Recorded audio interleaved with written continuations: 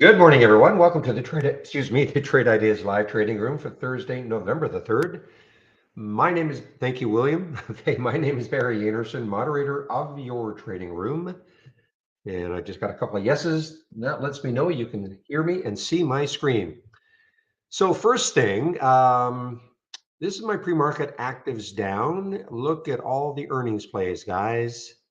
This is actually, I haven't sorted on earnings plays or on the earnings date, but I've sorted on the change from the close and look at all these. I mean, they're all gapping down on earnings.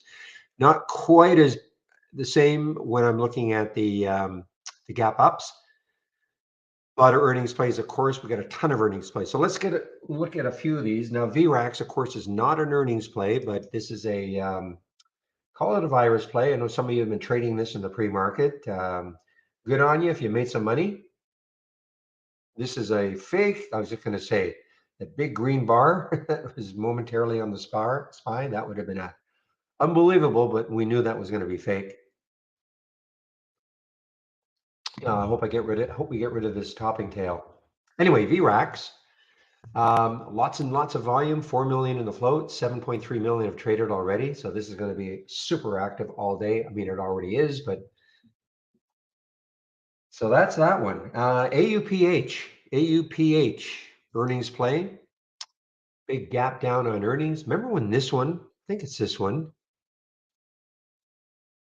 Yeah, this one, the rumor back here, this is back in last year, started last year and continued for several weeks anyway. The rumor was going to be that they were going to be bought out or a merger of some sort. Look at this AUPH. Look at this. Anyway, I think this is almost an all-time low. No, not quite. Anyway, earnings play, but let's get this daily chart. There we go. Big gap down though. Look at this big gap down on earnings, wiping out all of this.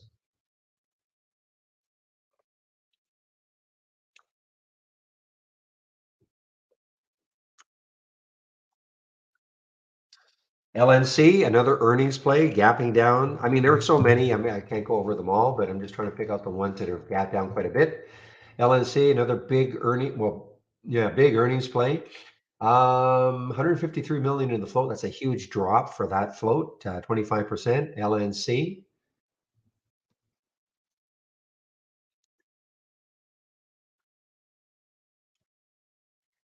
Roku, another earnings play. Somebody said they're going to be all over Roku today. Look at Roku. I mean, another huge gap down, 18%. Look at all this area here, and now it's just way below. Now, Etsy to me is something that it's an earnings play. Well, shoot, you know what? I was actually looking to maybe short this one really early. We'll see what happens with this one, but I mean, Etsy is an earnings play. Yes, it's up, but I just have a hard time believing it's going to hold this gap, especially with the market the way it is right now. You know, we had that big drop yesterday after the initial pop at 2 o'clock with the FOMC, and then 2:30 came along and just slammed the market. So we're going to have another gap down, a gap down market to begin. I just have a feeling that some of these are just going to fade, even if they had decent earnings or a decent initial reaction to earnings. So Etsy to me is something that just should fade. Also, look ahead. I mean, the 3 days previous, it's not like this stock was really gapping higher, or I should say moving higher. And of course, how can we not look at Peloton? Whew, Peloton. EQN is at five? No, $7. Sorry, I think did it get down to five? Got down to six in the pre-market. Peloton, another earnings play.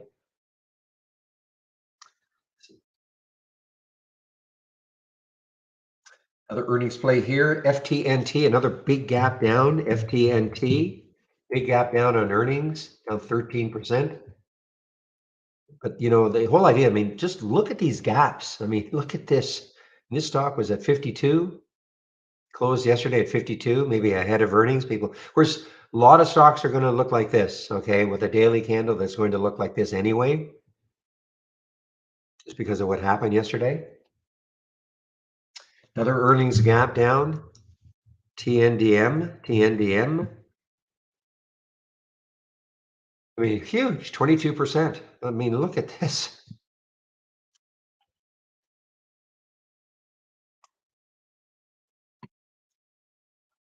Moderna, mRNA, another earnings play, gapping down on earnings, 9%, big float, 9%.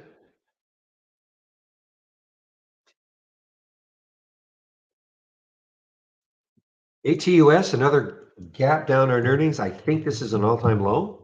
ATUS. Yeah, so it's basically an all-time low right now, ATUS. So I'm going to stick an alert. Wow, that's 50 cents away. I wish this little pop hadn't happened. This is the type of stock that I love to short immediately if I get it on my 10-day daily breakdown because it's an all-time low. But I don't like the fact that it popped up 50 cents.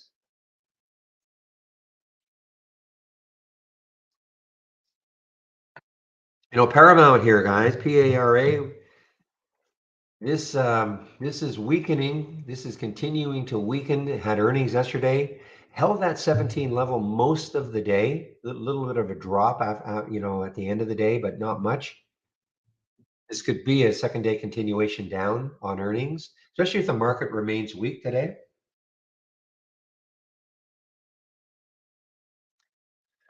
So as I say, there are just tons and tons of earnings plays. Another one, LUMN, another earnings play. I mean, big gap down.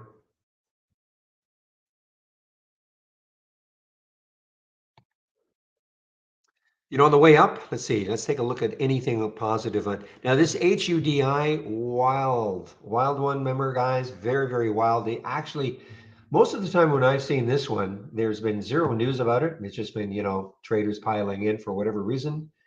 They actually try to put out a little bit of news, and this is a strategic plan to enter a new energy industry, et cetera, et cetera. Okay. So there is actually some news on HUDI.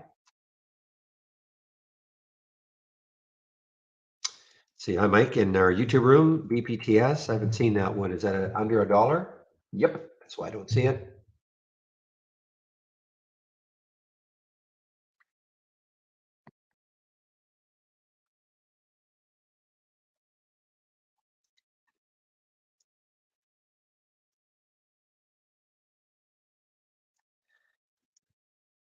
Let's take a look at some more. So there's Neuro is just starting to pop in here. Some volume coming in. NURO. Probably coming into some resistance between here and two. There's the news. There's Mike in our YouTube room. He posted this info also. I didn't mention IOBT. IOBT really drives me crazy. See this 329 and it pulls right back. However, I suppose we should keep an eye on it. Only 18 million in the float. Announces a new clinical collaboration with Merck, phase 2. Okay, so you never know. IOBT. Not. I don't think I've really seen this one before.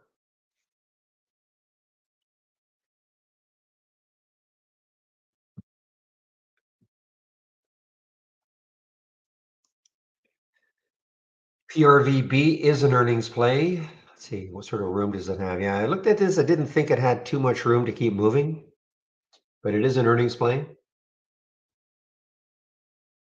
Let's take a look at them all. I'm going to sort on the earnings date column, and everything that you see here, when it says 0.25 or minus 0.25, that means this is an earnings play. Look at all the ones that have gapped down, though, compared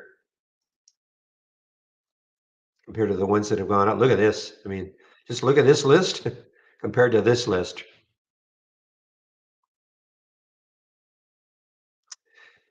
This little one is an earnings play also. I just don't, I just have a feel that I'm really souring on these little guys now, guys. Yeah, there are a few that may have some movement, but I'm really kind of souring on it right now. Kind of concentrate actually more on stocks over $10. It's the way this market is.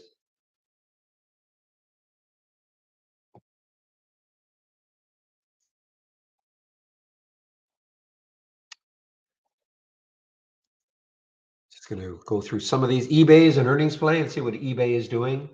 I won't say it this time. Okay, I will say it. Who the heck uses eBay?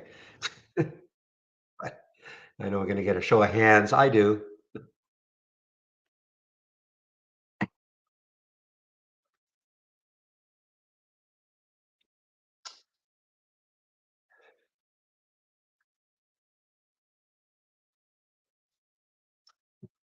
Well, it is coming into a ton of resistance, I think, eBay, just around that 40 level.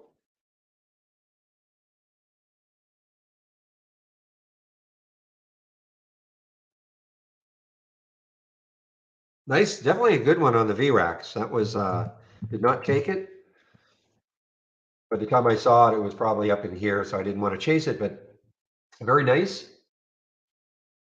They have the news here. The RSV influenza COVID triple virus antigen rapid test kit. There you go.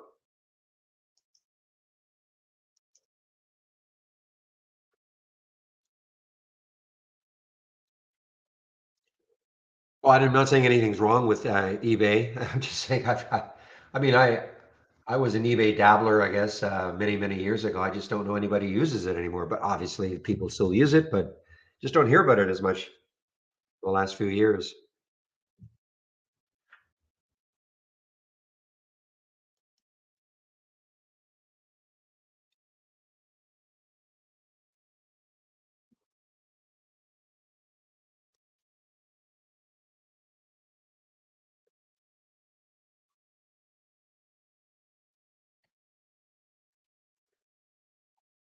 Okay, 9/11. Let me do a quick look to see what sort of upgrades and downgrades we have this morning from our the analysts from briefing.com, not from briefing.com.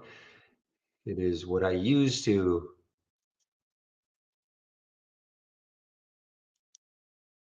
quickly to see what sort of upgrades and downgrades we have. Whoa, we've got a big downgrade list. However, we have multiple downgrades. So let me quickly get these upgrades in. Okay.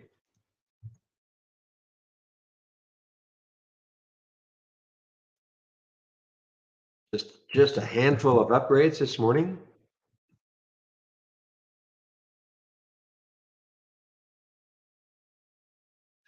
Okay, there are the upgrades. Now, let's take a look at these downgrades. And there are multiple downgrades. What I mean by that, the same stock being downgraded many times, Roku being one of them.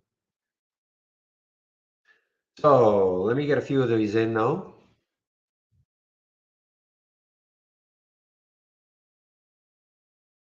RPD, a couple of downgrades. I don't know if I mentioned that one. I know I've got on my list here. RPD is an earnings play. RPD. We've got multiple downgrades for Roku. Here's another one with multiple downgrades. I have to take a look at this right now.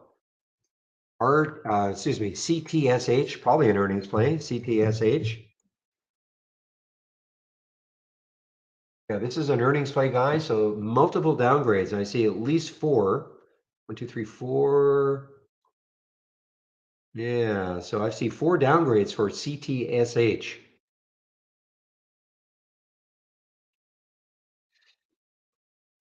Well, I see multiple downgrades for Roku also, but lots of downgrades for this CTSH.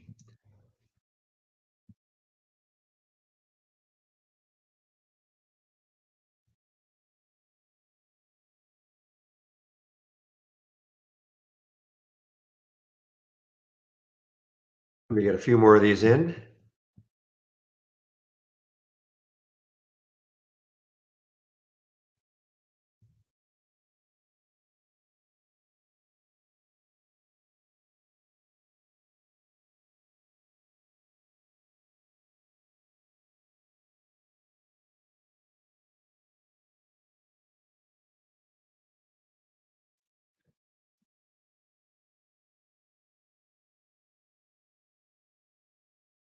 Couple more to go.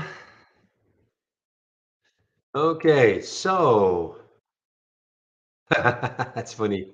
That is funny, Zach.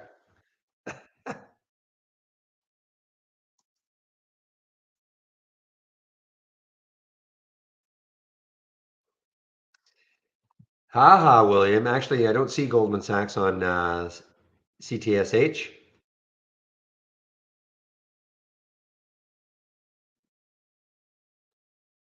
Actually, I don't see Goldman anywhere on any one of those downgrades.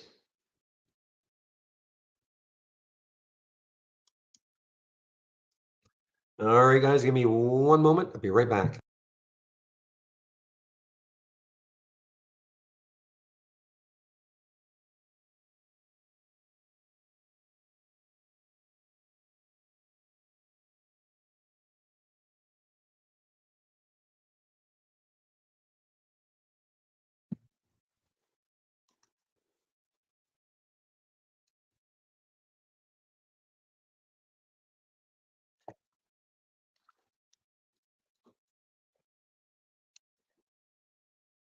Yeah, I guess I should have mentioned ABEO.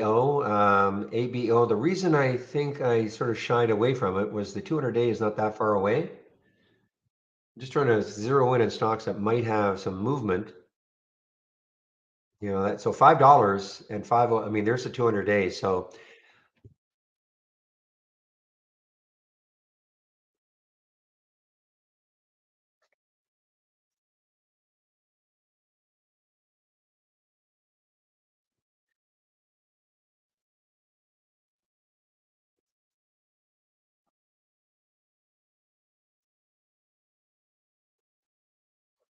okay, just kind of checking to see if anything is kind of sneaking in here. So this wet G.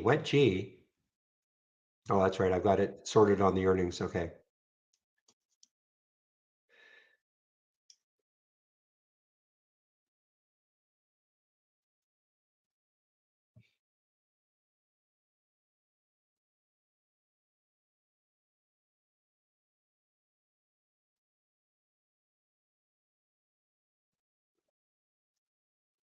Raw ORG still very weak after that failed buyout. That was Dupont de Nemours. Right into that, boy, here's another one, guy. Look at this. I don't think I mentioned this one. I mean, I know I talked about DD, but look at the way it hit into that 200-day moving average and said nope and came right back down. So there's the 200-day moving average for DD at 64 something, and it closed down here at 60.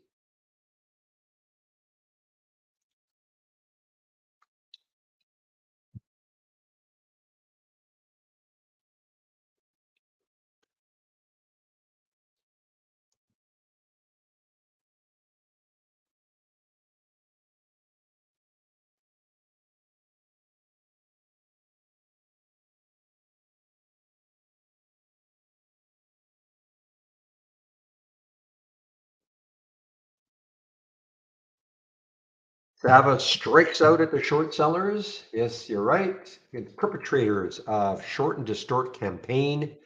Good luck.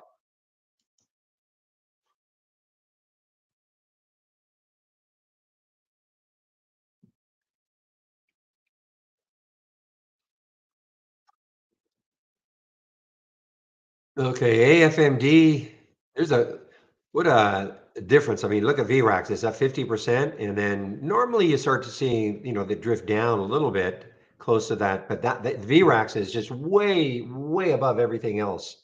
The next one is at 13.5%. This is from the close of yesterday.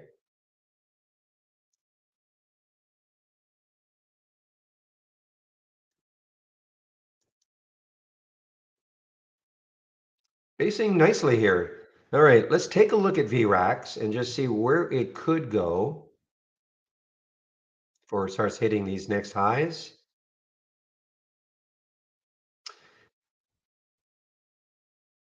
So we've got a high at 277, we've got a high at 291, and then we got a bunch of stuff around 3.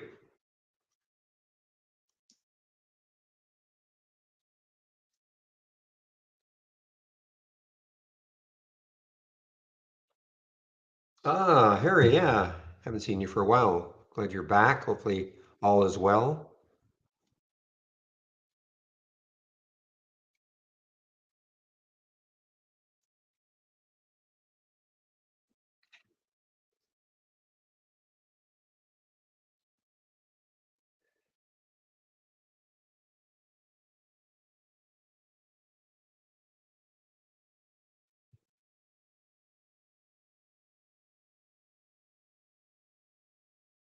Okay, so here we go. So here are the ones that are down the most. So there's that Roku. I say multiple downgrades for Roku. And that CTSH. What's the volume? Maybe the volume is kind of light. Yeah, the volume is a little light. That's why I'm not really seeing it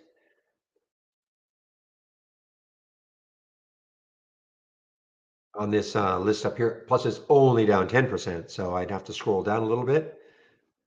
There it is right here. And of course, I'm just focusing on it because it had multiple downgrades.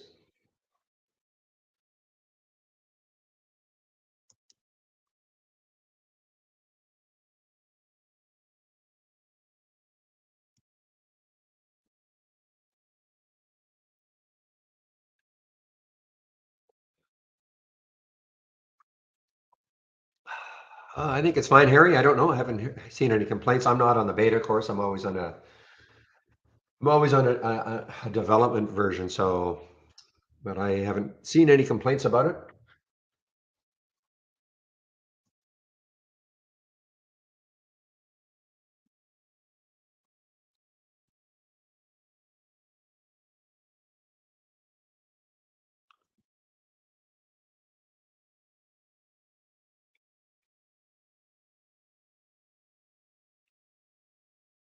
Do I think it'll show up on the momentum race? You mean you're talking about this one, the biggest gainers from the open?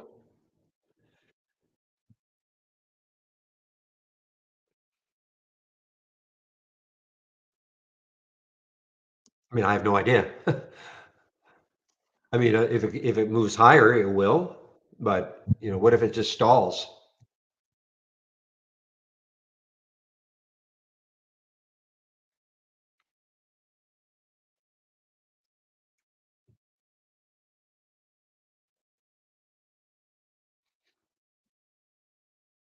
I don't have a volume race. Okay, I have this biggest gainers from the open, which is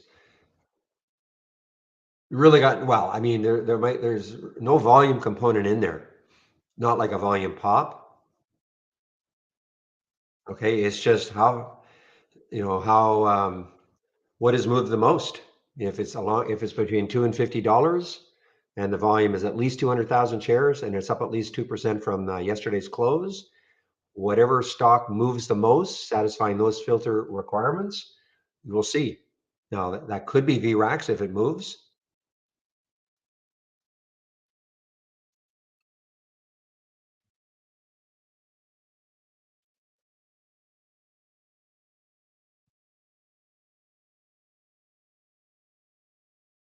I don't switch to another scanner. If you're talking about the increasing relative volume, are you talking about that one? I don't switch to another scan. What you see, like that's it. This is what you see. These are the two races that I display. Well, the relative, you can load that. I mean, I can give you this one, the increasing relative volume. I do have it on my other monitor. If that's the one you're talking about.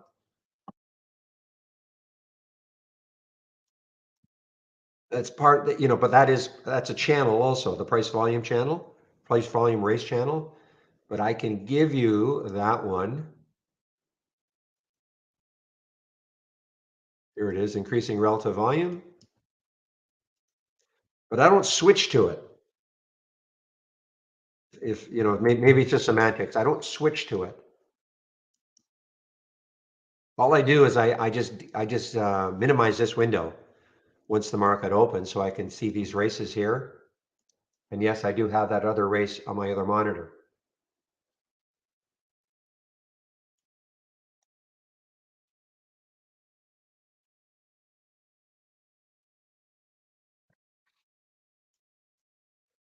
Ooh, meanwhile, let's take a look at the sectors, guys. I'm sure everything is going to be pretty bleak, a lot of red.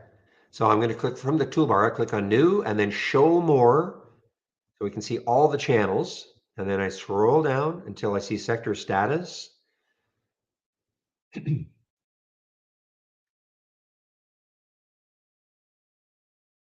Yeah, so there's not one positive sector right now, guys. So what you're seeing here, these are the major sectors. XLE, the major ETF for energy, these are the stocks that make up XLE. So when you see 90% red, that means 90% of these stocks are down from yesterday's close. Okay, so there is no sector that is alive today. Well, that's green, nothing. Now, no, as we know, market can turn.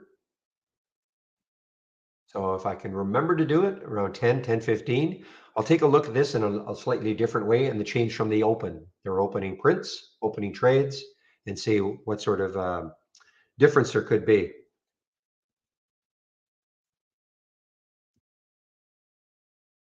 Etsy continues to fade here.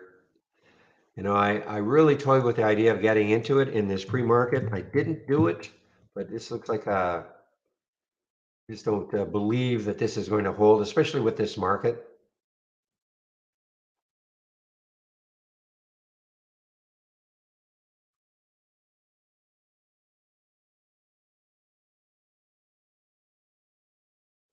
Well, to me, there seems to be a lot of resistance between here and three, so it's going to be tough, in my opinion, for VRAX.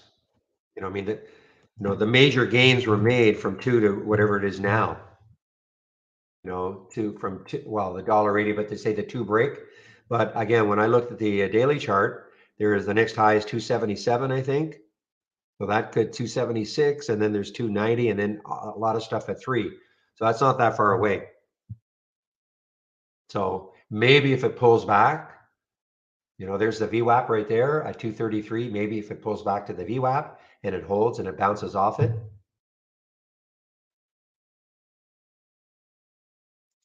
But as they say, there's no such, you know, I hate to use this term, but the easy money's been made, you know, on this move. Now it's the grind.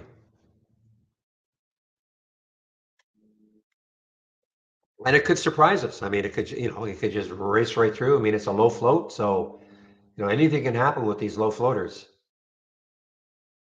It could race right through three and not look back for a while, but I have no idea. Nobody can tell you that.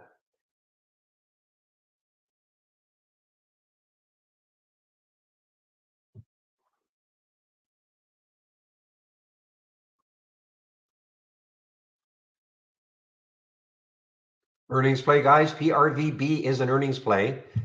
Same sort of thing. I mean, you know, you look left. To me, there looks like there's a lot of resistance, not that far away, about 30 cents away for PRVB.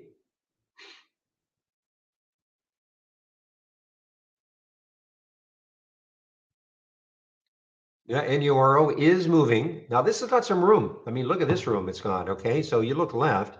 Next high looking left is 262. I'm sorry, I'm wrong. 223 or so. So, but you know, this sort of a daily chart is definitely, you know, has some promise depending on, you know, how well it holds to. It's a low float, 7 million in the float, lots of volume already. Did have some news. We already put this out here. You know, I don't look at the news and think, oh yeah, that's great news. That's just the headline.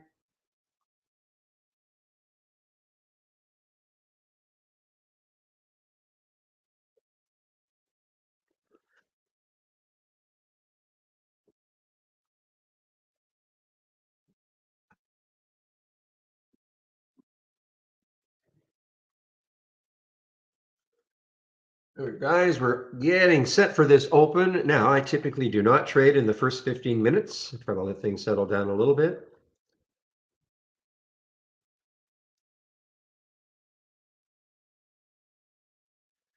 Should have mentioned, yeah, CCL. Thank you, William. Less than a minute, probably. Yeah, thank you, guys. Less than a minute to the open.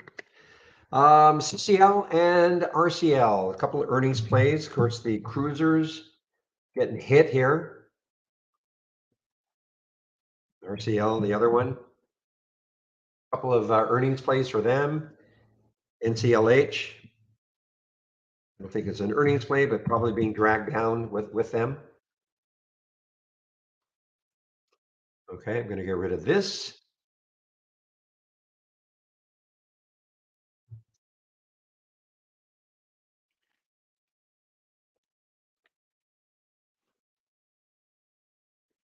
We have 10 seconds to the market open.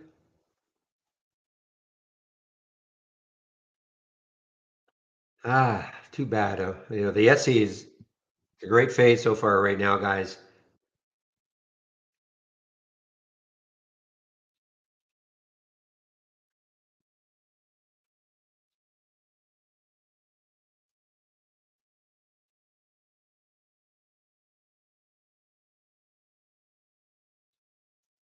There's Paramount. It's just a little early, but there's Paramount, PARA, below yesterday's low now.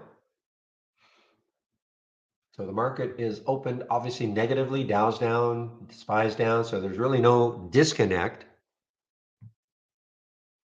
Do I get anxiety right now? Why? Why should I get anxiety right now?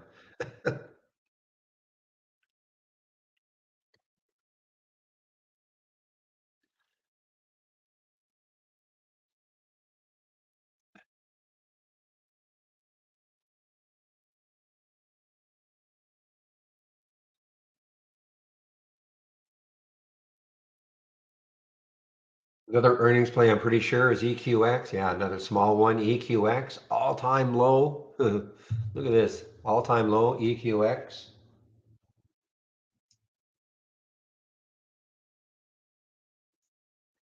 NVAX moving down in sympathy with the Moderna earnings.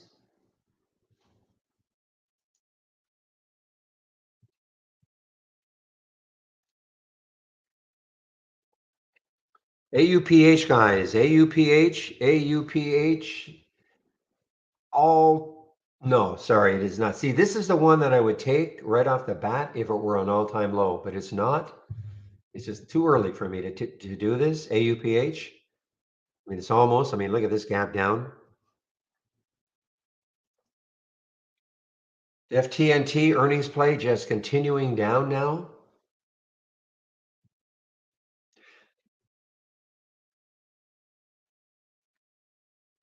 Morning, James Howard. Good morning, everybody on YouTube, by the way.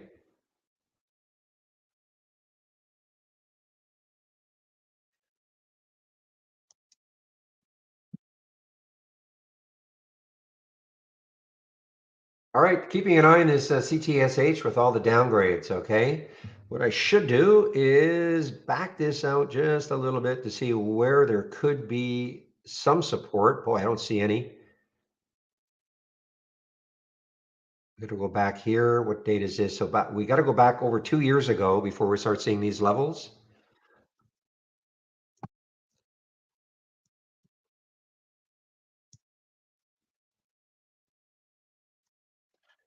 All right, so the market is opening week so far, weekly so far, red bar to form.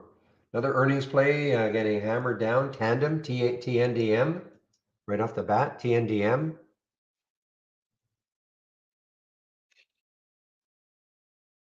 Okay, now maybe I kind of like this bounce on Etsy, kind of like it a little bit. Let's see if this area right there, 96.64, kind of holds it. I mean, I may be completely wrong, but I just, with the way the market is right now, I'd be looking to fade a lot of these earnings plays.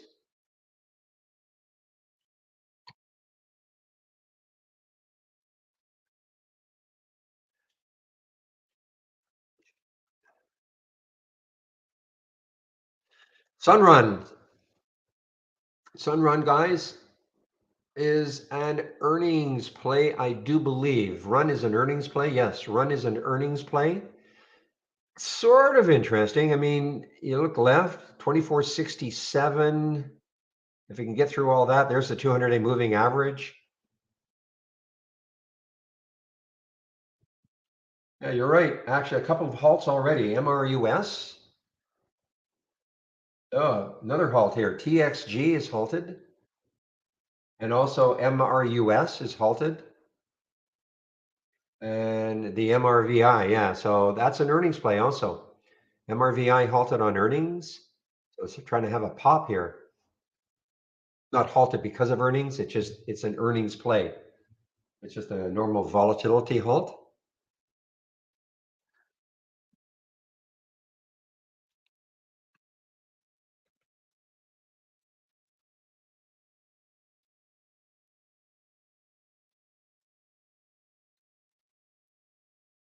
Boy, ENVX guys. So this was an earnings play yesterday. Okay. So it had the big gap down yesterday, and this is like a second day continuation. A little bit like the Para. Look at Para now, guys. Paramount, Para. I mean, this is an all-time low.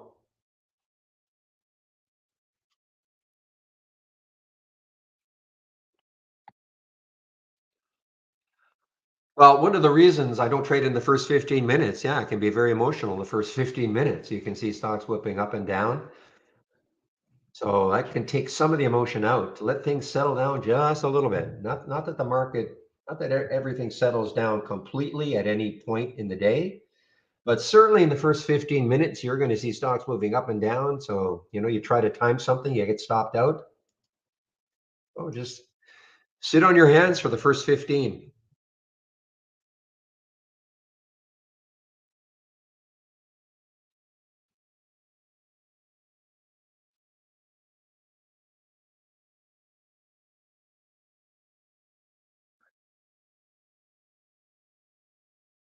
Didn't mention Peabody, but BTU is an earnings play coming into what I consider some pretty tough resistance. So BTU is an earnings play. Look at all this stuff. We're right around 27. It's at 26 now. So,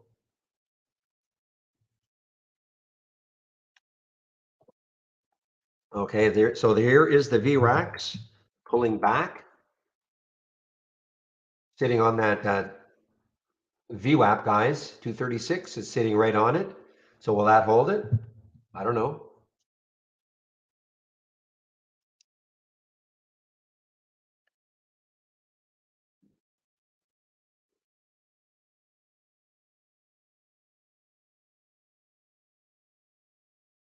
Yeah, Moderna is dragging all the vaccine players down.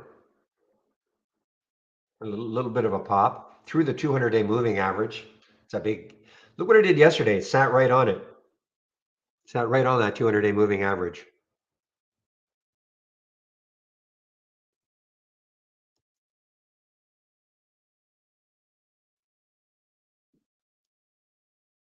SNDX, yeah, I'm seeing SNDX. Is it an earnings play? Yeah, another earnings play. No, sorry, that's RIG. Come on. Yeah, another earnings play though. SNDX, another earnings play.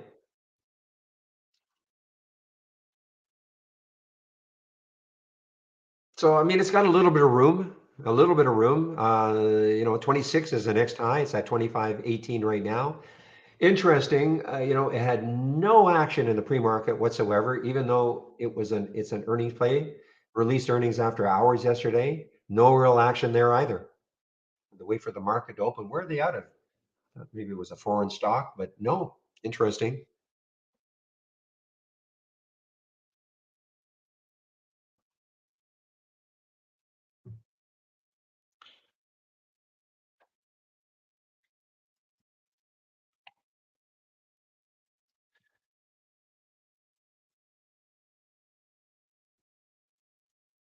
Okay, is Sprint? I'm sorry, Sentinel. Is this an earnings play? Not an earnings play.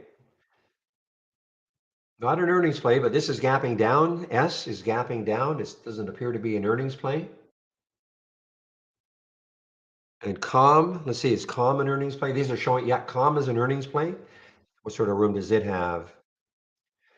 All right, 1026 is the next low looking left. If it can take that out, 9.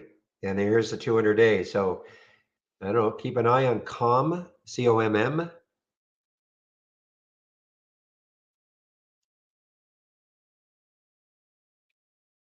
Spirit, earnings play, I believe. Yes, Spirit is an earnings play, maybe coming into support.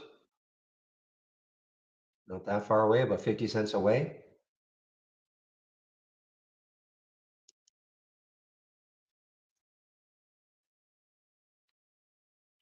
So we don't talk about how many shares we buy, Joel, okay? Or how much money we make. That's okay if you don't know. Um,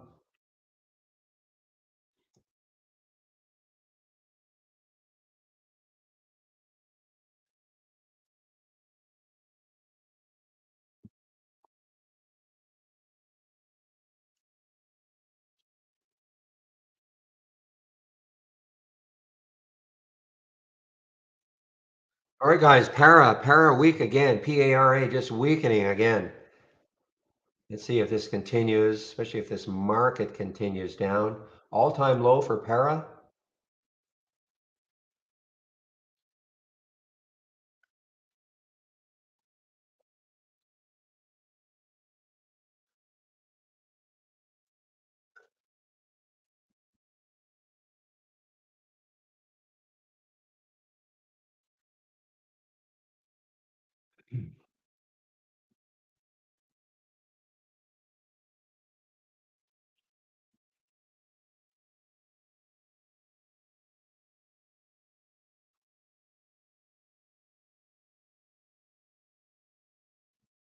All right, what? You might want to keep an eye on Peabody, BTU for a fade, because the closer it gets to this 27, to me, there's a lot of resistance on that daily chart right around that 27 level.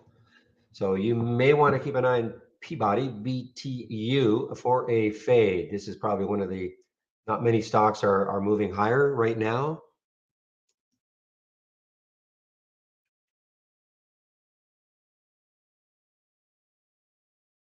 Hey, listen, I could be completely wrong about Etsy. Maybe Etsy's going to continue to rip higher here. I just have my doubts. It's coming into what I consider some resistance, certainly pre-market resistance. The next high looking left is 97.35, so it's right, so it's a little bit above that. And then 100, well, 100 is the next high. I may be wrong. I'm just thinking of this as a fade at some point.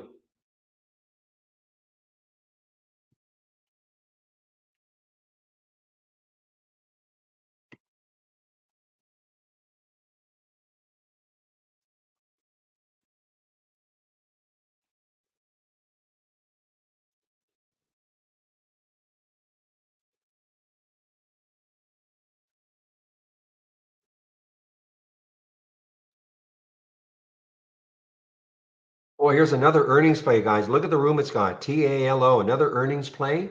When I say the room, 1742 is the next low looking left, the 200-day moving average at 1764. So this has obviously got room if it wants to keep moving down. And that's the TALO, an earnings play.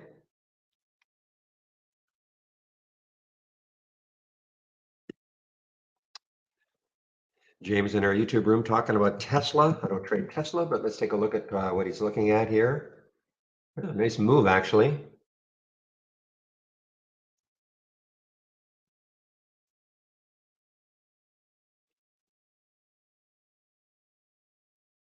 Ball, let's take a look at ball from Zach.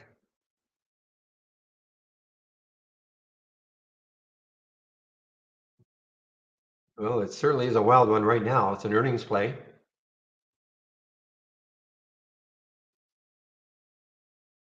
Actually, the spread isn't terrible. I thought I was looking at this. I thought the spread would be really awful. Big float too, 311 million. Well, I mean, the next high looking left is 54.24.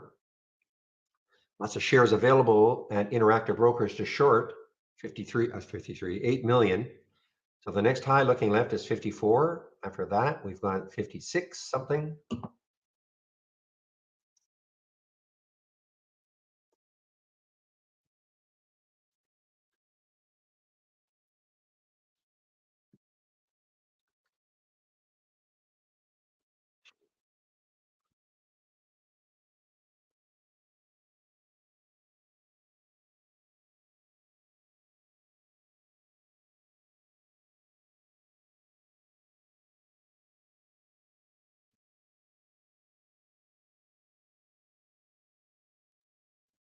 Okay, so the first 15-minute candle on the SPY, little uncertainty right now. It was red, now it's a little bit green.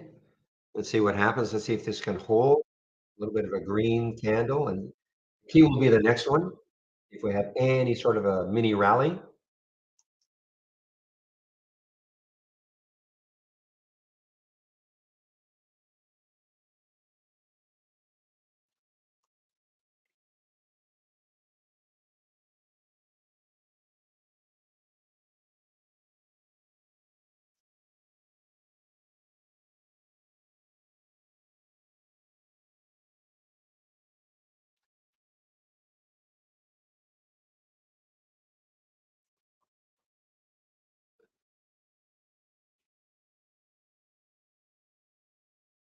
There, guys, this is this gap down and trying to reverse LUMN, LUMN. This is an earnings play. LUMN is an earnings play.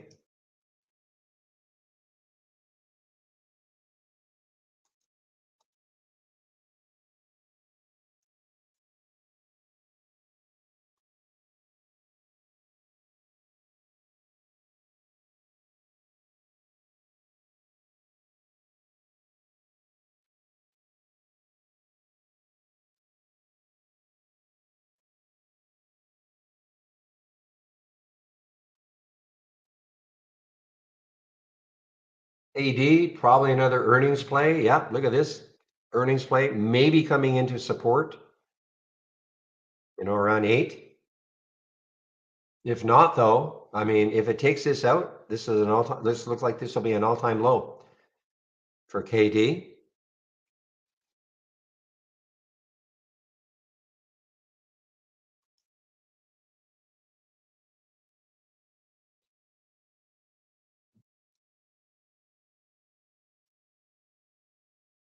Other one kind of reversing, guys. Tiva, another earnings play. Of course, there's going to be so many, any alerts I'm getting are basically earnings plays.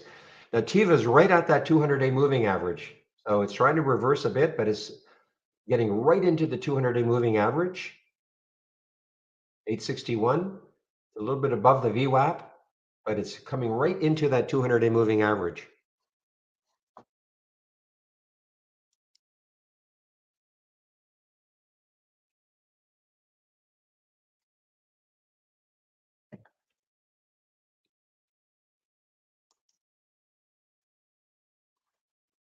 Mentioned COM before, so COM, wow, in an area right now, if it can take out 10 and really shoot down, it's got some room down to 9.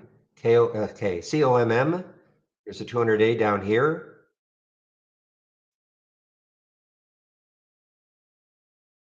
So we're getting close to that. Wow, we're in 15 minutes. Okay.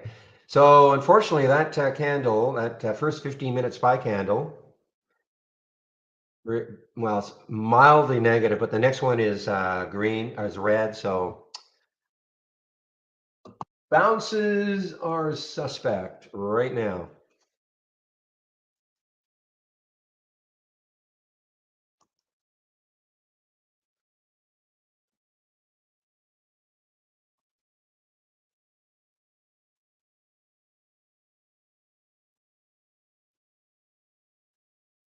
Looks kind of bleak for VRAX, guys.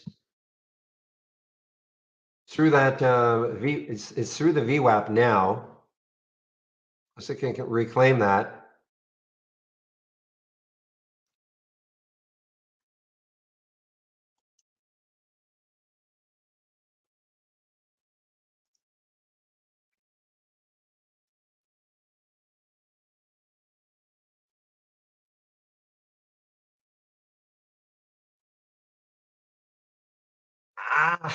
Couldn't get the COM short. It jumped on me. Trying to get it at 995. I could not get it.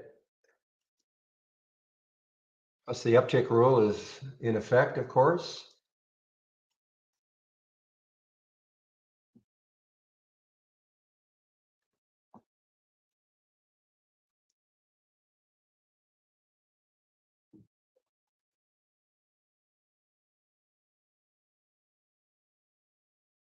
That's why I'm saying, Joel, is, sometimes the best thing to do is sit out at least the first 15 minutes. Nobody should be anxious to trade, at 9:30, in my opinion. Lots of setups all day long, okay? Sure. Ones that come right out of the gate and keep moving, you look at them and go, wow, I wish I got that one, of course.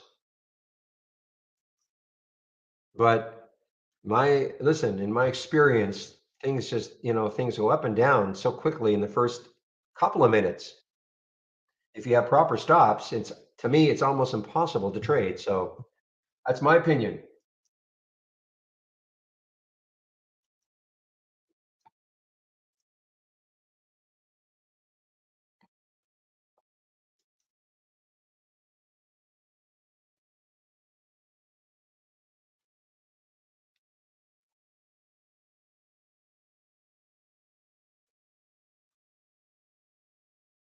Here's LNC, guys, an earnings play continuing down now. LNC, an earnings play continuing down.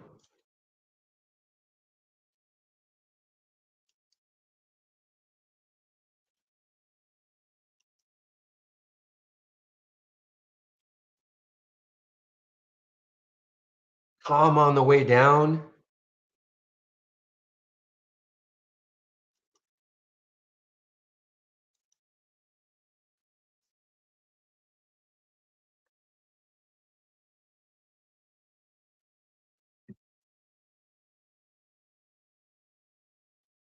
Oh, calm on the way down.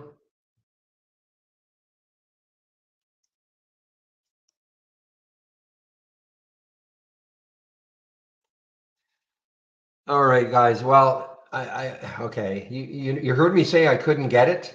The uptick rule nailed me.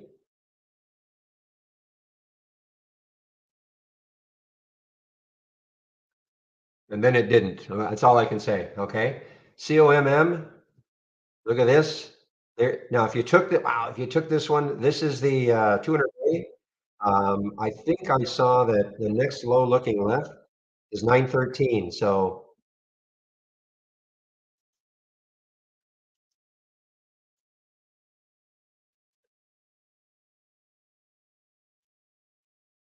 yeah, I've taken some off now too. I don't, again, Mark, in this market, even though you'd like to think this is just going to keep tanking and tanking and tanking, with the market doing what it's doing, it just doesn't sometimes work that way. So prudent to take some profit for sure, in my opinion.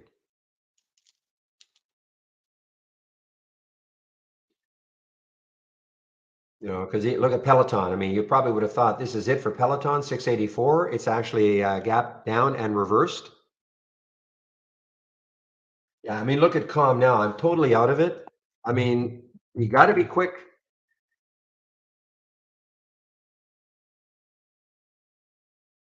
Now, I don't know. Maybe I'll flip the script and get long if it gets over 1020. It's interesting because this is not like the market is bouncing at all. So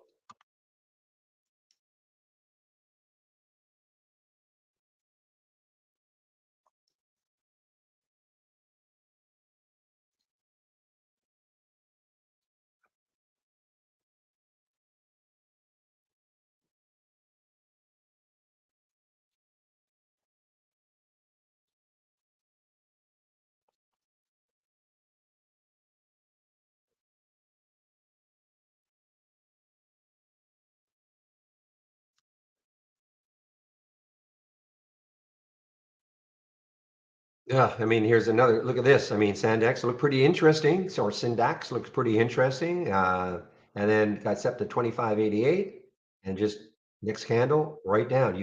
I mean, difficult market, guys. You can't take your eye off anything that you could be in, though. This is not a crazy low float, but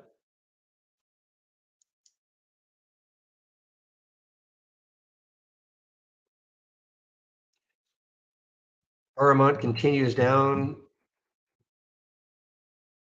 Man.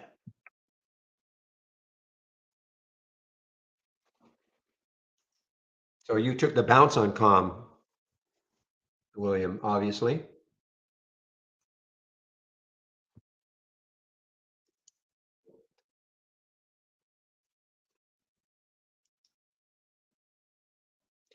All right, Tallow. Tallow is, where's that low here? 1937. What's the low here? 1910. So, it's got boy, it's too bad that that low of 1910 is there because look underneath, 1735 would be the next low. How attractive would that be as a potential short for TALO? RPD, guys, RPD. This is an earnings play.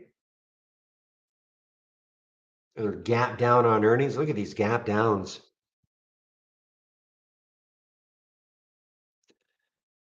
Shoot, I'm not in the Paramount.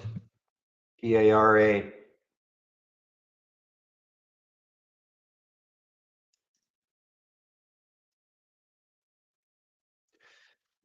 Okay, this one is sort of bucking the trend, guys. VCYT is an earnings play through the 200-day moving average. The next high looking left is around 26. So, I mean, it's got some room. What's the float like? 70 million. So this is kind of bucking the trend of stocks moving down. But, you know, you got a big bottoming tail there. Will that happen again? Well, I mean, it's just not smooth.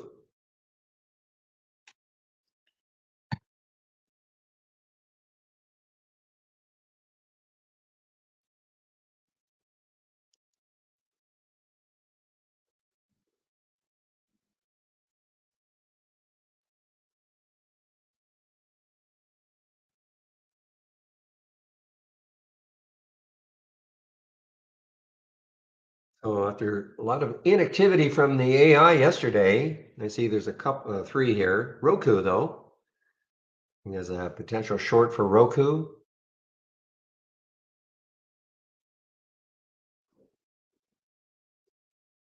Oh man, where's that brick wall I can run into? My goodness, Paramount.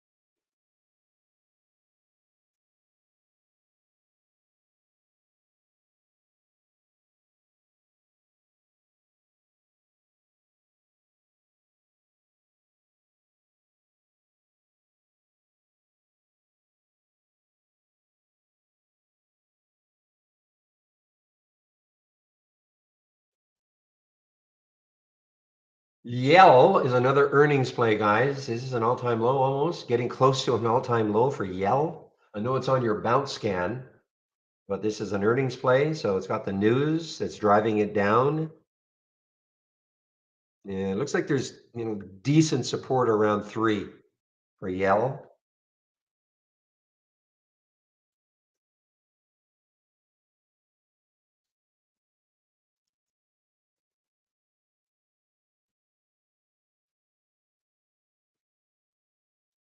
Calm on the way down again.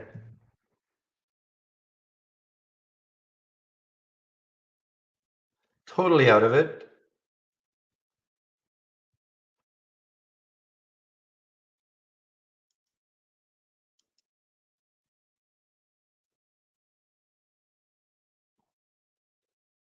Good morning, Mookie and YouTubers.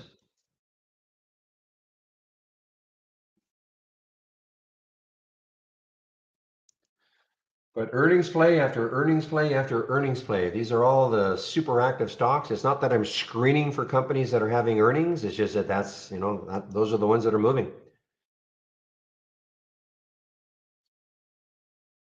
Okay, Etsy. I'm trying to figure out a top on this thing. I don't normally look at stocks this pricey, but I have a hard time believing it's going to keep moving higher. That's just me though. Look at this looking left. I mean, the next high looking left is 100. Actually, 97.35 is the next high looking left. What did it get up to? It got up to 98. Look, I may be completely wrong. I mean, this is still a strong stock.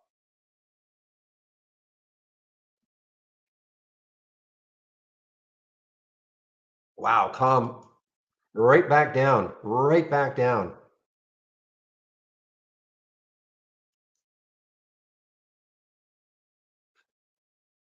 Yeah, I am looking. I am looking for trying to find a short on ETSY. Yeah, again, you know, this is something I don't normally do.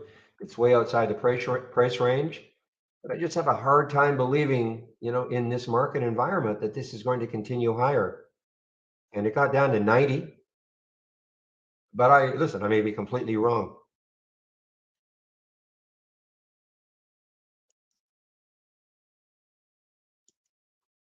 Any thoughts on QCOM? Hi, Viresh. Any thoughts on it?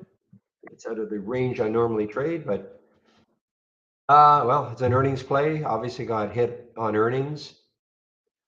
To me, if I were looking at this one, I want to see how well it could hold 100. I don't know where the next lows are, but this it's a big float, 1 billion in the float. So it's going to take a bunch to keep making this move one way or the other. Where is the next support area? Perhaps.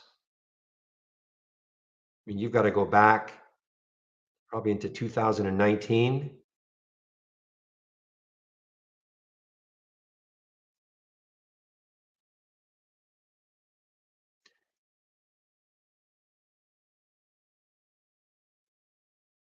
I mean, it looks like the next lows are, way down here on 89. So, but it's a big float. So, I mean, it's going to take a bunch to keep moving this. I mean, it's down 9% right now. I don't know what you're looking at, trying to short it or bounce, play a bounce.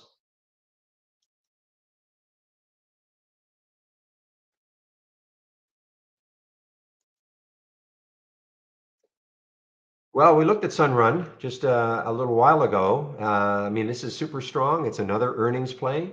The 200-day moving average is up here at 27.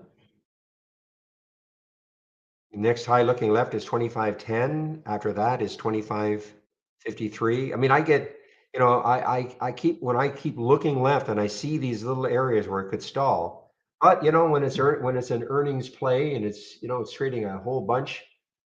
I mean, these little areas may not mean anything. I don't know. But the next high looking left is that 25.53. I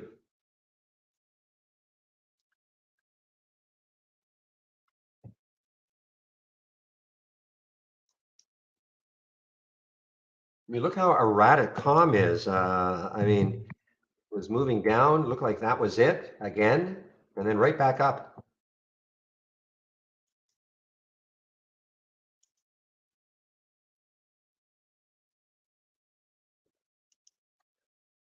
All right, so Novavax is actually putting in a little bit of a reversal, guys. I mean, it's not an earnings play, but it is being dragged down because of Moderna, mRNA, which had earnings and it's kind of hit most of the vaccine players today. So there is Novavax trying to have a bit of a reversal. I mean, if it holds 20, if it can somehow hold 20, then you look left and it's got some room to the 21 level.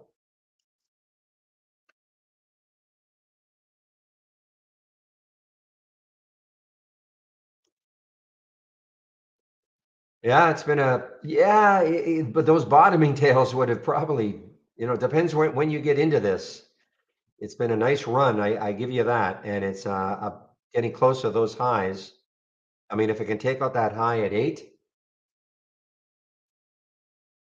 but these bottoming tails right there, I mean, depending, how many shares you took, I mean, you'd be stopped out.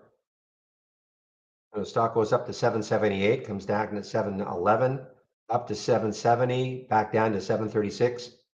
Now, is that over? Are those sellers finally done? It is an earnings play. And it's not a low float.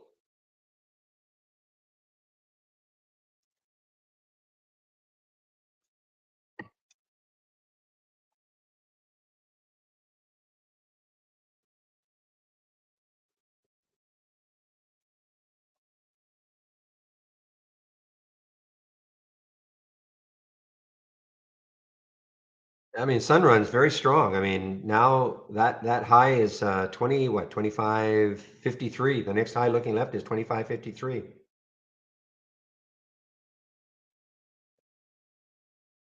But it's getting, somewhat parabolic. I mean, look at this from 22 to 25 straight up. Now the market is trying to turn a bit here.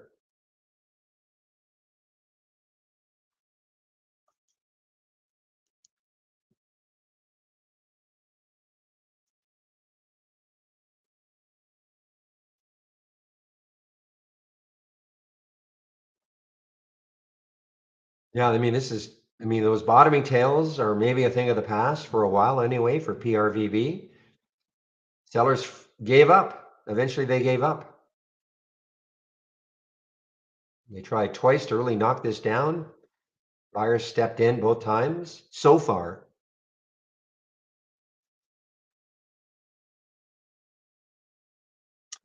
All right, maybe this is a little bit of the bounce area for VRAX. Low down at 222. There's that VWAP at 235, so it's a little bit above it. Maybe it'll have a little bit of a resumption, but the high today was 265. So I mean that could stall it. So do you think going from 240 to, I mean, if it went from 240 to 265, that'd be awesome, of course, but we don't know that's going to happen.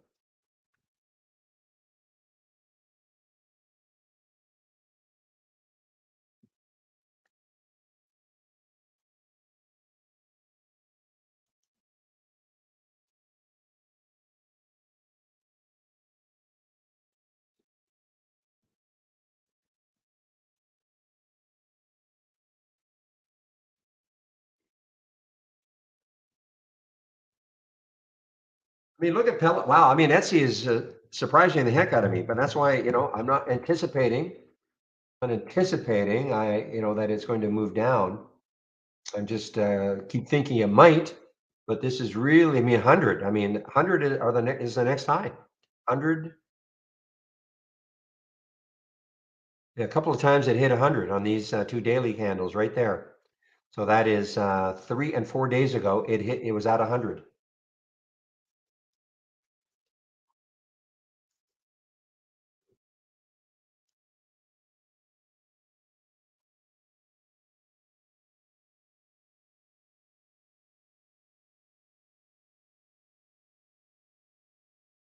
So that VWAP kind of held it. 95.50 kind of held it.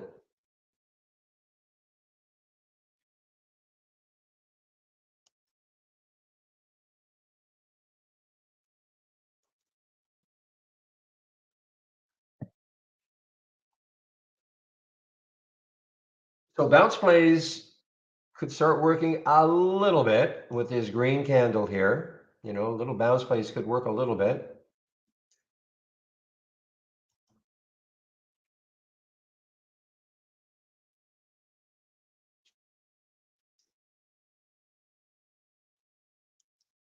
Son of a NVAX. I wanted to, well, I was talking about this one just holding 20 and maybe getting into this area here.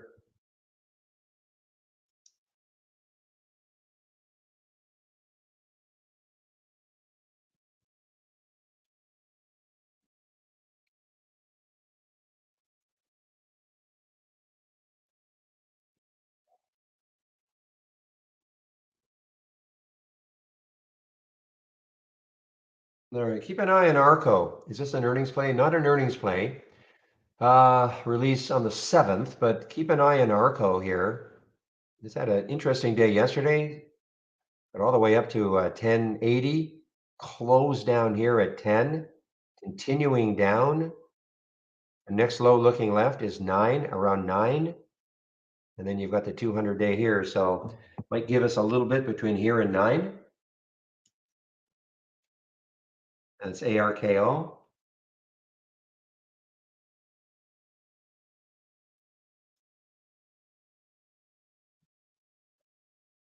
Nice on the Etsy. I did not take it there. I did not. Nice on the Etsy so far.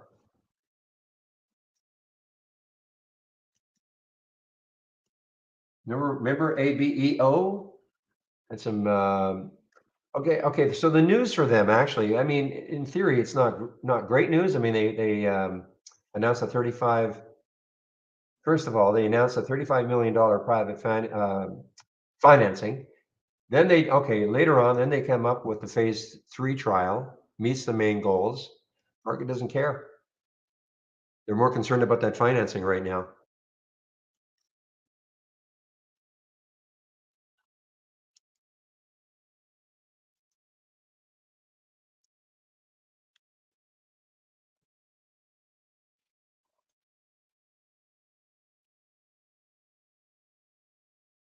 Oh, I mentioned the tallow earlier, guys. So I mean, the tallow is interesting. Look at this. I mean, the next low looking left is 1746. It is an earnings play. Takes out 19. Look out below.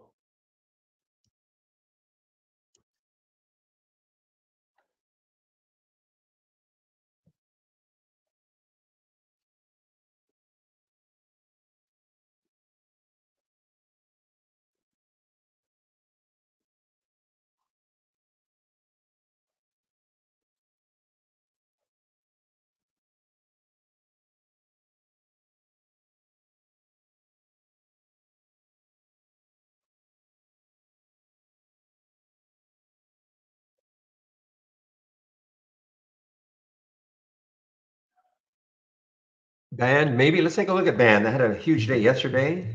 I don't know, it probably sold off like a lot of the stocks yesterday.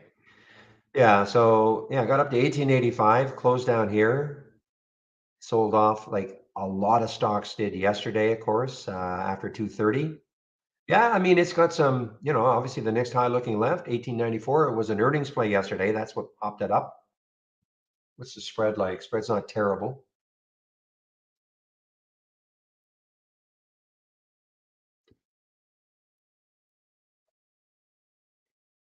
Just have my doubts about going long anything right now. Also, you've got all these topping tails. Now, granted, there is a big bottoming tail, but I just have my doubts about going long right now.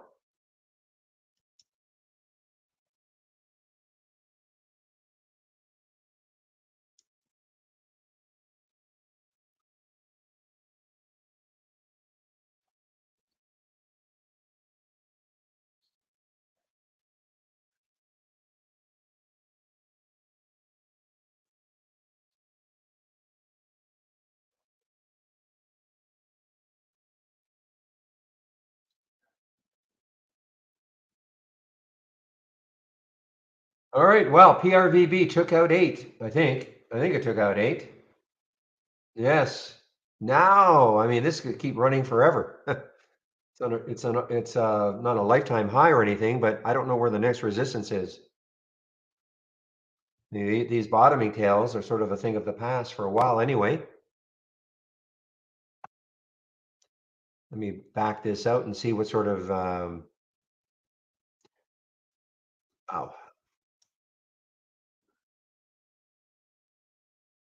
boy, it looks like the next high looking left is 935 back here on this day right here.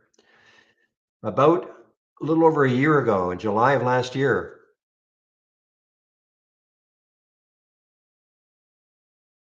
Shortable for me also. So, if this continues in this parabolic way,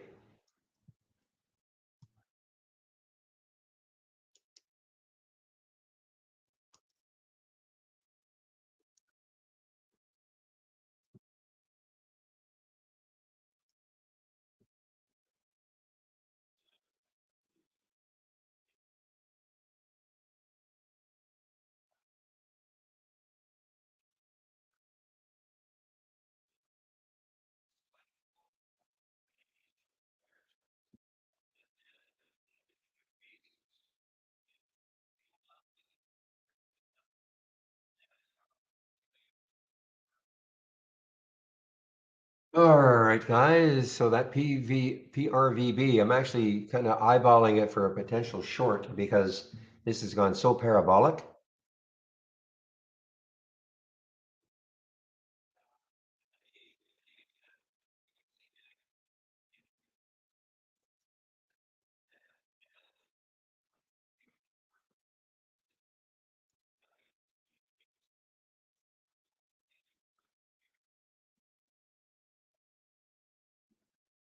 No, it's not actually, this is an earnings play from yesterday. LIND had a coming right into that 200-day though. LIND coming right into the 200-day moving average, not that far away.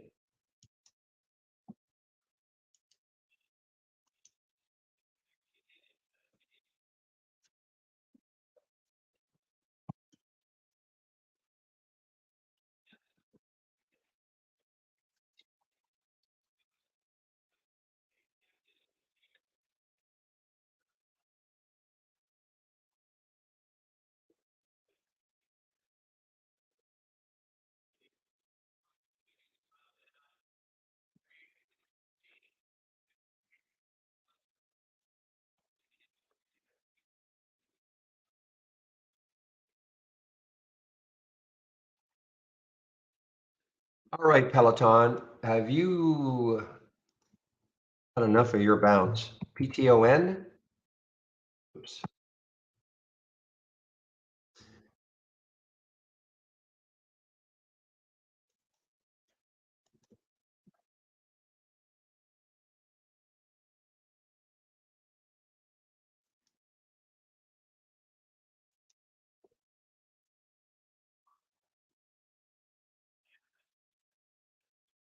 The Etsy is still strong. It didn't have the big collapse yet.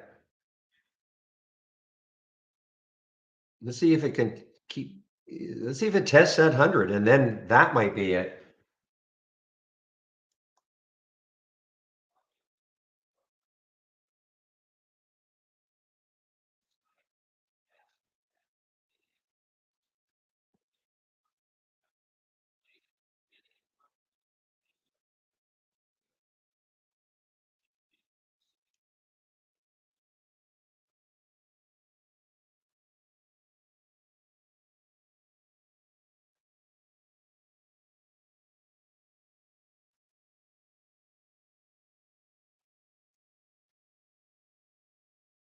All right, guys. So what I'm looking for now for PRVB are maybe some big topping tails. Buyers are trying to take it higher, but the sellers are finally going to step in.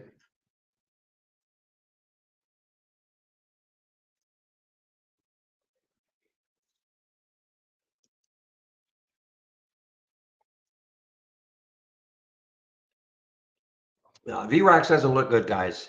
It just doesn't have that look anymore. It's a low float. You know, would have thought that with that float and getting to this level up here, it could have at least had a shot at the pre-market highs, but it just doesn't look like it's going to do it.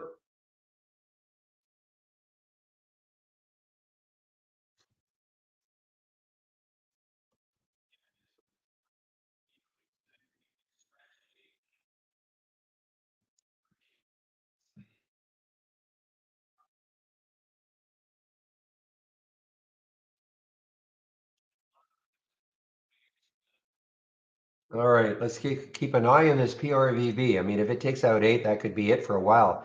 Next low on the 15-minute chart is 766. So just kind of waiting to see how well if it's going to hold 8 and move from here, or is it going to drop underneath 8? That'll be a key thing for me for PRVB.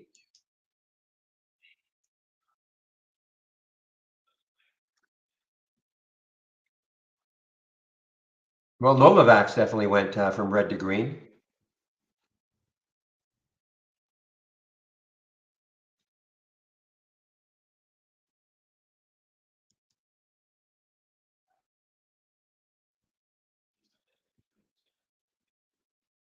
Fisker is an earnings play. FSR is an earnings play. Also, is a gap down and trying to recover somewhat. Now let's take a look at this Lays LSE. Wow. Okay, this is an earnings play, guys. Low float. So this is an earnings play. I mean, this could go a little bit crazy. 350 is the next high, then 360 is the next high, and 374, etc. But I guess when this came out, it didn't. I thought maybe if this were up in 10, that might be a little more interesting. But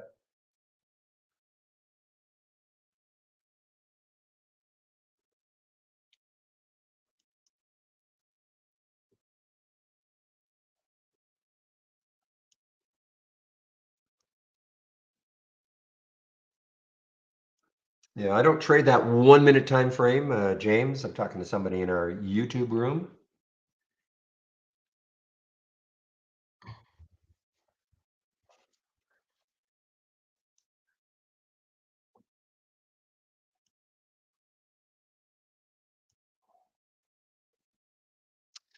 Well, LNC just is continuing down here, and it's an earnings play. I have to again, maybe go take a look at a weekly chart or something.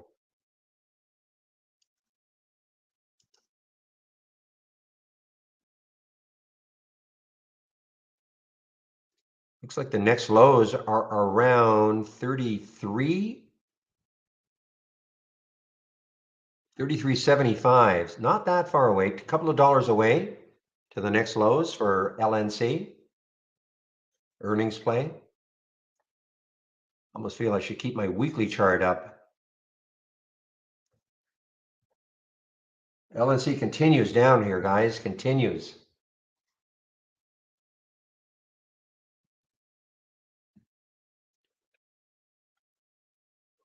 So Mookie, this is or not Mookie, Moose, this is something that I'm testing. You guys don't have access to it. I actually forgot I even had it up and running. You guys don't have access to this yet. It's an indicator called TI. What's it called? TI pattern recognition. Okay. And I was asked to put this up and see what I thought about it. The theory being that the lower these bars, it puts buying pressure or selling pressure. That's the theory. These high bars, some buying pressure, low bars, selling pressure. That's the theory.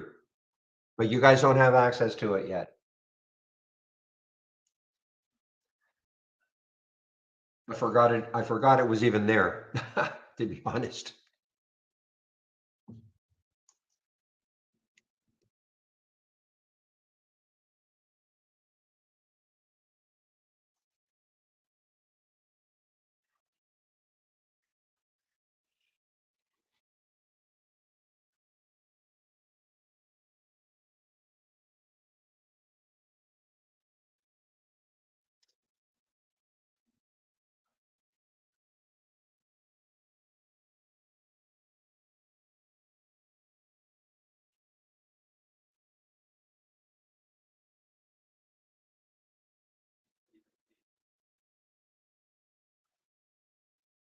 Okay, guys. Okay, let me start checking some of these. So SLNA was one of those crazy ones a while back.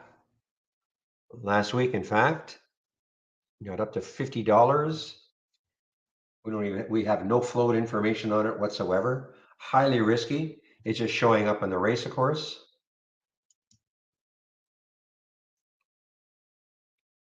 Well, BRVB, I mean, the 200-day.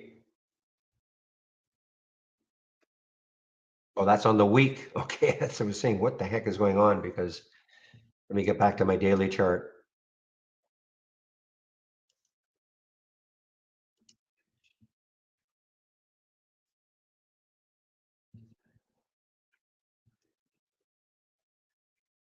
It's funny. I saw this in the pre-market, and I just thought, you just never know.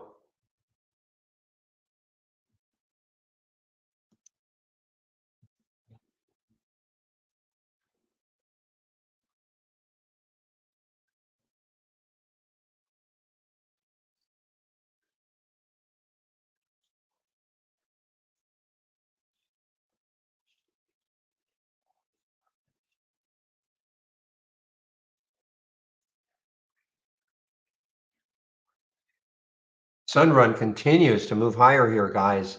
So it's at that high. So the next area, I mean, 2685, that's the 200-day. And the next high on the daily chart is 27. So this has got some room still. It just looks so extended, but I mean, it has got room still. I just wish it would stop moving higher, would rest a bit, and then move.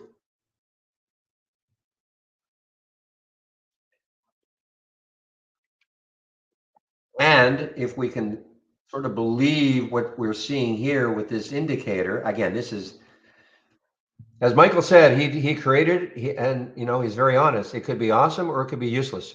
you know. So the theory being that these bars here, the high bars meaning kind of go long, and the low bars meaning go short. Boy, this Etsy is still strong, and it looks like it's going to challenge that 100 level.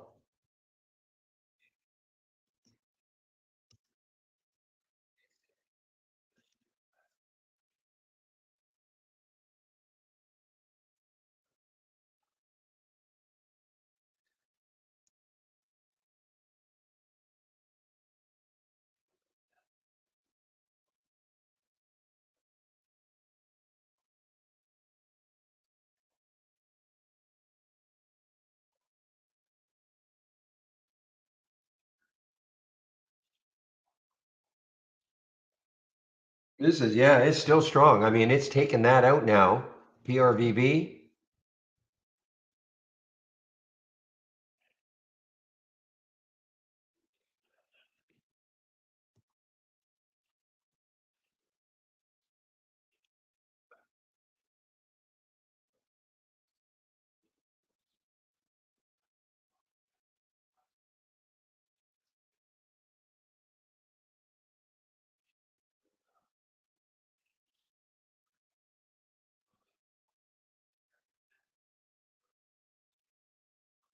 Interesting. There's not been one stock that's won more than two races yet.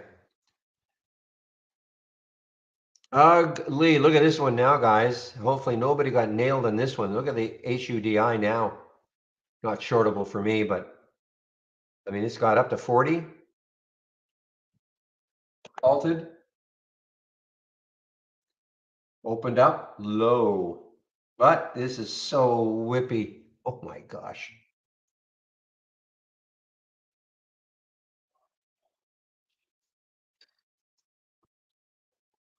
Yeah, I mean, Etsy's just an example of a strong stock that just won't quit yet. I mean, it may never, not never, but it may not today. 100, I mean, a couple of days, 3 and 4 days ago, the highs were 100. I mean, if it takes that out, then the next highs are 103. They must have just had some great reaction to earnings, obviously.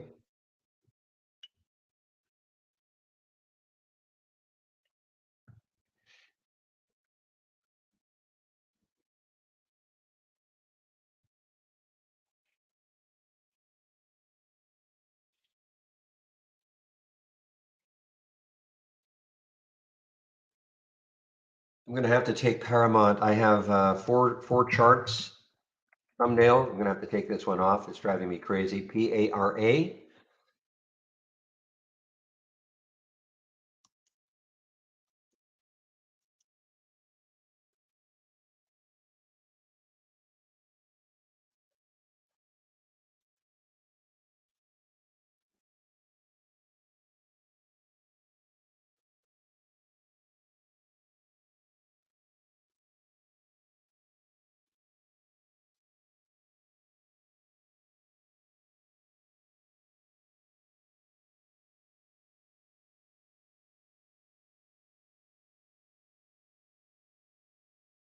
Well, nothing stopping PRV yet. PRVB yet.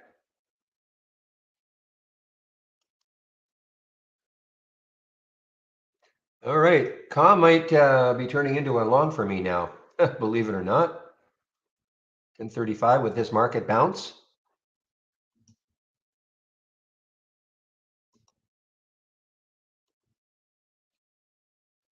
There's the high right there. Takes that high out. Oh, it's 1037. That's a little far away. Thought it was closer to like 1025. But if it, I mean, if that had been 1025, we'd be all over this because look at the room it's got. And the market wants to, right now, a lot of bounces.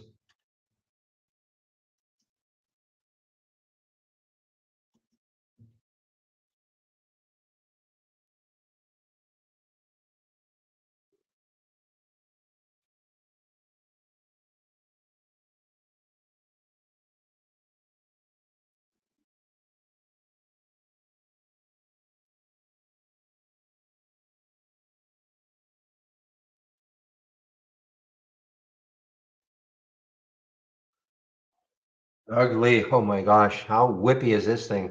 HUDI. I'm only looking at it because it's showing up on some little scan I got, but other than that,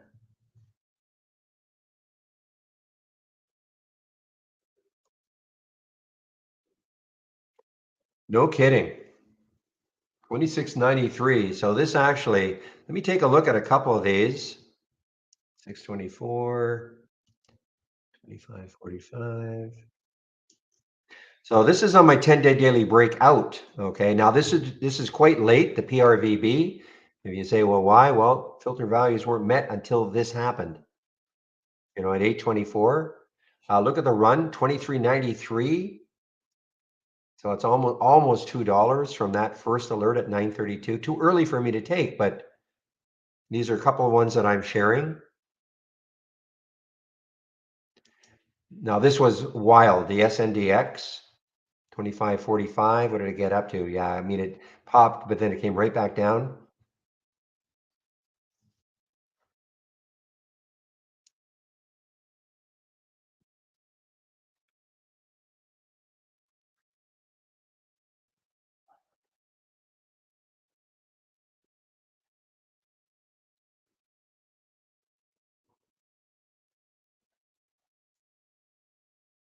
Well, TT, you say you bought it. I mean, you always have to have a stop, right? 2365, that got you into run. So, I mean, if you had a stop, you just obey it. You know, it's going to happen. 2365. So you must have bought it here, right here. You must be dealing on a smaller time frame then. 2330. When did that happen? So that must have been in the first 15 minutes. One of the things I don't like to do is trade in the first 15. So you could have waited even, got in on that bottoming candle in the second 15 at 2365, and you would have been gold. So I just don't like trading in the first 15 minutes. That exactly what can happen to you happened.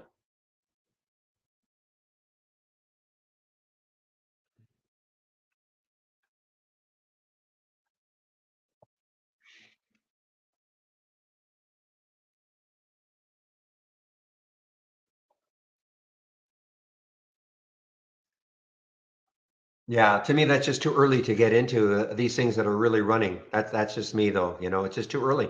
That's why I wait the first 15 typically.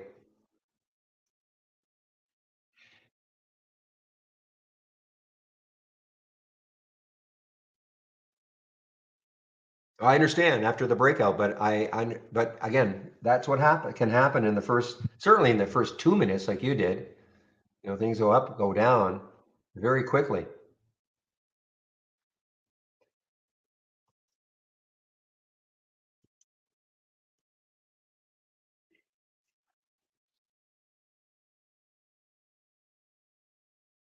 Wow.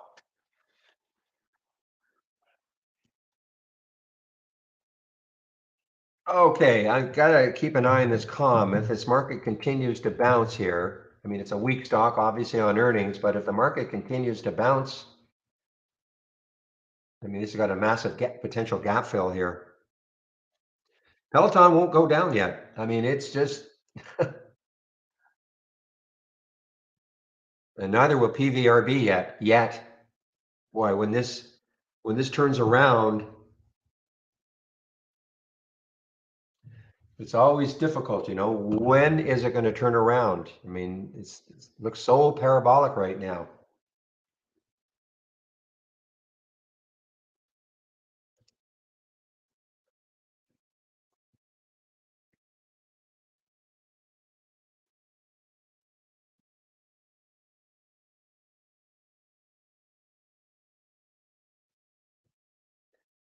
Yeah, right now, this is just trading a mind of its own right now, guys.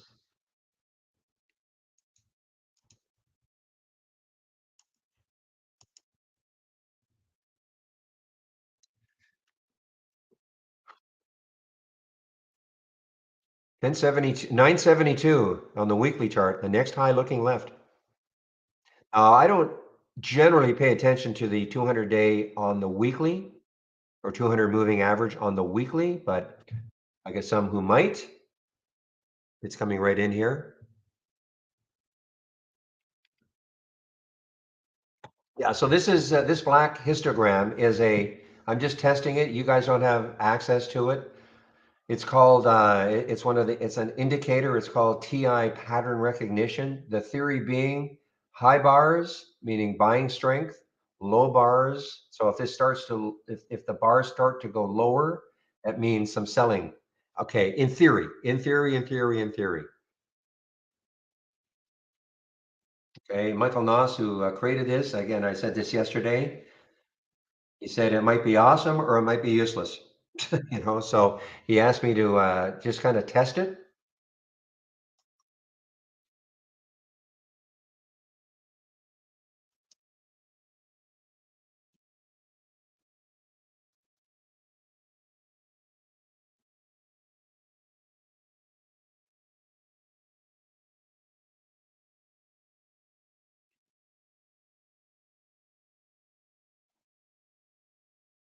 Yeah, yeah, I would not be a dip buyer in Hootie either.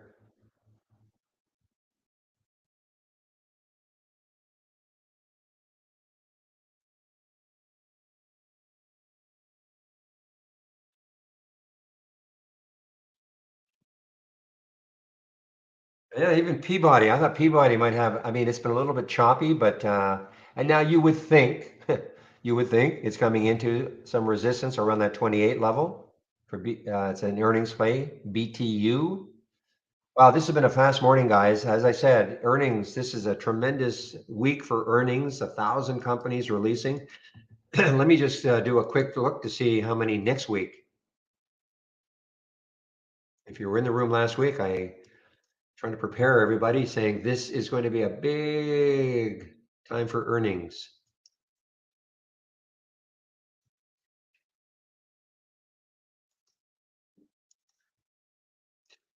Yeah, we still have a big earnings week next week. We have 800 companies approximately releasing next week, so it'll be another big earnings week.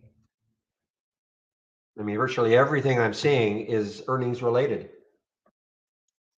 Shoot, wanted to get back into that ARCO. I actually took a little scalp on the ARCO, and then I got out on that bounce, and I forgot to get back in. ARKO.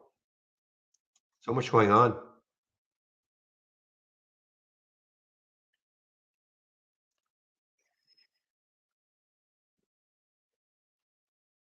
One day I may say the bad word. I don't think I have since I've started doing this, but there are times, guys. I'm only human.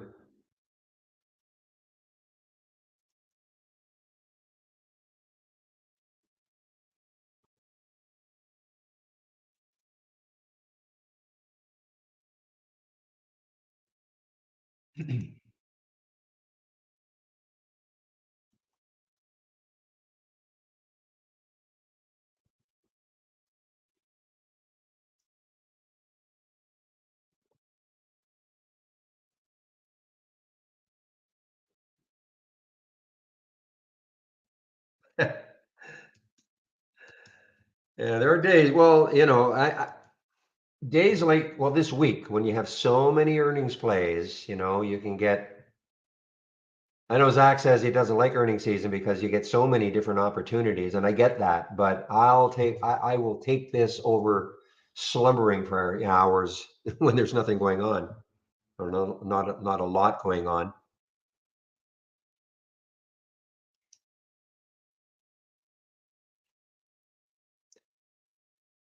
All right, guys, a gap down. This is gapping down and reversing. Guess what? Earnings play, KURA, got room. Look at this, it's got room. 16. I mean, I'm not saying it's getting there. As you know, I'm not saying it's getting there.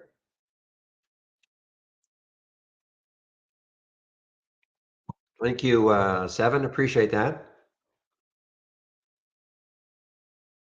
Look at Peloton. You know what? This Kura, what's the spread like? 1511, 1501. It's bad spread. Surprising. I mean, it's got a lot of pretty good volume. Spread is awful though, because I'd love to take this. It's got the room.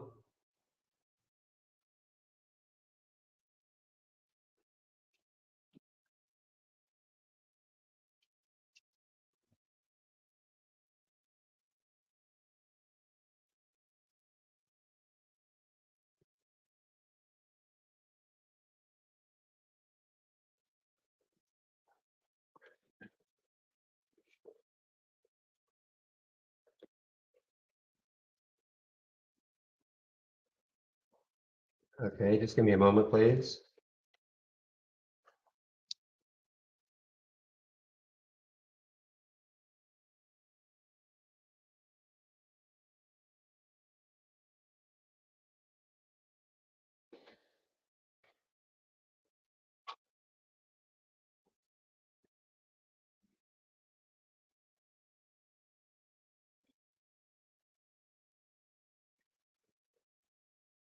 All right, so Kura, yeah, what's keeping me out of it, of course, is the spread.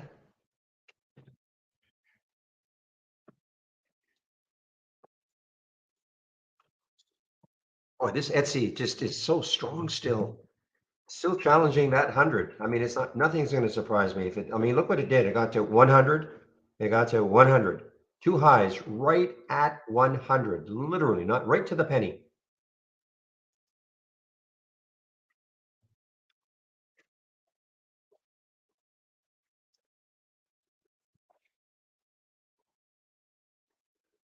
And PRVB still has no stop in it yet. At some point, yes, it probably will turn into an awesome short, but hard to know when. I mean, look at the volume. I mean, the volume is just continuing here.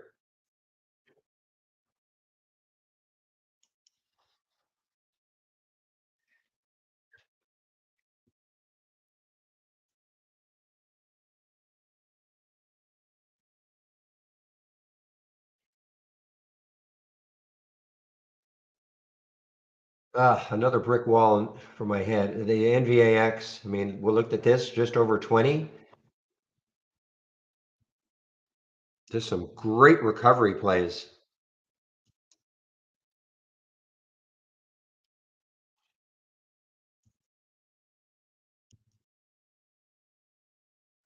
All right, here's another one, guys, trying to recover. MRUS. That got halted, I think, early on, but it is trying to recover. MRUS, another earnings play.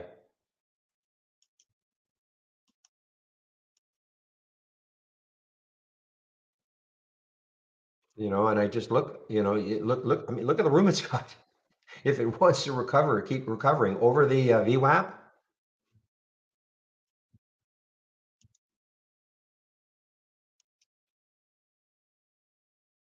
Look at the volume that's coming in. MRUS. And then it got spready.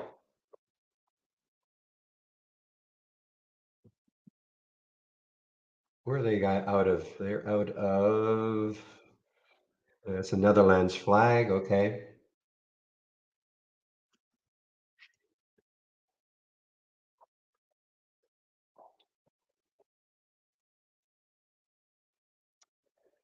Well, can we say 8? PRVB 8. I'm sorry, did I say 8? I meant 9.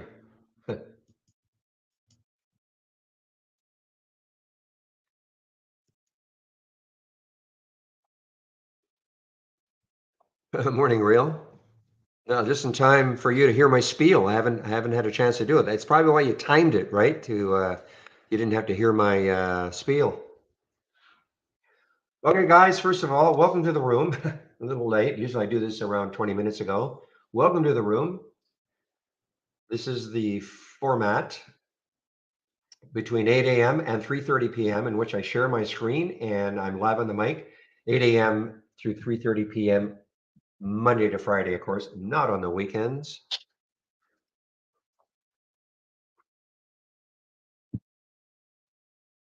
And how I always like to start is a little information that you can find on my homepage.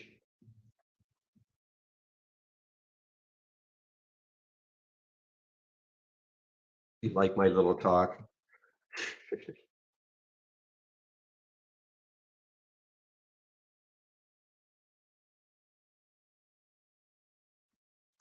All right, if you click on my homepage link, this is what you're going to find. So we do have a promo on. I believe it's good until Sunday night, 11:59 p.m. Eastern Time, Sunday night.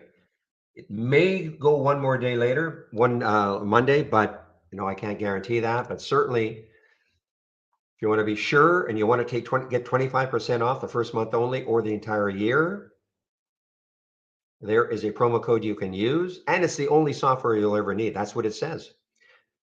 Annual premium standard, okay? 2,000 for the premium, 1,000 for the standard, less than 25% for each one of those. The big difference is the AI. Monthly, you can go monthly if you want. 118, 228 standard premium. Now, please listen carefully. The discount's good for the first month only. So if you maintain a monthly subscription, this is what you'll pay going forward. It's very clear, in my opinion.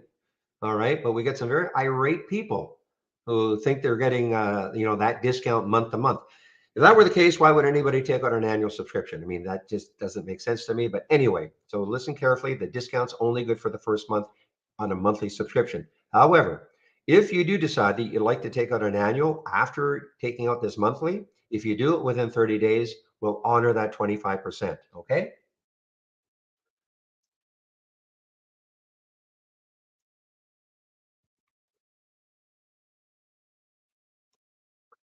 And as always, if you do take out a subscription, let's get started. Please do that first, all right? Goes over the download and installation, your first startup and login, toolbar, right click magic. It'll take you about 30 minutes for those 10 videos. Okay. I do a stock of the day video at noon Eastern. You can sign up for it right here. Of course, it's free. Trade of the week is sent to you before the mark. Boy, this PRVB may be getting stale here now. Excuse me. The trade of the week is free. It's sent to you before the market opens every Monday morning, about an hour. Okay. The trade of the week this week was Shopify. Let's see how it's doing. The first day and second day did pretty well. Probably got slammed. I think it's back up to the trigger price, but slammed down like, let me get the daily chart up, like most stocks did yesterday. But you did have an opportunity to make some money if you, didn't, if you took it at the trigger. Education, big education link. Here's that user guide. So the getting started, that's the same getting started that I went over for the 10 short videos. At the very least, know what an alert window is, a top list window is, and stock racing. Okay, know what those things are. A lot of other information on the in the guide. You don't have to learn everything that's in the guide. You can kind of pick and choose, but please at least know what an alert window is, top list window is, and the stock racing. There's that getting started series again. Daily support. So today is Thursday. So I take a break between 12 and 1. One of the other traders takes over in our YouTube room. Today being Thursday, it should be Steve Gomez. He's the originator of the trades of the week. Okay. So before I take my break, I'll put the YouTube link in. You can head over to YouTube if you want to. And as always, Chris Varley is there Monday to Friday between 3:30 and 4:30. I shut the main room down at 3:30, but you can always head over to YouTube and listen to Chris. You can sign up for all the webinars here. Back to basics. Michael Noss at Trade Ideas. Free resource. If you're new to trading, this is like, take advantage of it. Introduction to charts and candlesticks, support and resistance, etc. Take advantage of it.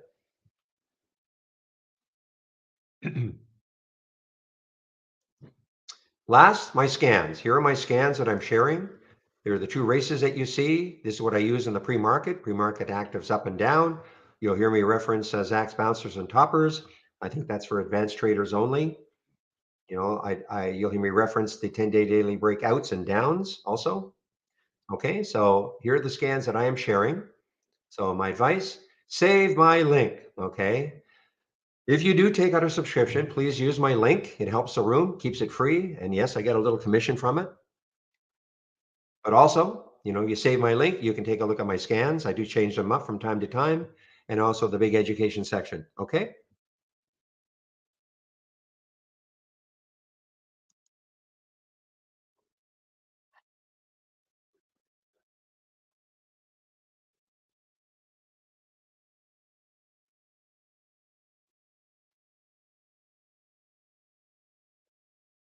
Okay. Let's see what's happening now.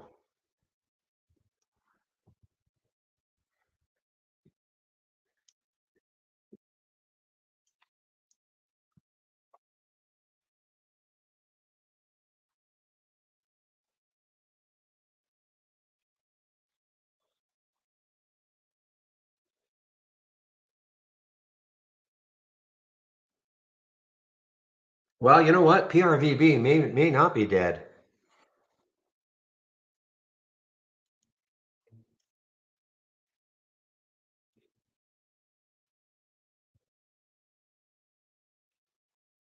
Excuse me. The big float, but is an earnings play. ING, it is an earnings play. It's through the 200-day moving average. This might be a decent little trade, more relaxing style of trade.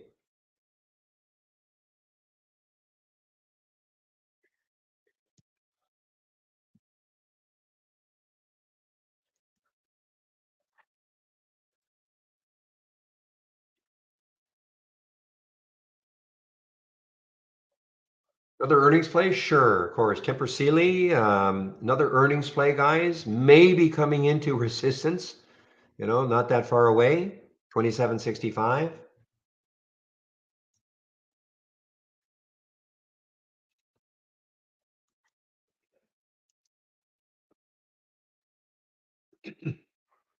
Well, guys, I'm very wrong about the Etsy.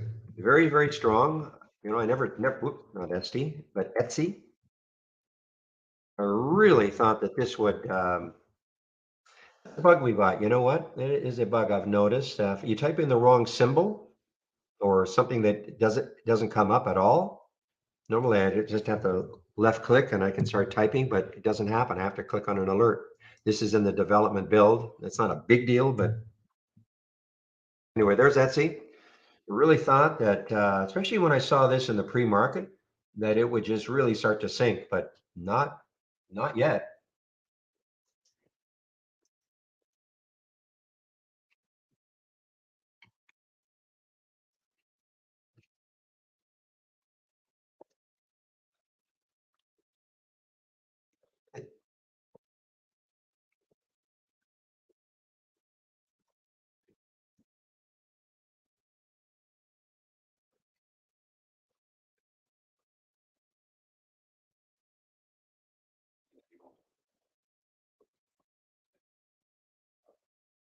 There goes the Kura. I was watching this Kura earlier. I think the spread kind of kept me out. Yeah, because it was like 1501, 1520. It's tightened up a little bit. This is sort of a gap down and reversal earnings play. What did Real say about AXSM? AXSM, possible turn candidate. Yeah, you got some topping tails here.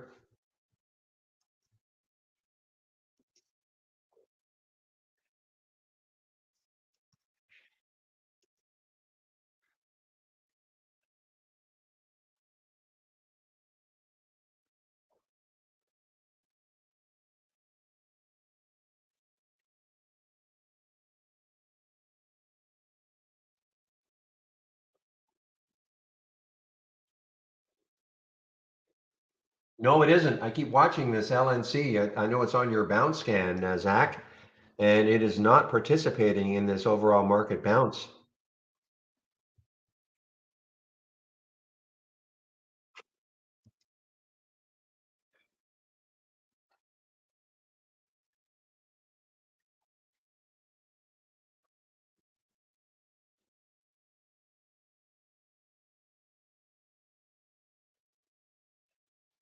Yeah, well, you probably got in just when I was talking about it then, the Marinus, or Maris, not Marinus, sorry, Maris. This was like a gap down and then trying to recover.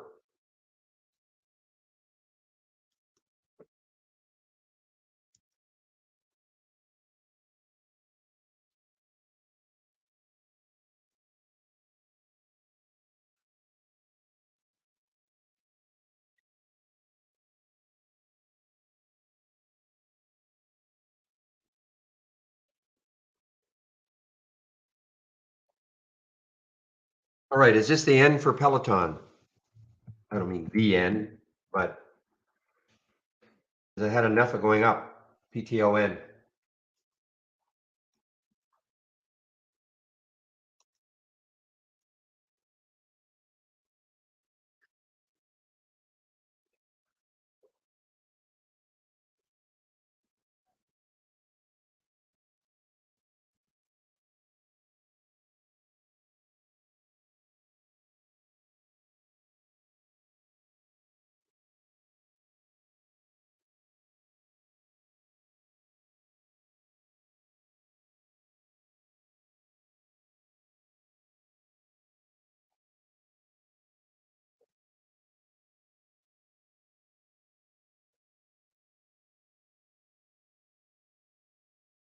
Boy, this PR, this is going to turn into a pretty awesome short at some point, I think. I mean, hey, if it holds here, maybe bases here for a while, maybe it runs up from here, but you just got to think, I mean, this is so dramatically up. I think Zach said he's eyeing it at 880, 880 break. but you got to be careful. It's a strong, super strong stock. There's the VWAP also. 858 is the VWAP. 848 is the VWAP. So you got to be careful of that also.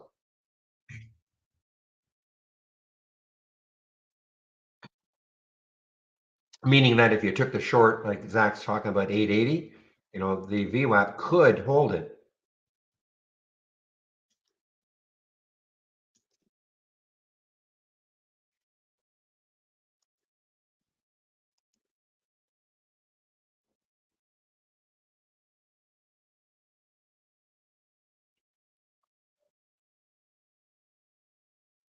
Well, it's also an earnings. Yeah, Craig. I mean, it's also an earnings play. I mean, that might be some of it too, regarding.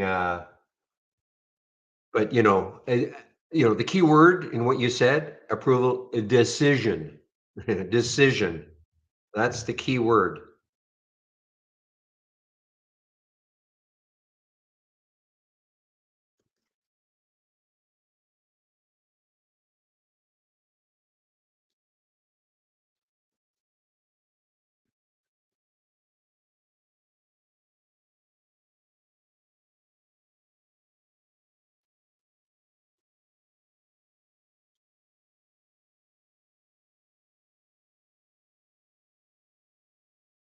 Yeah, I'm just watching this, guys. This is so tempting. Spread is still good. 891, 893. What was the high?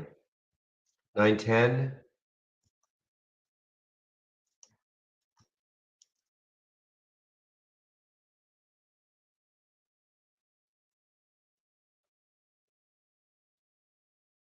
Now, if I can kind of believe, again, this is this indicator that I'm testing for Michael.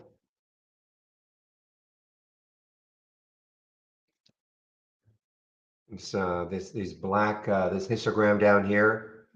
The theory being is that if these bars start getting lower and lower, that is selling pressure. That's the theory.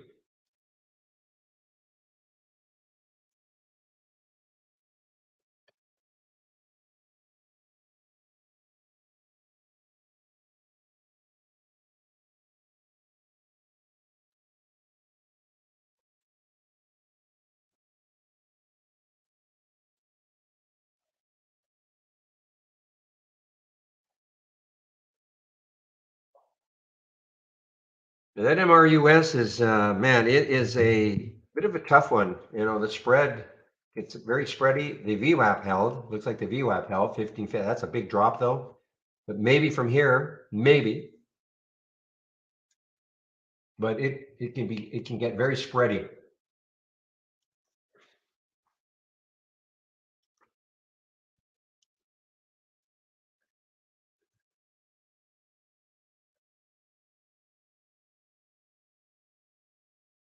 All I'm doing right now, guys, is watching the action on PRVB.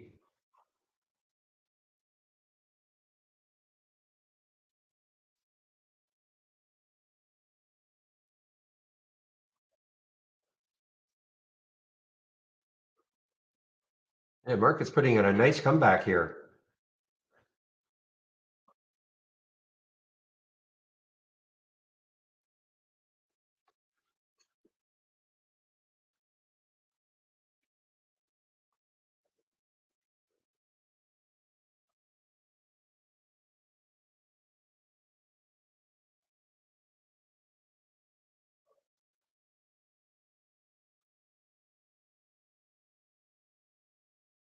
All right, I'm going to have to put some kind of a price alert here for the PRVB.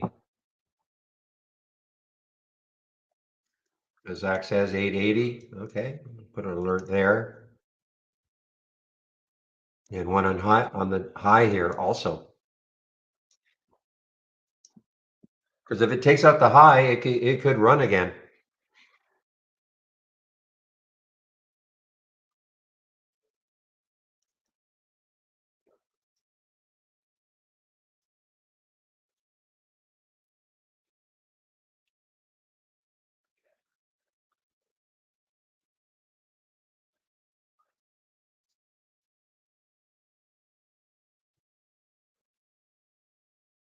Oh my gosh.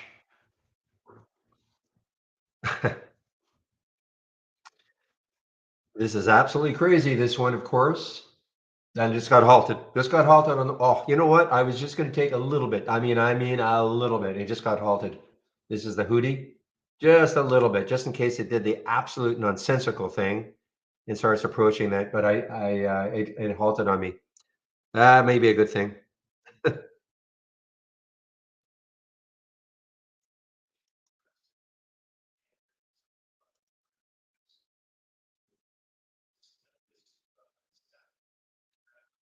Look at these. Look at these ranges. I mean, it got down to what, 23? Highly risky.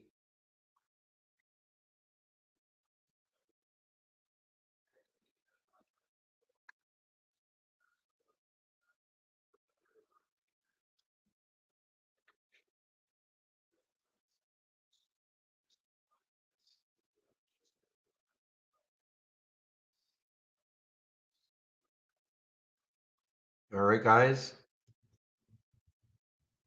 Let's see.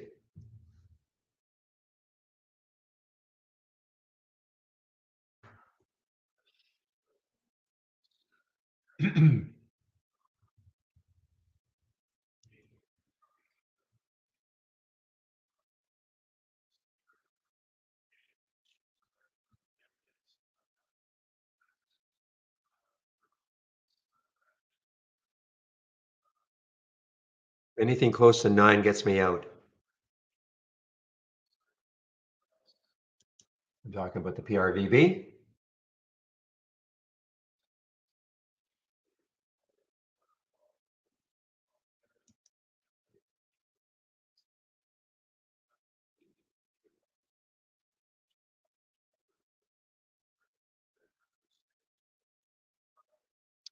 Yeah, the big thing, if the top is in, yeah.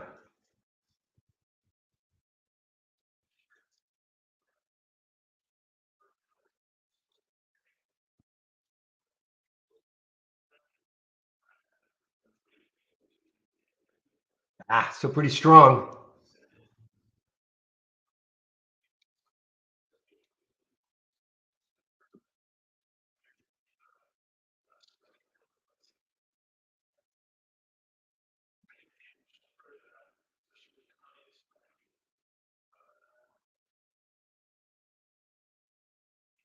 Yeah, I don't think I've ever had shorts for Hootie.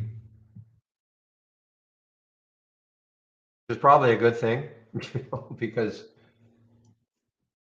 it is just a crazy, crazy, crazy one.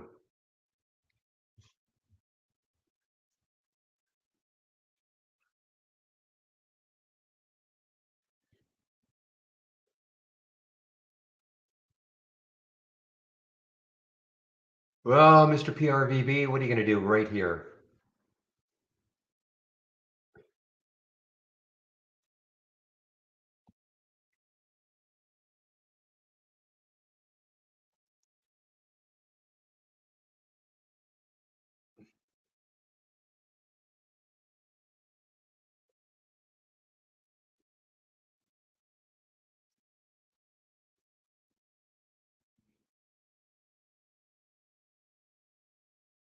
All right, you know what? I may have to take this para short now. I mean, it popped up to 16. I'm going to keep an eye on this to see that 16 had tested it.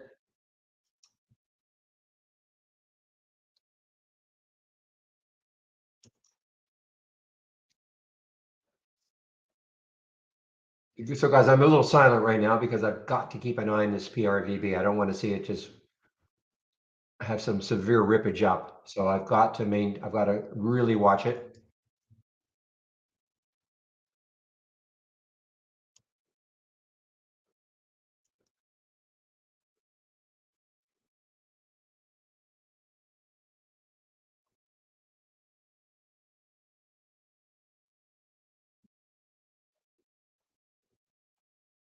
Yeah, this looks still strong.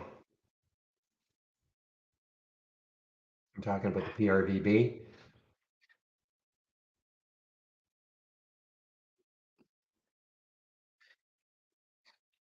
Maybe not.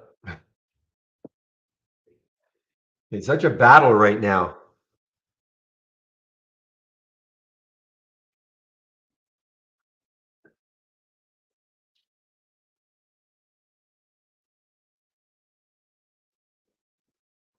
Yeah, I have a tight stop on it, Shady. So I mean, if it has the fall, great. If it doesn't, I'm out.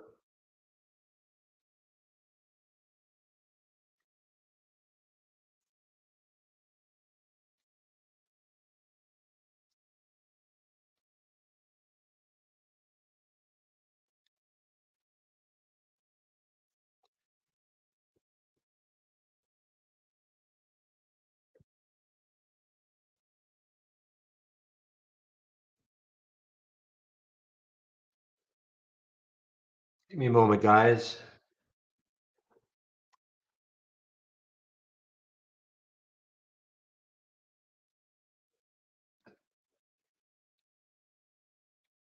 Look at RVPH up here. RVPH. I'm looking at the race on the top here. It's been an active one for a long time.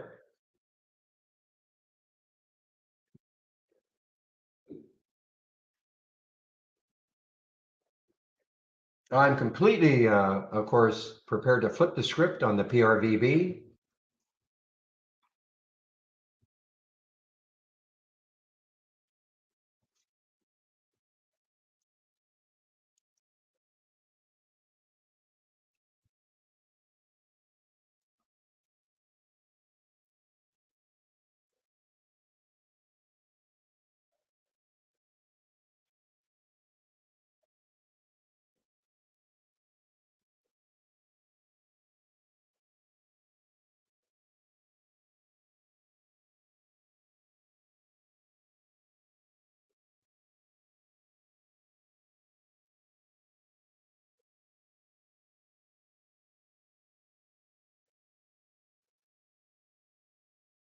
Okay, sorry guys, I just have to pay attention to the PRVB.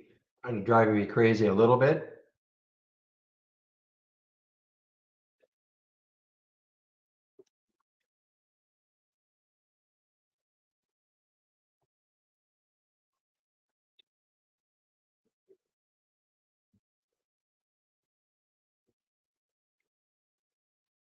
I actually, if I get out of this short and it pops up through 9, it takes out the high, I'll probably get in it again.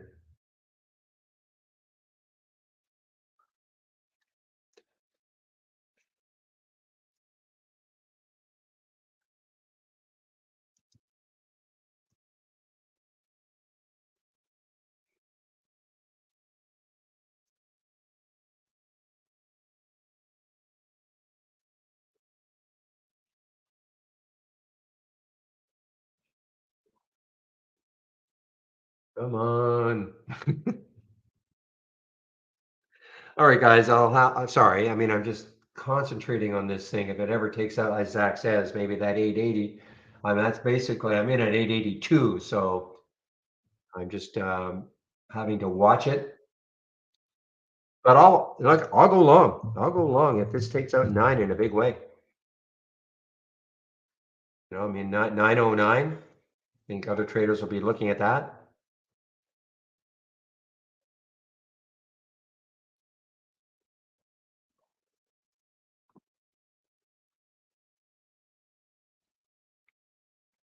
All right, let's take a look at that RVPH. Wow. Okay. Yeah, this is really strong. Um, Very strong. Not an earnings play. This has just been a strong one well, had the pullback here, but pretty strong.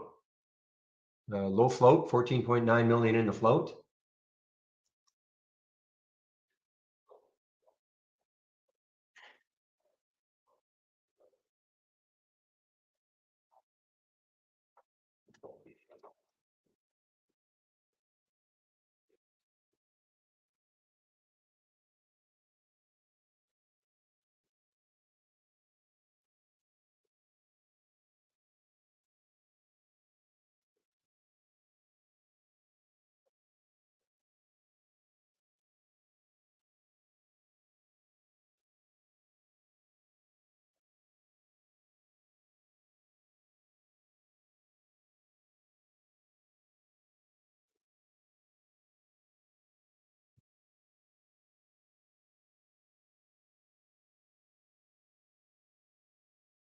So we have okay, oh man. So there's the Hootie guys.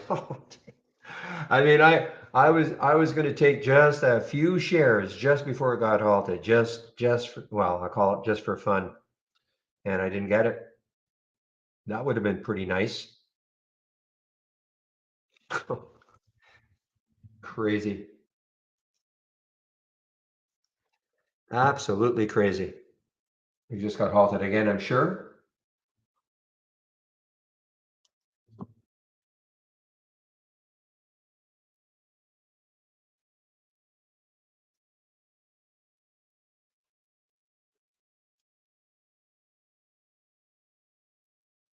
All right. Well, next level is that VWAP. I'm going to be very aware where that is. PRVB. Oops, see there.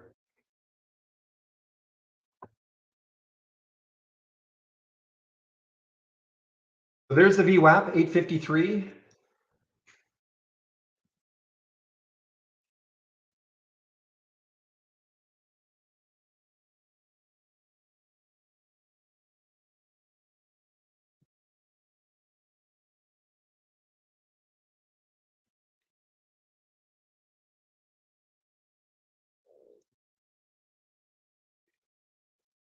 Yeah, that LNC. Yes. Okay. A little bit here now.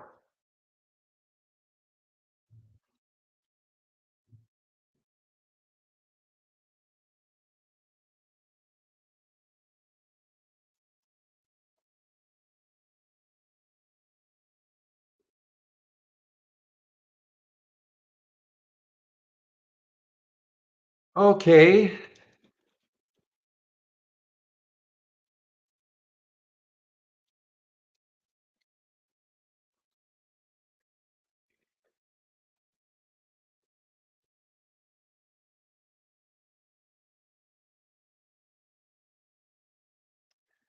All right. I have covered some. There's the VWAP at 853. Okay. So, I mean, it may hold it. If it doesn't, look out below. But I have covered some.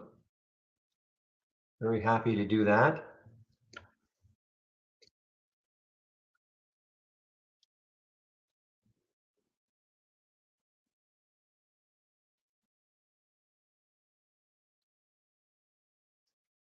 No, can we get a ginormous move down? See what it got to? It got right to that 855, 853 is the VWAP. So that's, will it hold it there?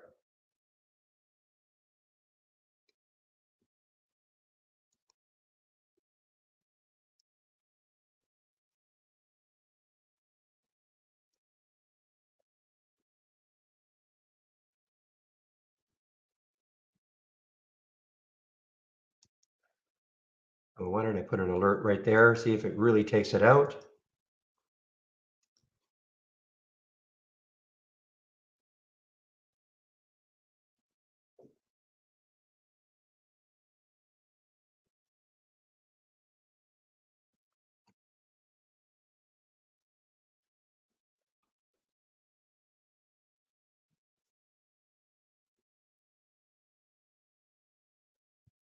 All right, guys, what time is it now? 11:15. That I seem to have been watching that for hours.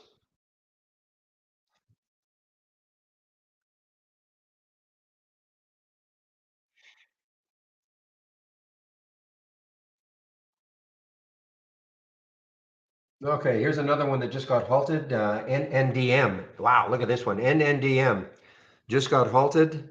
Now, what is its story? Look at the volume that came in. I don't see any specific news on it. There's a 200-day looming on top of it. I don't know if that'll stop it.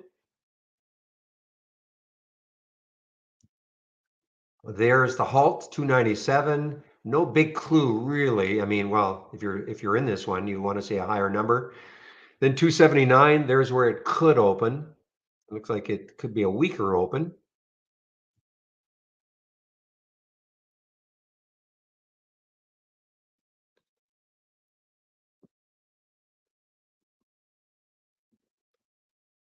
Oh, para.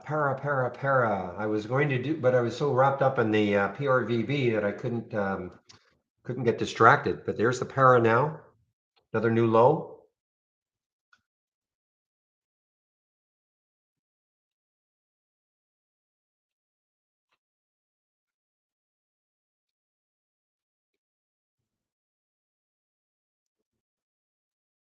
Yeah, look at that. Wow. So you could tell. I mean, when a stock gets halted and when you look at where it could resume, and if it's not above the halt price, I mean, it popped a little bit above it. You know, the halt price was what, 270? No, the halt price was 297, right up here. And look what it did.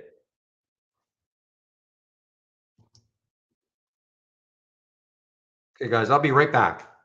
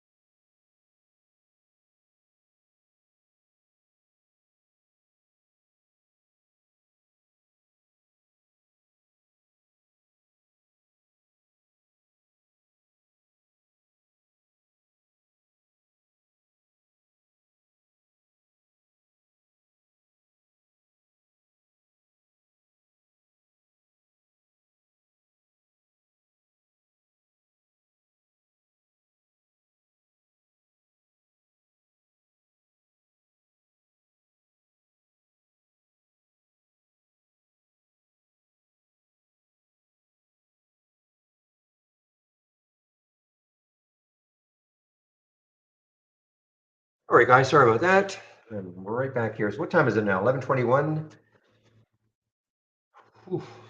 Spirit, spirit on the way down after that pull up with the sort of with the market, but SPR on the way down. Well, guys, that's one big Yahoo right now for the PRVB.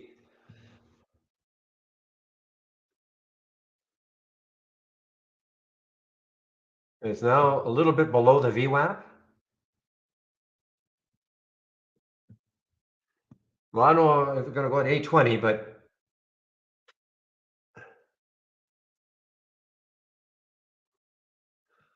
oof.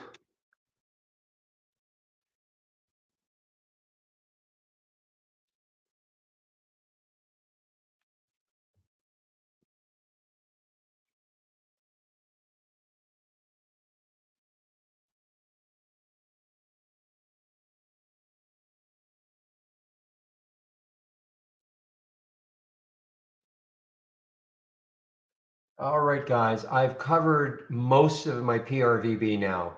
Okay. I got a little piece left just in case it does something really stupid, but I've covered most of it now.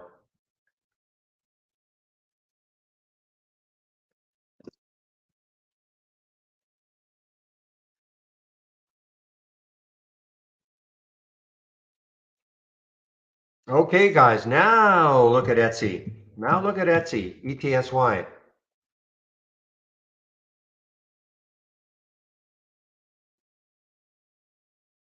It did get over 100, got up to 101.76, and now maybe. Again, this is out of my comfort zone in terms of price, but boy, there's the VWAP.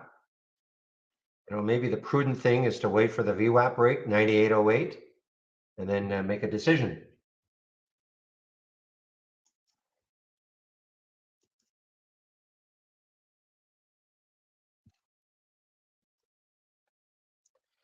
Ugh, good grief.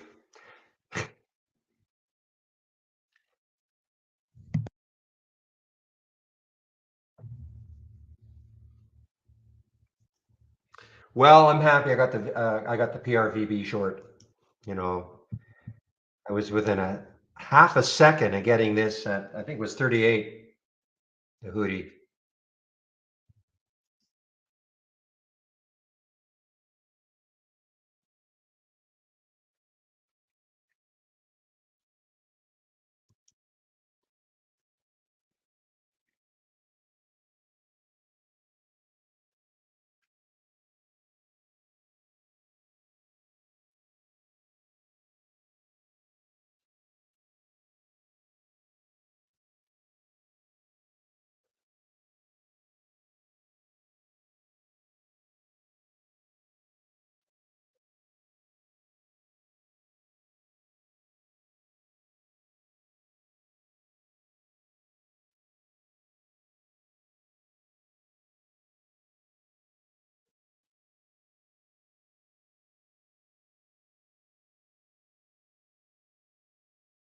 Okay, guys, sorry.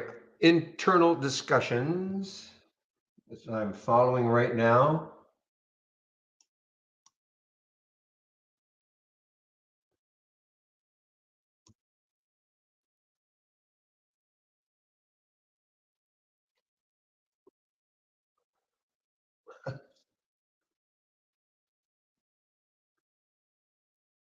Okay, so Steve, it will be Steve in the YouTube room, but he says he's been fighting the flu for a couple of days. So, as he called it, low energy day.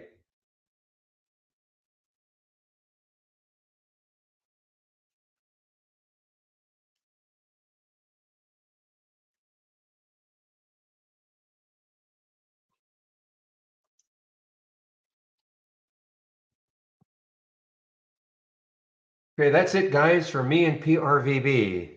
Thank you very much. That's it. Got down to that 830 level. 830. Now, believe it or not, I still have an alert. What did I get to? I got to 824. Come on, Zach. What's wrong with you? That's 4 cents.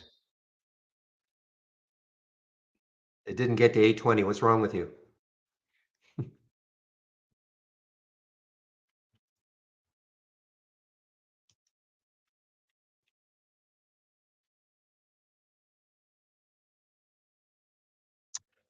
Okay, next. What time is it now? 11:26. So I've got another half hour before I do take my break.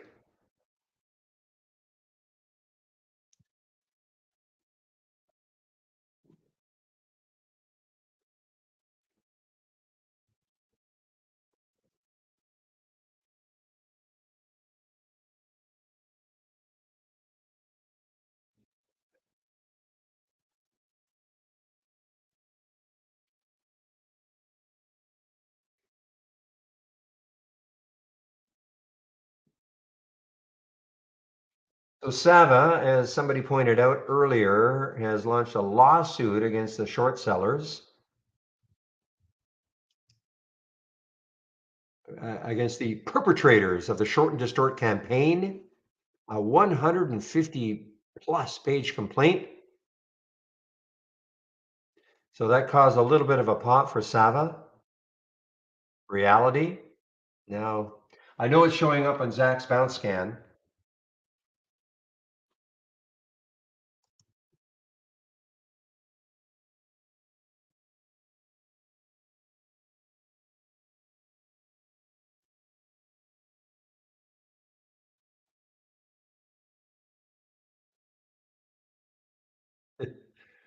Well, that's a good phrase. I like that phrase, just in case it does something stupid. Etsy guys, kind of like, the hootie.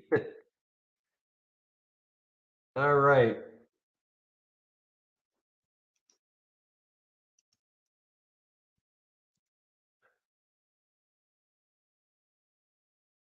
There's the VWAP for Etsy, ETSY, 9740.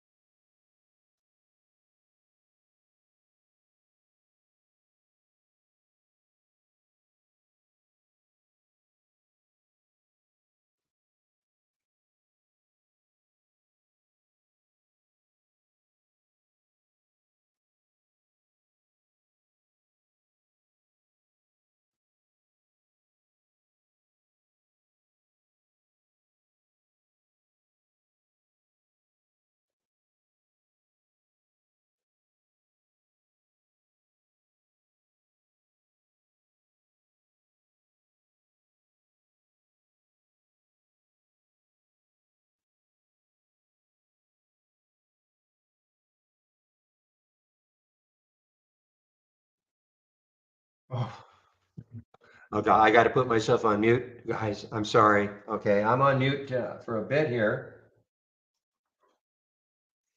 Just putting myself on mute. What time is it now? 11:29. Say to about 11:35.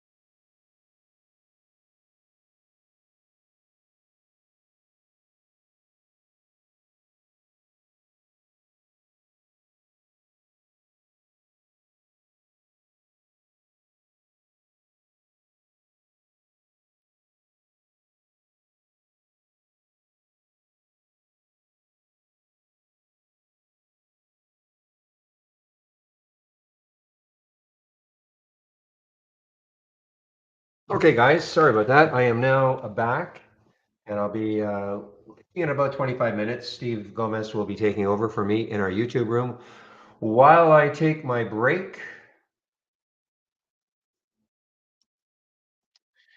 So I am not too interested in doing anything right now. Something because I'll be taking my break. How did that NNDM do? Yeah, terrible. So came out of the halt. I thought maybe if it could get above the halt price, it could have a run, but nope.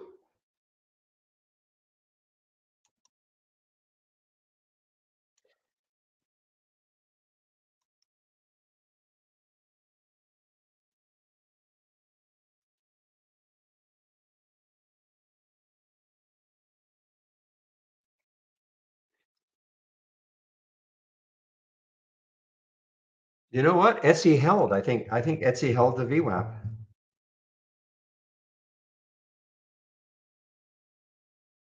Yep.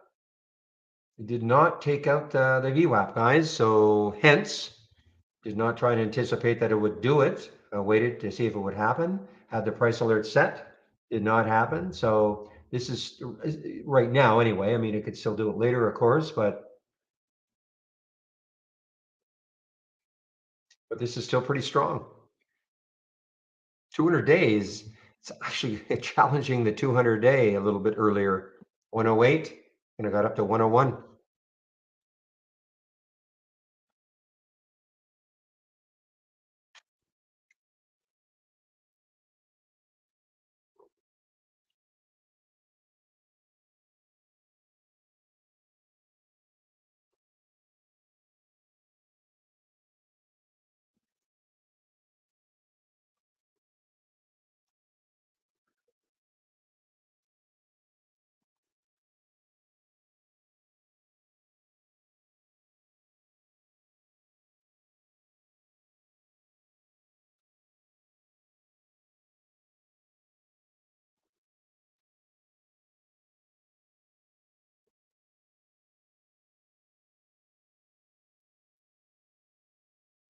Yeah, I saw that that showed up.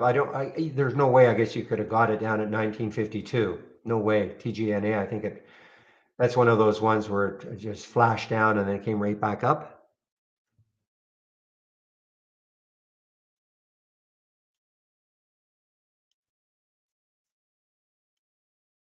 And Peloton did finally sink a bit here, not a huge amount, but from the highs here, well, not bad, 857, 825.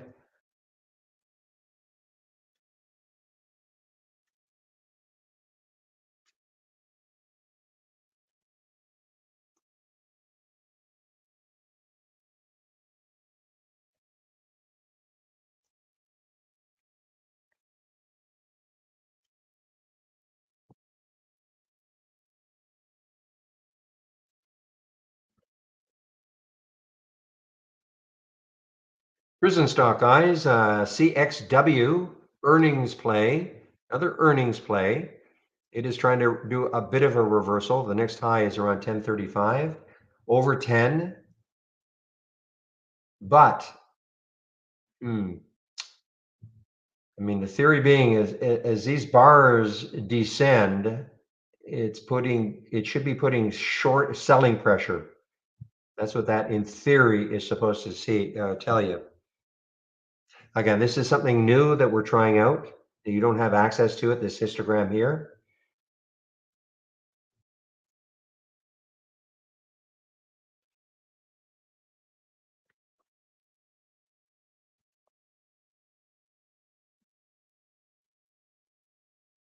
Oh, this is shortable. I can't believe this is shortable for me. SLNA, really? Only 7,000 shares, but yeah, this is shortable. All-time low now. This again was one of those crazy ones that got up to 50. My guess is that some traders were looking at this and thinking, okay, could this sort of mimic the hoodie a little bit?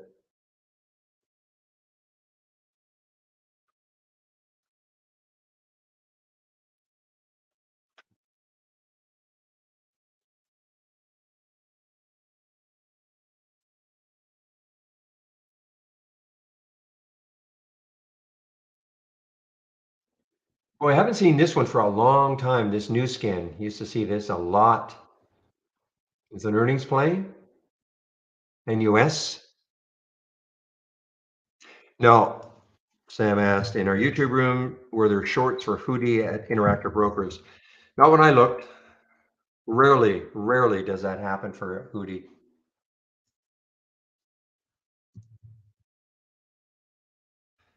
EDLX coming back from yesterday's disaster? Yeah, I guess it is a little bit. Boy, Etsy over 100 again, guys.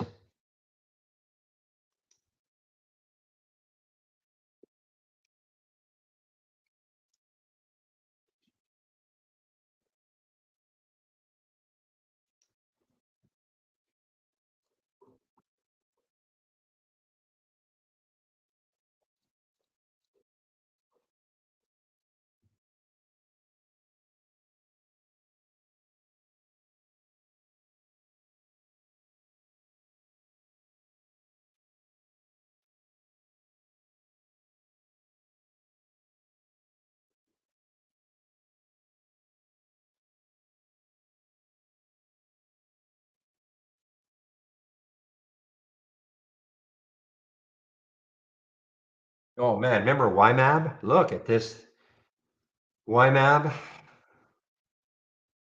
YMAB, a few days ago. Hammer down, hammer down, hammer down, all-time low. Looks like it's just going to zero. You guys have been talking about Roku. Oh, on a bounce. Wow. So much for all those downgrades.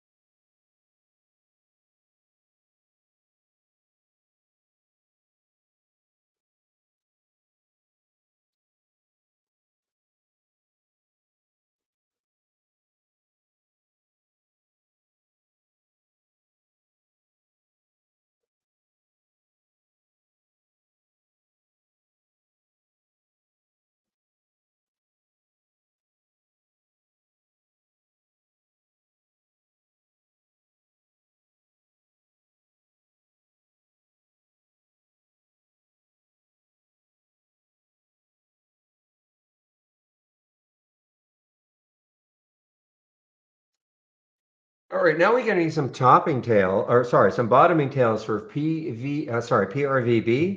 So this may, let's see if we can take out the VWAP again on the upside, 852, and it may, it may have another run.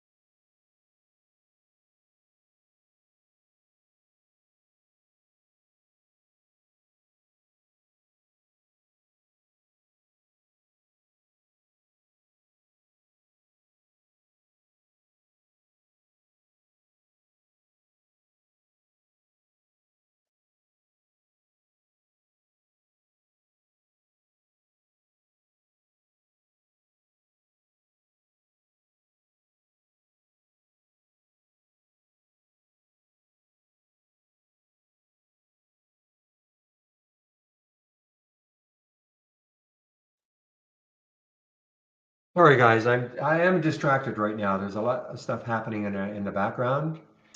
Okay, Grum Park, EMBK, asking a question in our YouTube room. What are you seeing here? Seriously, there's nothing going on. 49,000 shares. It's done nothing for months and months and months, it seems. So, what are you in it, or I mean, it's just doing nothing. Has earnings on the 8th, but other than that, not sure what you're looking at actually.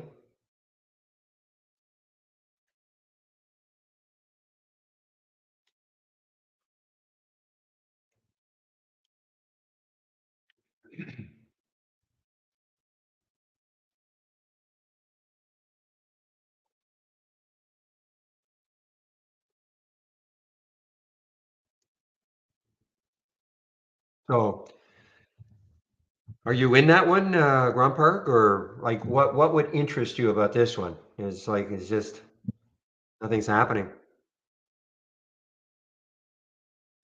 Yeah, some of the guys have been talking about Robin Hood. Yeah, it is strong. That's an earnings play even. I didn't realize it was actually an earnings play.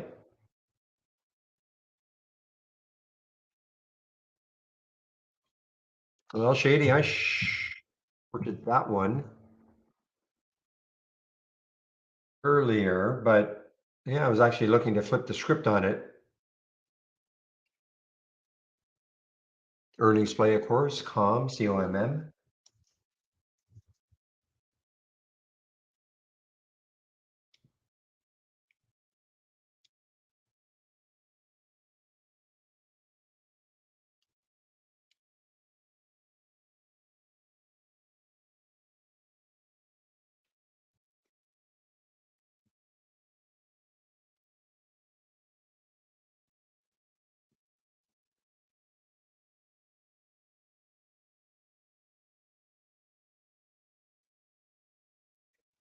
All right, guys. So this is something I'm testing. Okay, this histogram you see down here with these big black bars.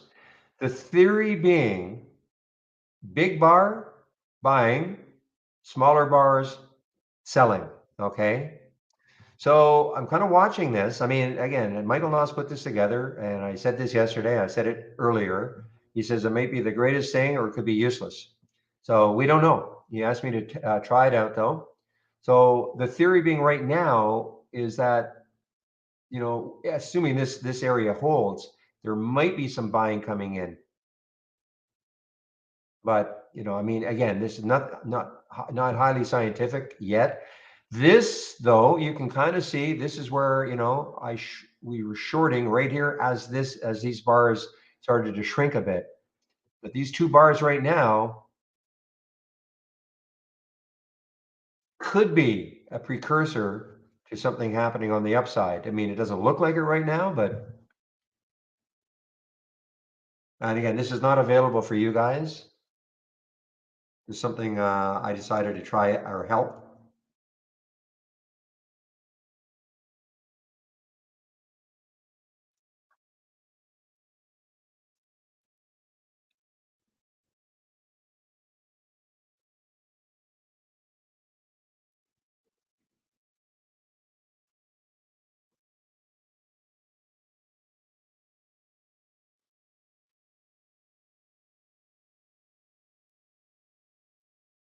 Yeah, so keep an eye on this. Keep an eye on this. I mean, the key thing on the PRVB is breaking the VWAP 852.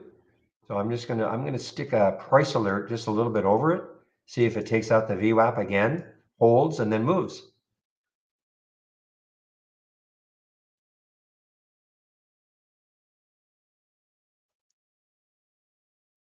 Oh, nicely done, Zach.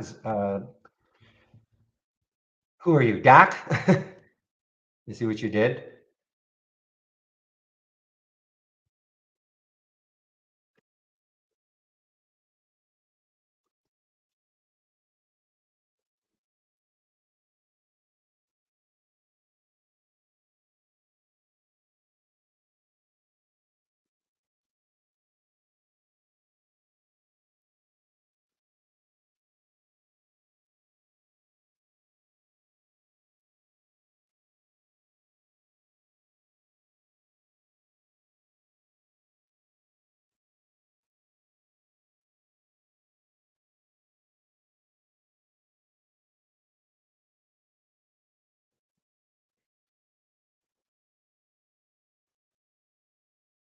Okay, RCM, not an earnings play. This is showing up in Zach's bounce scan. Not an earnings play that I can see anyway. It's just down. Earnings on the 8th.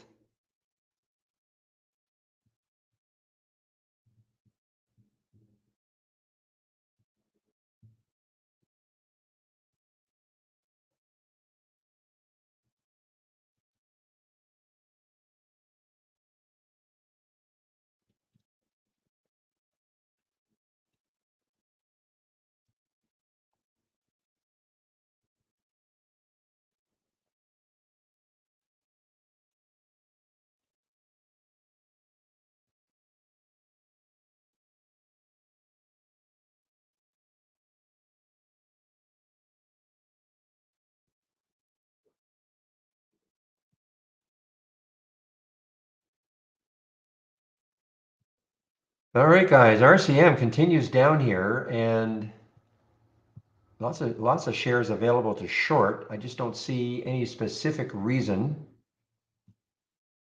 other than the fact that it has earnings coming up, but that should not be the reason. Yeah, I don't see any specific reason. That's a pretty big drop.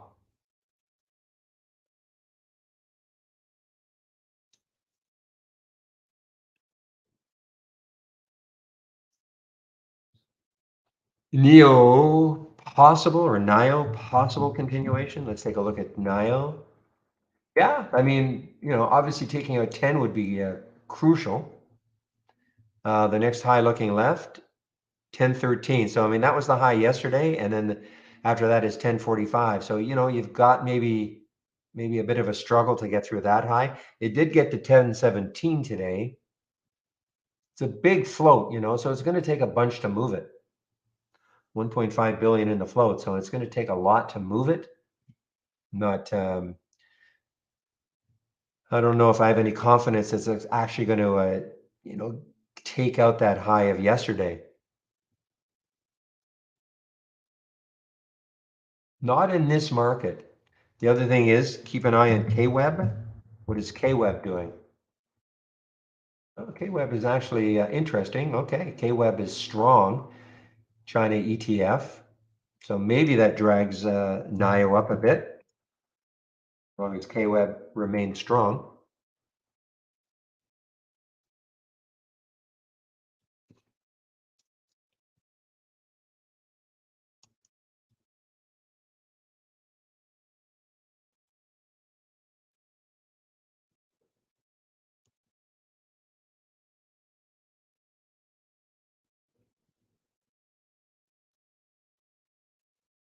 Well, this has got some room still. I know what you did, William. You took it on the bounce scan. The first alert came in at 1514.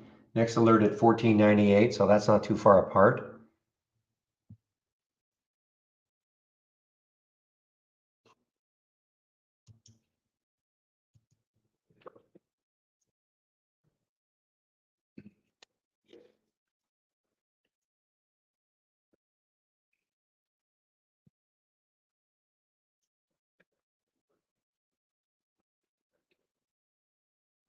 Okay, guys, I'm going to put the YouTube link in. Steve will be there in a short period of time, probably within about 5 minutes. So I'll put the YouTube link in. You can head over there and listen to Steve from 12 to 1. Let me get my announcement in. I guess I should have got rid of that announcement.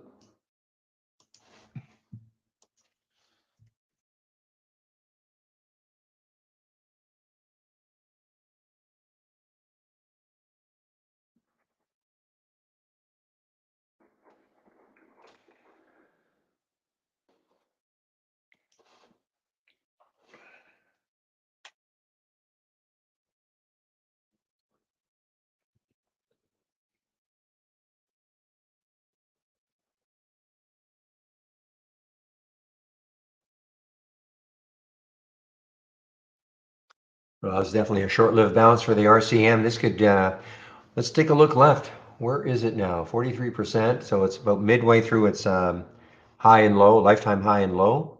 Let's take a look left. Where could it keep going to?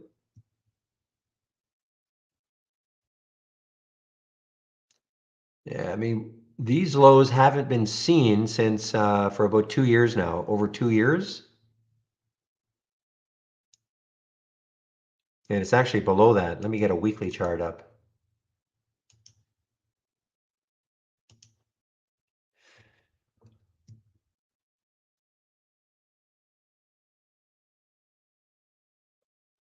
Yeah, so the next low looking left is 1361, over $1 away on a weekly chart. And that was in, yeah, that's over 2 years ago for RCM. So it's got some room. Well, I guess PRVB did not bounce.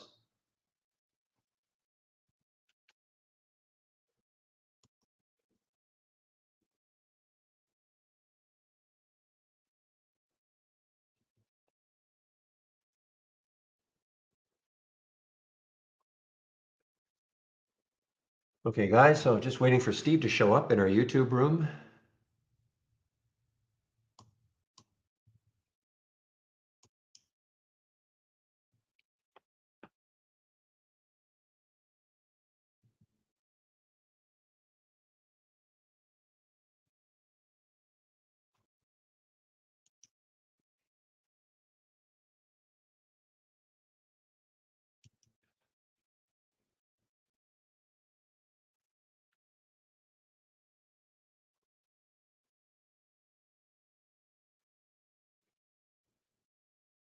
Nicely done, Ija. Ija took CDLX in our YouTube room. He took it, I don't know where exactly he got it, but probably maybe around the 440 mark, 450 mark. This has actually had a decent comeback. You know, this was a great short yesterday that I didn't get because of the uptick rule, but that was a great short from the 10-day daily breakdown.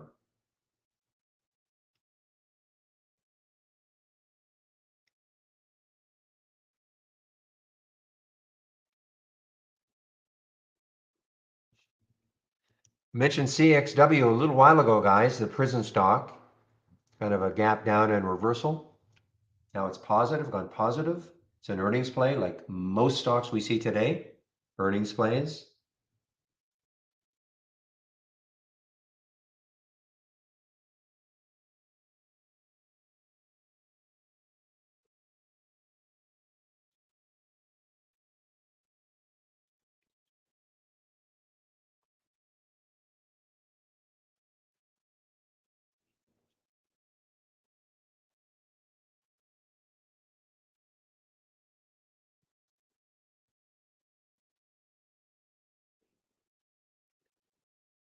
All right, well, where could this go? So the next high looking left is 1034, so it could stall there.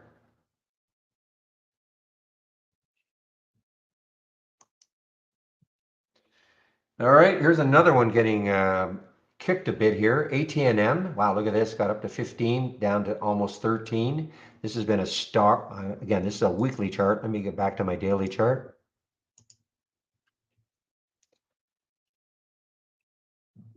So this was been a star about a week and a half ago, was at $7, got up to 15, so a double in about a week and a half.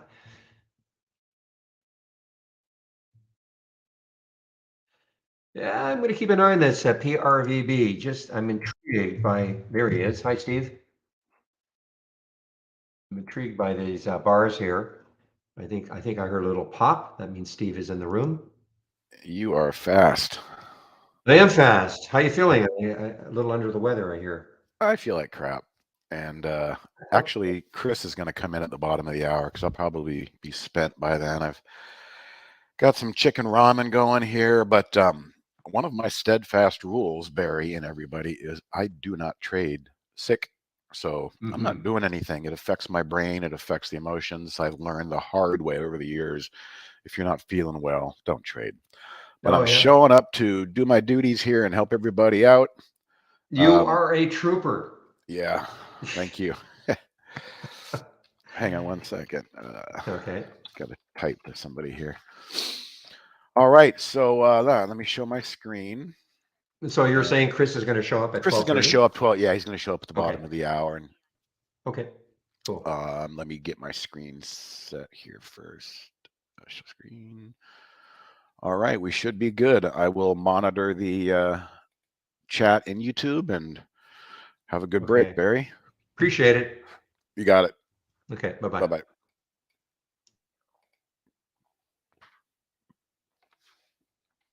Hello, everybody. Hang on one second.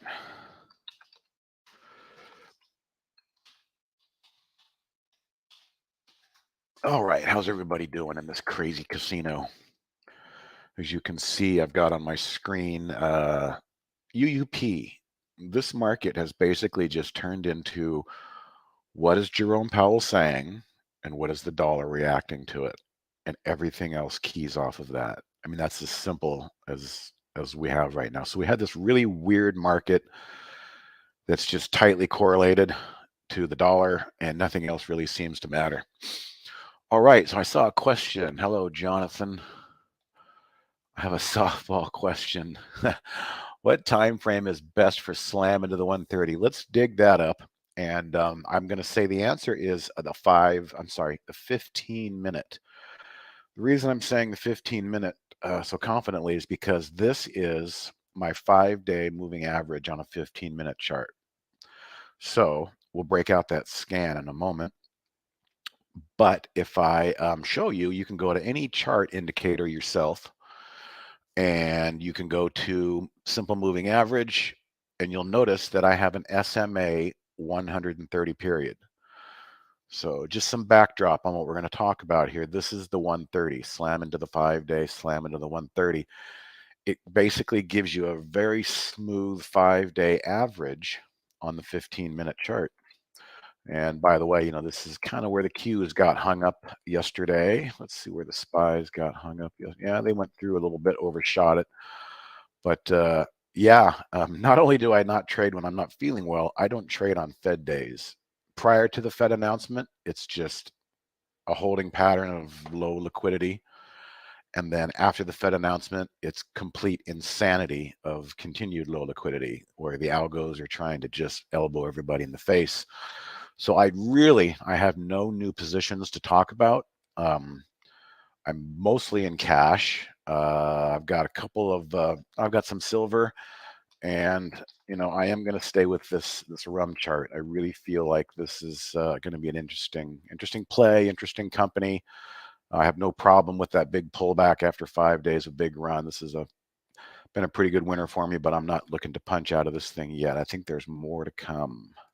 So with that said, let's open up the slam into the 5-day. What was it called? Slam. Yeah. Let's just use keyword slam.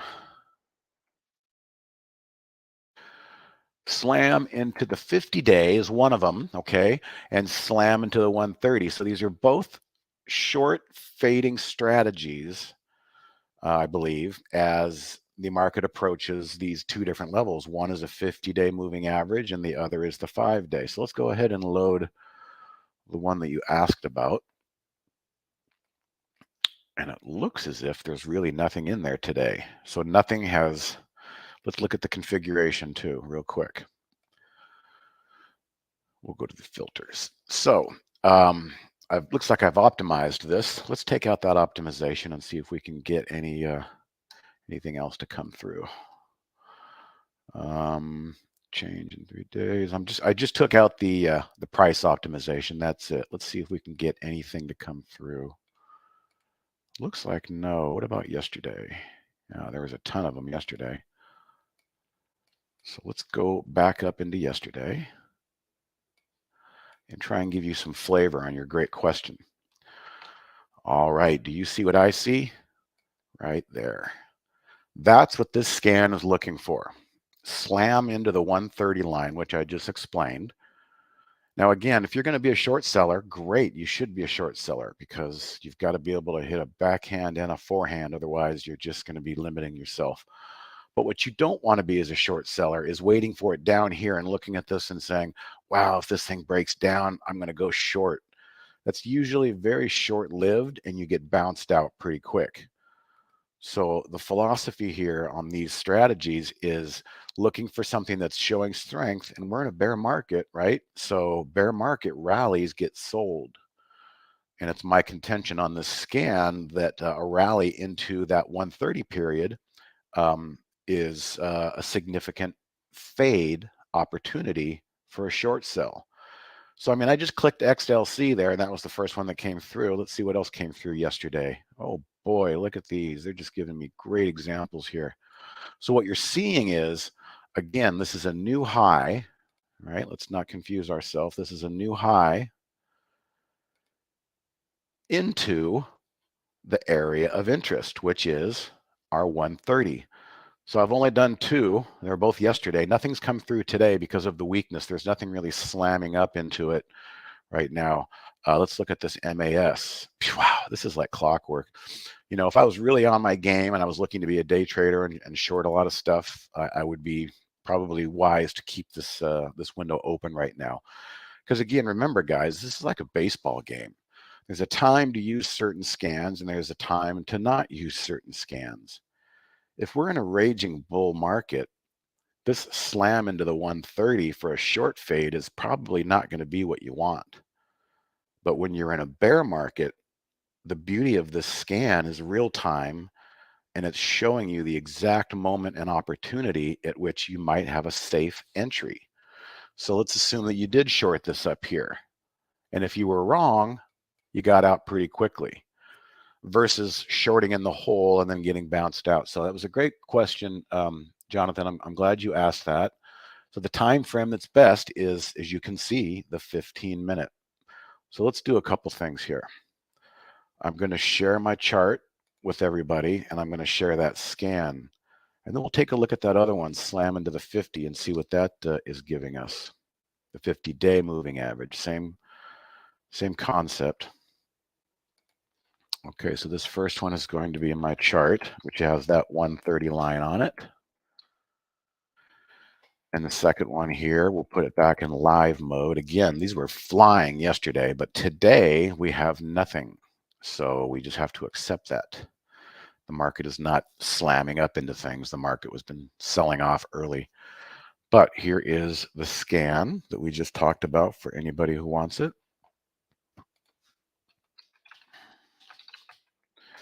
This is the 130.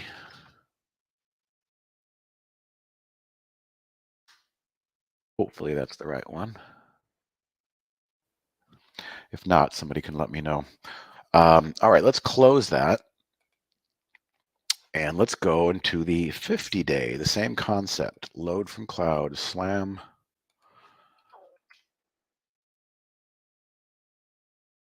Into the 50-day. All right, let's load this one and see if we got anything. Funny, same thing applies today. There's no returns, but let's go to yesterday. And then we'll zoom in here on the daily. And this blue line here is the 50-day moving average. So ideally, we're going to see things that popped up into the 50-day moving average in the history of this scan, but didn't follow through. So let's go yesterday. And there we go. We got some stuff to look at. We got Xerox yesterday. Oh my God, will you look at that? Look at that little topping tail right into the 50-day moving average. That is where you can see there's that arrow right there. So it was basically, and that's very, very impressive. I'm kind of glad you reminded me to take these off the shelf and look at them real quickly, just so you realize how they're so accurate. Is this filter setting right here. Change from 50-day.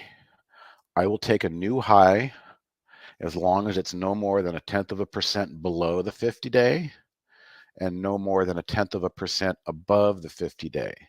So this is the real key secret sauce for these types of scans. That's basically how you do it. A new high, but only show it to me when it's in this little window envelope there that lets me know. Let's take a look and see what else we had yesterday on this scan. We had 4. Okay, so there's our blue line. Here's the intraday right there, and that was the yesterday. Remember, we're looking at yesterday. So yesterday it slammed into that and failed.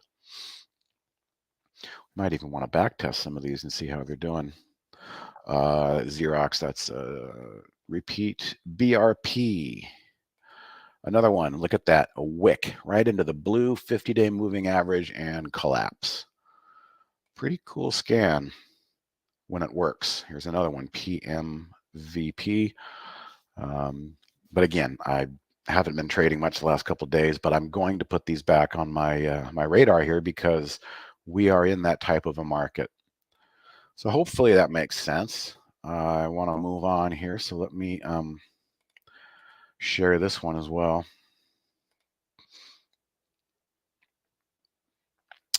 Save and share. So same concept, but the first one was the 15-minute chart.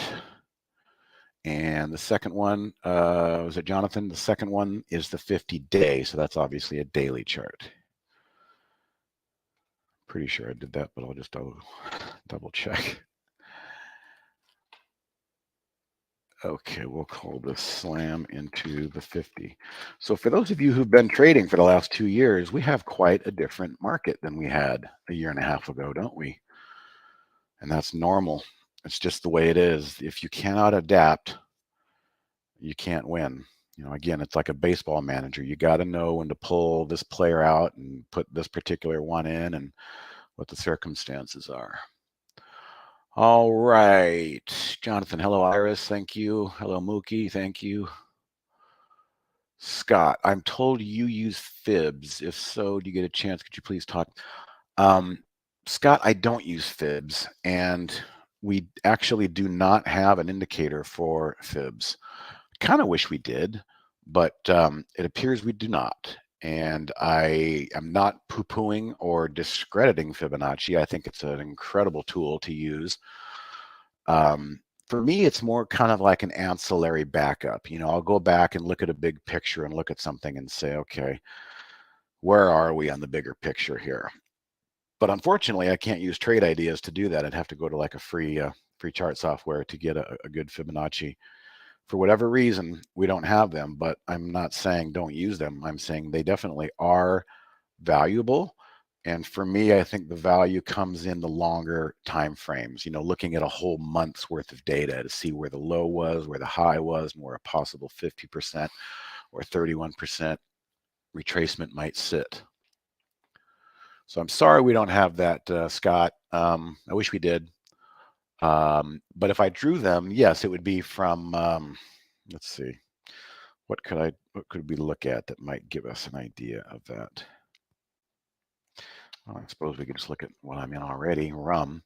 I would say I would draw a bottom right there, and I would extend it up to that high yesterday, and then I would start to get the 50%. And I'm just eyeballing it here, but a 50% retracement off of this low that RUM put in just kind of confirms what I'm already waiting for. The price is waiting for these moving averages to come up. So maybe we get a little bit more choppiness. Maybe we get a 1/3 pullback. But I would use them more if we had them, but it's not really my go-to scan. It's more of just kind of a, let me pull back and get a higher 40,000 foot view and see where some of these levels might lie. I would not use fib as a day trader. I think that's probably just too noisy, and I can't back that up. It's just my assumption that, you know, the day trading algos are very noisy, and the fibs might be a bit more sloppy in the day trade time frame.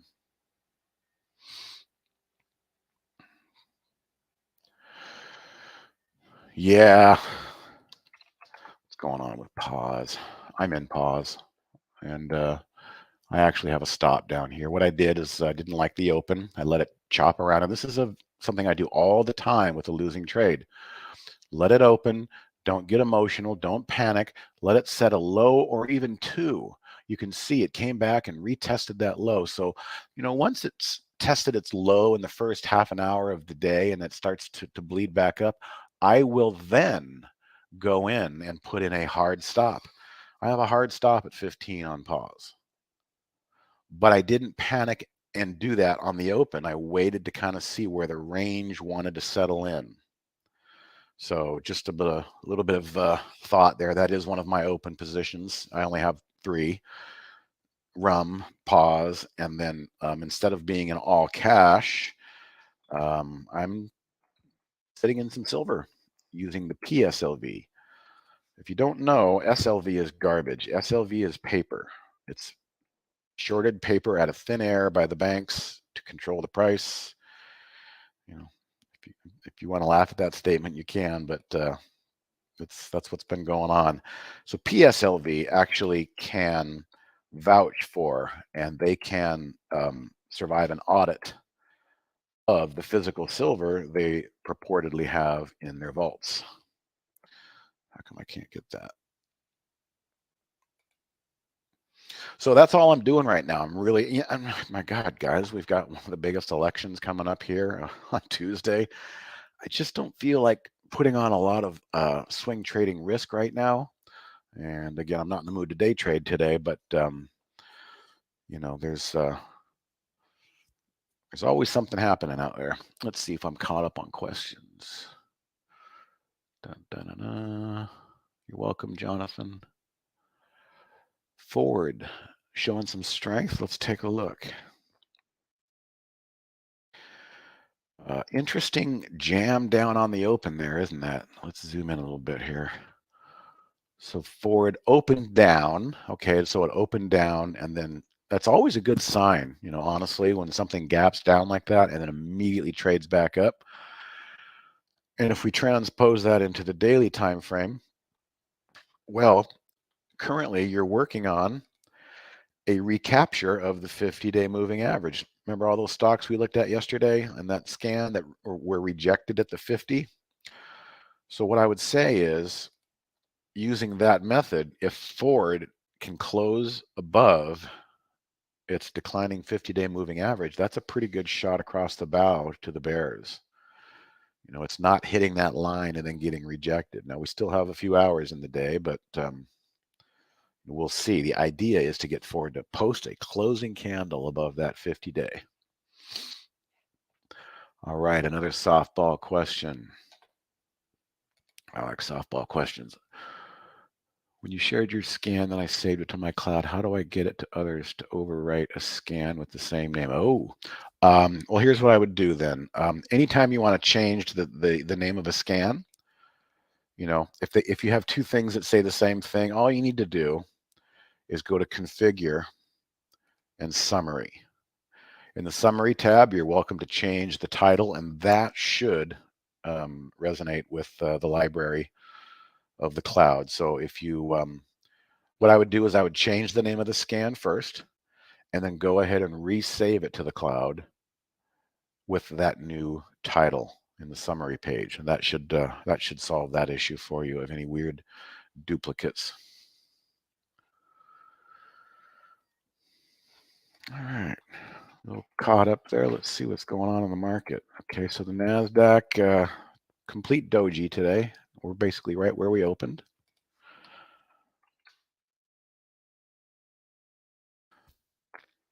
If you want to get rid of the previous scan with the same title, will it overwrite it? Probably not, because it's a different title.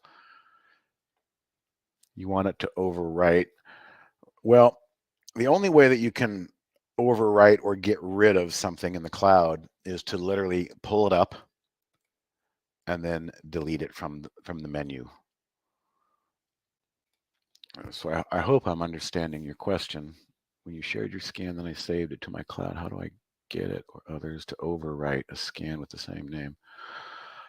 Now I may be off on this here. Let me just see. Let me show you something. If I load from cloud, I'm going to think of something that I have a lot of the same name of. Okay, so back in the day, there was a scan called Bouncers, but I had many different iterations of Bouncers. So what that means is maybe it doesn't necessarily overwrite. It just adds a new one, which is what you're saying. So I think I would create, or you could delete the one that you're going to overwrite first and just delete it, because it doesn't look like the cloud system is going to overwrite. It's going to keep an individual scan. Every single one of these probably has a bit of a nuance change in the filters. So there's going to be no overwriting with the same name. You're just going to have to delete or change the name, version 1, version 2, etc. I've done that before. Version 2 optimized. Raw means it's raw and there's no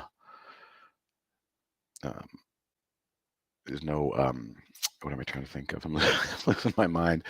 Optimized raw means those are my settings. It's not been optimized. So speaking of that, let's go back, because those were such interesting results that we looked at earlier on that slam into the 50. Let's the 130. Let's use the 130 and see what kind of a day trading vehicle this could be. As long as the market stays the way it is right now, meaning every attempt to rally gets sold.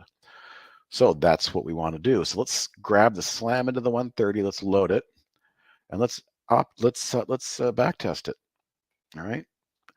Now this is optimized. Obviously, I'm going to open it up. I usually don't like to do anything for the first half an hour, and towards the end of the day, it doesn't really matter. So that's going to be my window. I'm going to let that first 30 minutes kind of wear itself out. Timed exit. Let's make this a day trade. Let's see what happens if we hold to the end of the day. Okay, that's my 1 o'clock Pacific. So any entry that comes on here, the system's going to, at the end of the day, sell it, and it's going to add to the P&L. Risk management. Well, since we're day trading this one, we want to keep it kind of tight, but let's do this. Let's risk 1% stop loss to try and make 3% profit target. That's a pretty good risk reward ratio. Now this is what I'm going to do. Yeah, you can go back 63 days, but what's the market done in the last 63 days? Well, it's kind of gone down and up and down. So I'm going to focus on a short time frame here. We'll do 20 days. Let's just sample 20 days and see what would happen if we did that. So we're all set. Let's simulate a day trade sell over the last 20 days using that scan. Didn't work that well. And probably one of the reasons is, again, this was our market back here. The market was bouncing. If I were to go back and back test again, let's do all 64 days and see what we get there. See if we get any better returns. But the point is, there's a time and place to deploy these strategies. When the market's bouncing and the buyers are buying, you probably don't want to be fading these things. But when the market's weak, the sentiment's bad, these things could work. Well, what do you know? Maybe that first 20-day sample was not so good. But here's what we can do from here. All right. Average winner, 86 cents. Average loser, 49. Not bad. We got a positive strategy return, but let's have a little fun here. Let's go play the optimization game. Right off the bat, we can see, I usually don't like to optimize price, but let's just see what's going on there. Yeah, that's kind of a mess, but it looks like, the higher we get, the harder it is to make money. So I'm going to right click this last green one here and set the maximum value, to 149. So nothing over 149 is now going to be a filter. Here it comes, and there it is in yellow. So 5 to 149, that's our first adjustment. This is where it gets interesting. Time of day. Let's use 15-minute intervals, perhaps. Okay. Wow, look at that. Most of them were occurring in this area here, but we've got red, green. It's kind of hard to delimitate one without taking out the other. So there's not much we can do here on that particular time of day, because here's what we can do. This is junk right here, all the way into there's a lot of trades here and there's a lot of red. So I'm going to go to this first green row and I'm going to right click and say, I want, I can't do that because we're doing time of day. So let's do this. Remember, 7:15, and we're going to stop We're not going to stop. Just 7:15 my time Pacific. So we back test again. And start time 7:15. That little change right there could help. And then also we made a change in price. So let's compare and see if that helped at all. Just those two simple changes.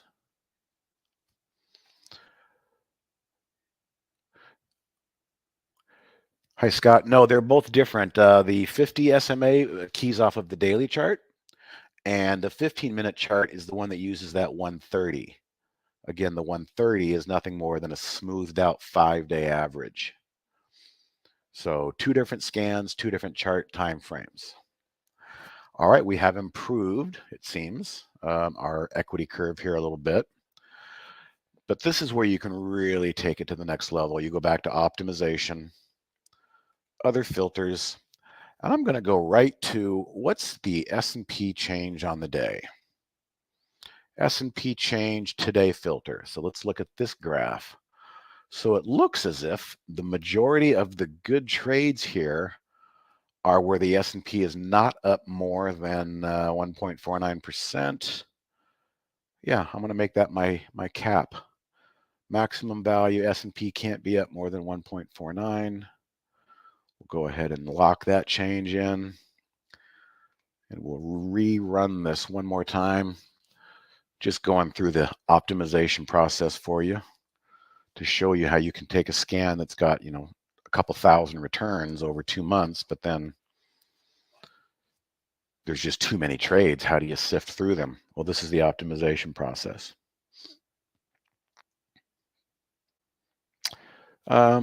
Still strategy return. It's still going lower left to upper right, but I'm telling you, these pullbacks right there are probably due to, the general market health. If it's a strong day, shorting probably isn't working that well. And just out of curiosity, we'll do one more before Chris comes in. We'll do that slam into the 50, and we'll make that more of a swing trading back test. Okay, slam into the 50-day. So there's our scan. Let's go ahead and back test and see if we can find anything. I'm going to, again, pull this back so we can see if there's an optimization time to start with. Timed exit. Well, let's do at market open, and we'll do +1 day after tomorrow. We'll just do a quick little hit here for a short. Hello, Chris. I hear you. All right. Risk management. We're going to use a 2% stop loss, maybe 2.5 and 7.5. Risk 1 to make 3. Advanced. We'll go through. I hate to do that, but we'll go through the whole 65 days. And let's see what we get.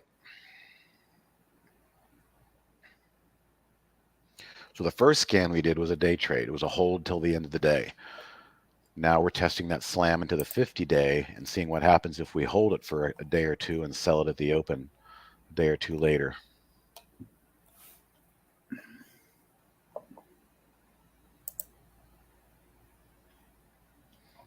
Hey, that's not bad. That's not bad at all, you guys.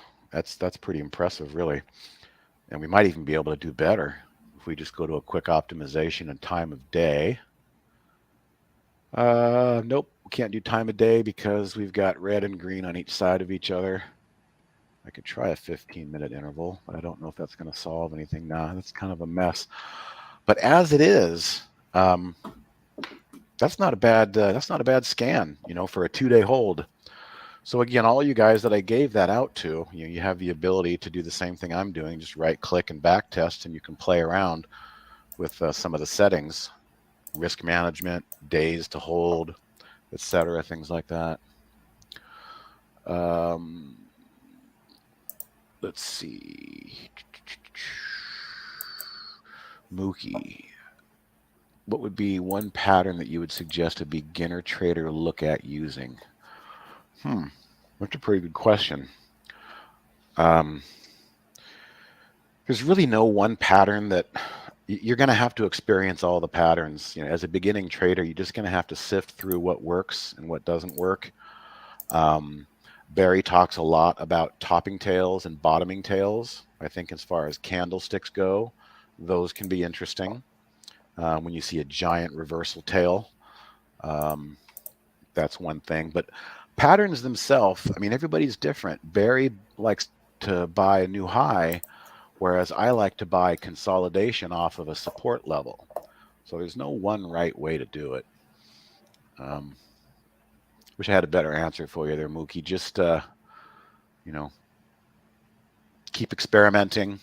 Consolidation is good, and remember, if you see consolidation, let's right here. See, if I see the SPY here, and if I decide maybe I want to get long, all I'm going to do, and this is probably a good answer for you. We've got consolidation here. I'm going to right click, and I'm going to set a price alert.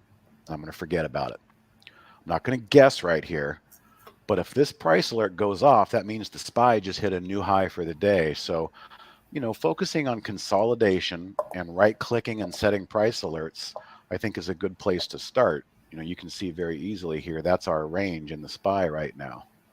So anytime something breaks out of consolidation, that's probably a good place for a beginner to look at. What you don't want to do as a beginner is start chasing meme stocks or things that have been up for 5 or 6 days because you have the fear of missing out.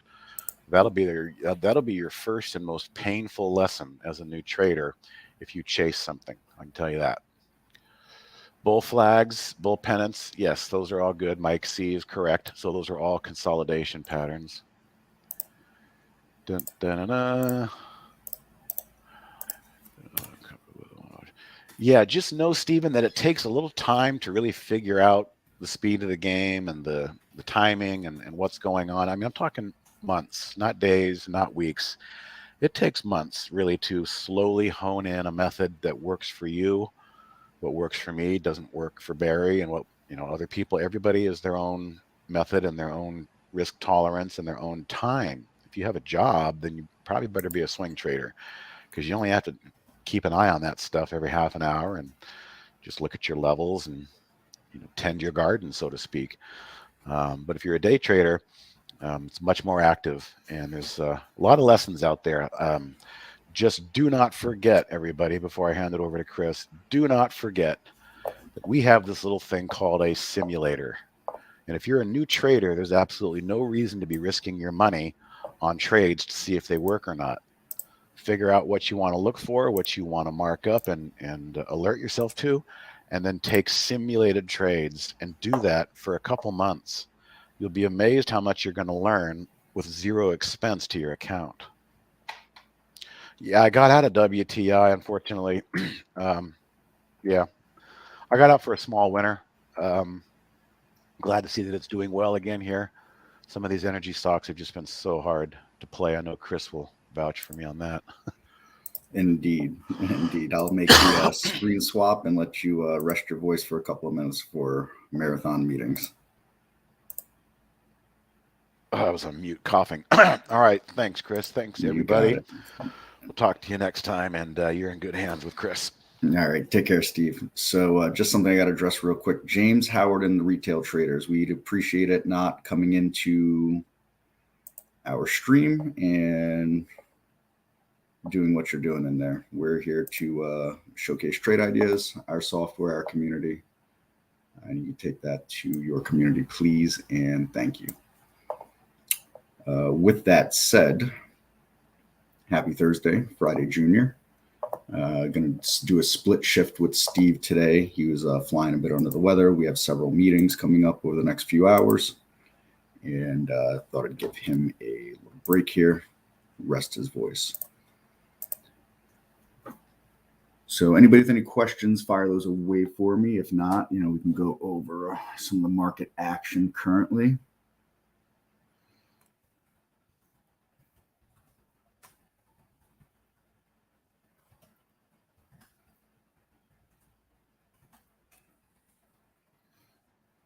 All right, there we go.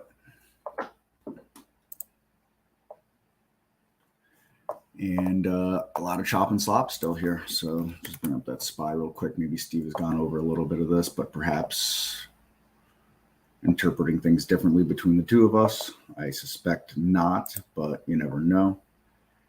Bear market and all that still. We gap down, we move down, We tried to move back up. Can't really get above this level right now to try to fill this gap off that sell-off of yesterday. Downtrend remains intact. I do think 370 is a big level to try to hold. I think anybody would be arguing that, of course.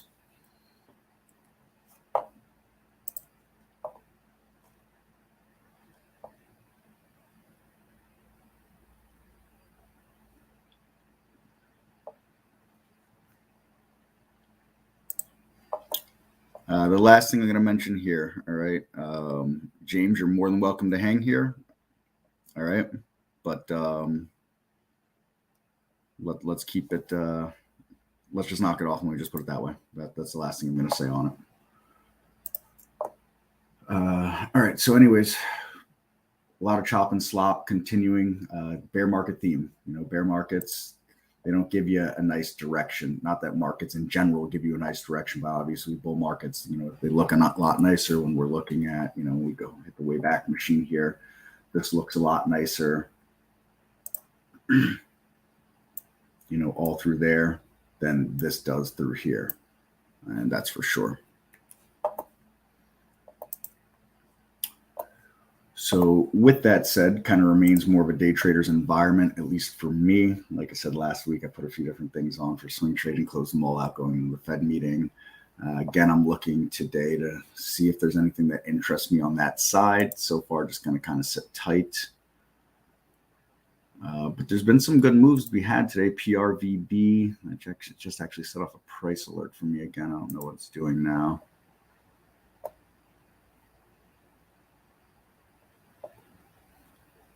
And just kind of hanging around here. I'm watching it, trying to hold this 8 EMA here on a 15-minute chart.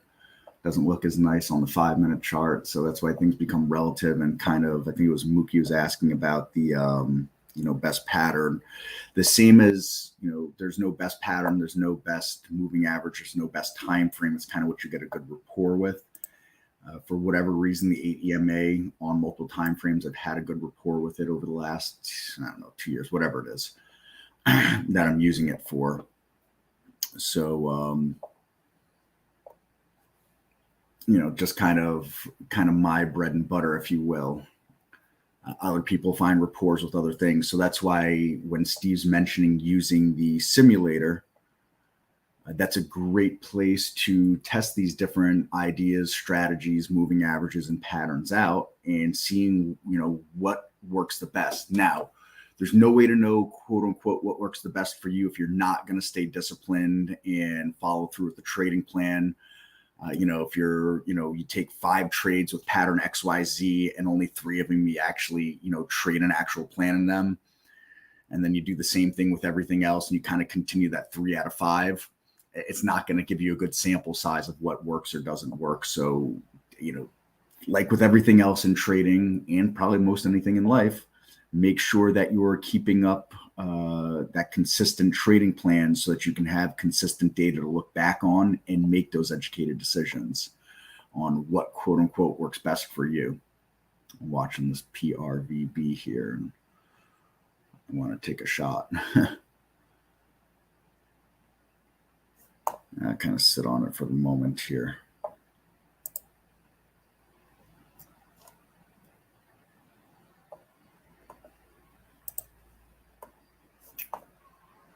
So anyways, with that said, with some other stuff that looks on some races here, and CABA, I wouldn't mind seeing a little more volume in that, but not a bad move here off that $2 break. LASC, I took small loss on this here. When it couldn't bust through here and it came back down, I just decided to kill that trade there. I thought maybe some earnings behind it might pick up the volume a little bit. We saw some increasing volume here. It's come back down, come back up, kind of chopping and slopping on the volume as well. CFLT. Move up and move down. And again, we'll look, better or worse on different time frames here. Had a big gap up, kind of defended that area, moved up nicely after that, and it's giving it back and testing the opening range on the day. All right, James, let it go. All right, and Teddy, let it go. That'll be the last time I mention this. That's it. Okay, that's it. We're here to share trade ideas. All right, we're here to talk about trade ideas. Please leave every other room. Please leave every other scanner. Please leave everyone outside of trade ideas out of this. I hope I'm being crystal clear. I would hate to have to start to mute and ban people. It has become a distraction. And that is the last thing I will say about it, because the next thing that I see, I'm not going to say anything. I'm just going to start banning and muting people. I hope that is crystal clear for everybody involved in this. It is over. We have now moved on.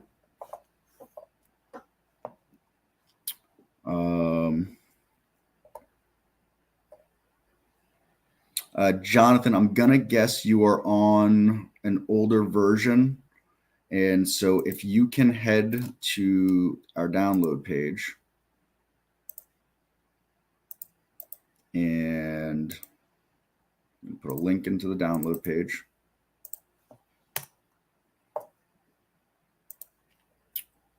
When you open that download page, at the top, there's going to be 2 orange buttons where under Download Trade Ideas Pro, TI Pro AI, and Pro Beta. Do the beta. It should be 5.6.24. Download that, please, and that should alleviate your issue.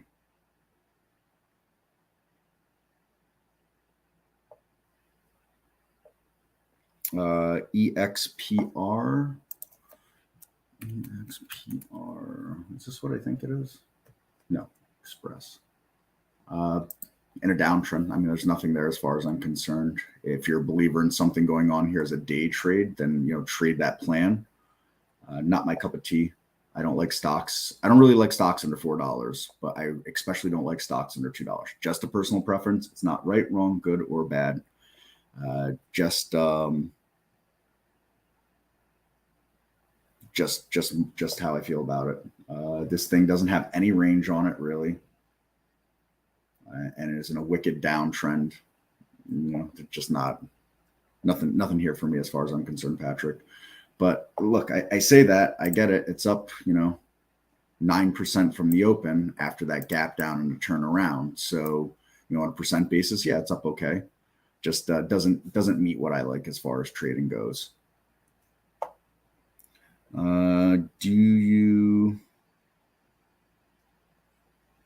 Just make sure, if you get yourself, Jonathan, on 5.6.24, you should be all set. We banged on it pretty hard here. It's been out as a beta for about a week, and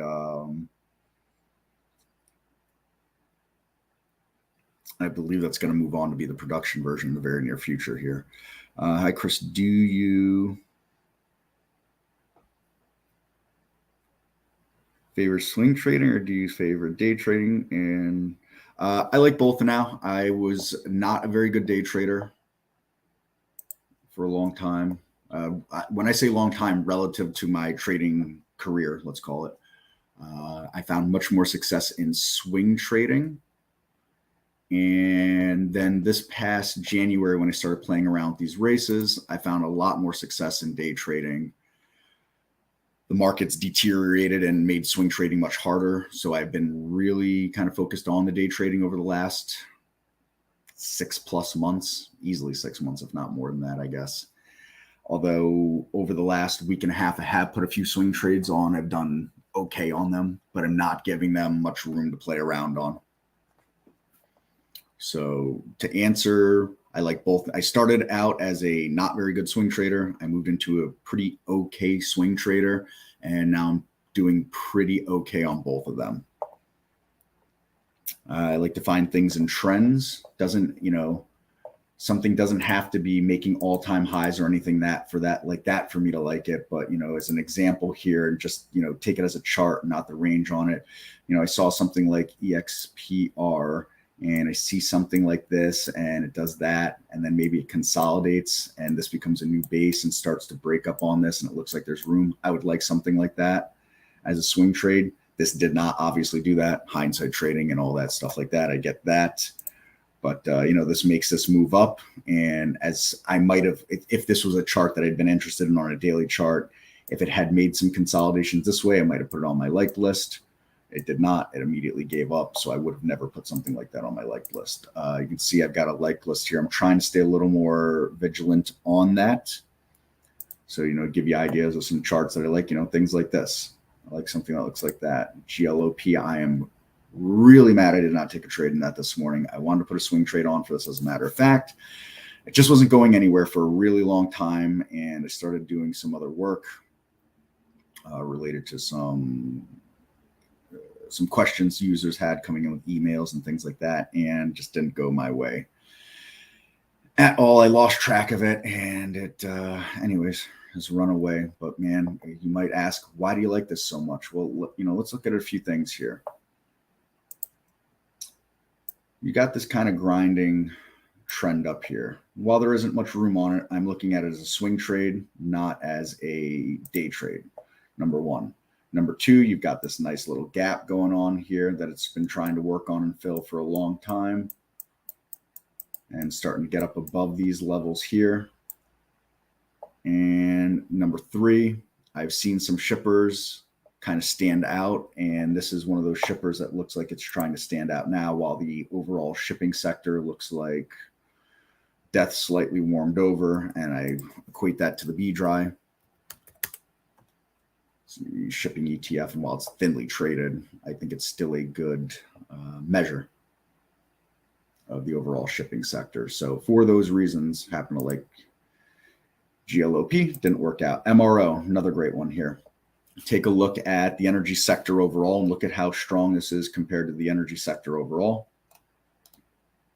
This one has held the best, I think, out of a lot of the energy stocks. Another great looking chart here. And again, we're not near all-time highs. We got this here, but we get this sell off. We held a level. We moved up. We've held a level. We moved up. $30 is a big deal. Held that level. And here we are again. Patterson Energy, P10, as I like to call it. Another one here.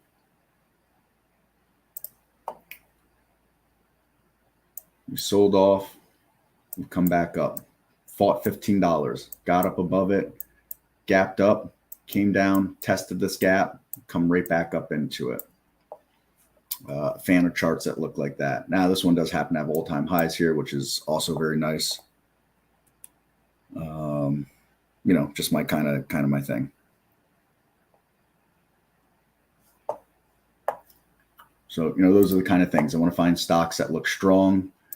Things that have been going sideways, consolidating, maybe moving out of them, maybe a break on all-time highs, maybe a break on some kind of recent high that has some room to go.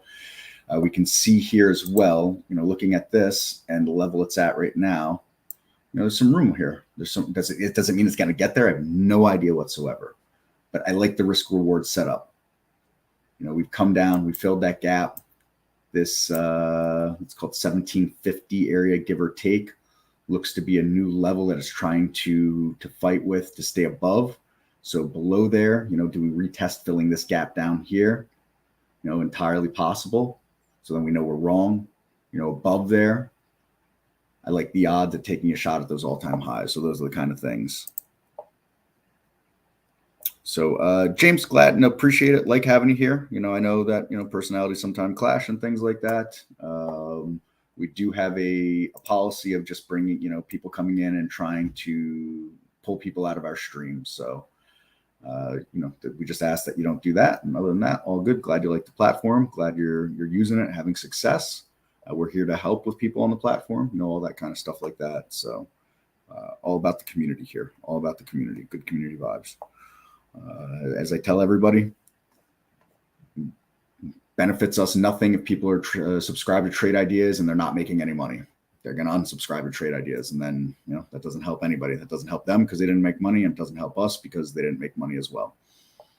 So subscribers that aren't making money, we want to fix that any way that we can. Talk about charts, scanning questions, so on and so forth.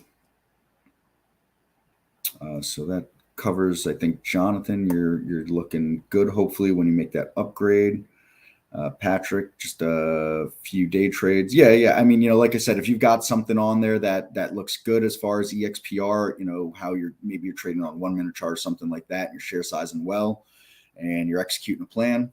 I mean, by all means, like I said, or as I always say, different strokes for different folks. So, what is a good race for mean revision? I have no idea, Steven. Mean revision. I guess let's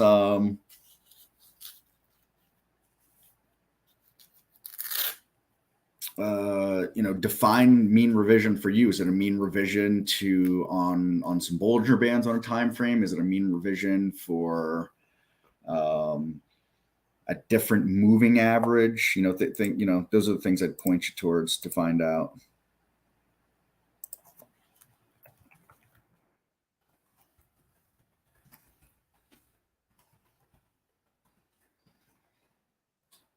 So, kind of define what you're looking for on mean revision, and then maybe we could put something together for that.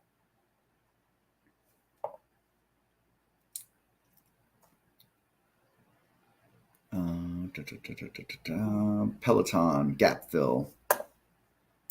So you're talking Piton, I got P10. Take a look at Piton.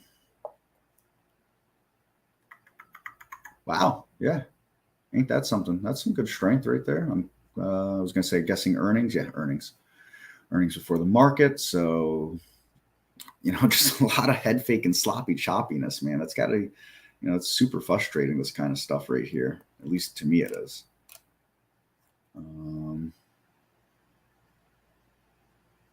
Or at least it would be if I was someone, trying to find a position in this.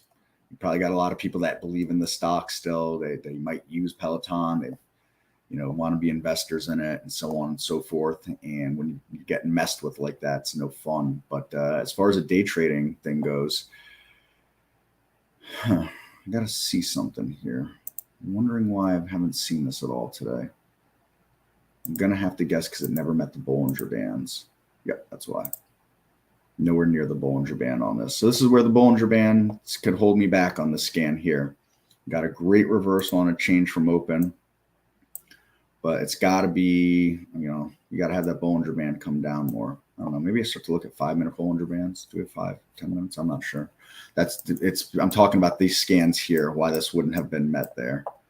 Might have to look at revising the scan for the first time since March. Entirely possible. So I was curious there, but Bollinger Bands are part of how the scan works, but I don't look at Bollinger Bands on a chart. I just happen to throw them up there once in a while to see why something may not have met the scan. So, all right. So there's that is that. So, Peloton, looking strong there. We'll see if it's got some more legs on it. It's a pretty huge reversal that it's made there. 16.7% since the open. Doesn't mean it can't keep going. PRVB. Glad I decided to kind of sit on my hands on that one. Trying to poke its head through there. Couldn't really. And that looks like it might be. So it might be it for the day on that one. We'll see.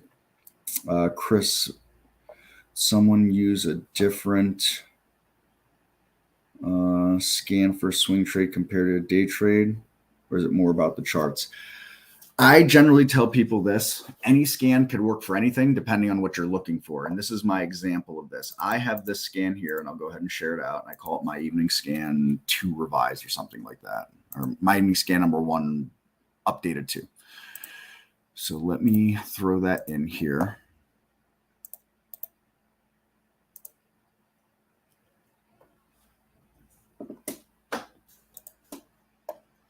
Okay.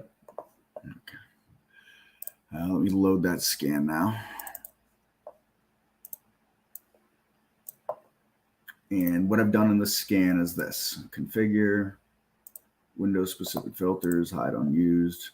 And I'm looking at stocks between $4 and $40. I might actually update this to go higher in price. Actually, now I'm starting to do a little more higher price stocks. But it has to trade at least 750,000 shares on the day, relative volume of 1, 75% above the low of 20 days, 75% above the low of today. All right. And that's what I use. I like to run this after the market closes and try to find things that look good to me and my eye. And that's where I find most of these things that you'll see here, most of these symbols on my liked list. So something like, I'm going to be honest, hood starting to really catch my eye here, to be honest. Up above this, in fact, oh boy, do we do it, Chris? In fact, I'm thinking about right now taking a swing position in this in one of my other portfolios. I mean, up above this level, 16 doesn't seem unreasonable.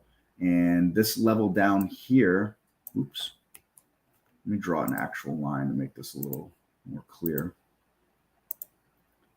This seems like a pretty good area to stop. I don't know, 1150, 1125, we could split hairs where you want to be, consider a spongy zone here, the bottom of today. Yeah, 1150 would looks like they try to run some stops maybe or something like that there. This is what I'm trying to find, This is a nice base. When we want to find stocks that are going up, the first thing we have to do is find stocks that stop going down. This stopped going down in June, right? Couldn't take that out on that sell-off here, on this range here, and then it popped out and couldn't get below that again all through here. So this is looking really good to me, to be honest. Just tough because earnings were yesterday, and you never know with earnings, 2-day head fakes and things of that nature. Anyways, so now this scan finds me things like this that I like on some swing trading options. I shared this scan with someone who works for a prop firm and as a swing trading scan, and they said, I don't get it. I think this is a better day trading scan. I said, okay, that was just their opinion on it, Beauty's in the eye of the scan holder, or however you want to call it. So that's why there is no right or wrong answer. Now, generally speaking, there are some scans that are going to look better on some time frames than others. I don't think this scan here particularly bodes well for swing trading in general, but I've seen things come out of this that go on to be some good swing trading opportunities. I just see more day trading opportunities out of that. Someone else might take the scan and feel differently about it. I based it around 15-minute Bollinger Bands. So the base of the scan, big base of the scan is on a shorter time frame versus this looking at daily and 20-day time frames. Again, could dissect any scan, or anyone could dissect any scan and make of it what they will. So I think that is a long, convoluted way to say, take a look at how a scan is built and what it's looking for and the results that it's putting out, and how you would interpret the data coming out of that scan. What changes would I make? I would say that I would make a change to the Bollinger Band filter in this maybe, and change that out. I'm not going to do anything like that right now, but it does, it is kind of an ant when I see something like Peloton up so much from the open, and there's still no chance of me seeing that for another 15-minute bars probably at this point. But one day doesn't make a data set to make a change like that. But I have seen a couple of stocks in a couple of days of things similar to that. So perhaps maybe it's time to make a change in the scan.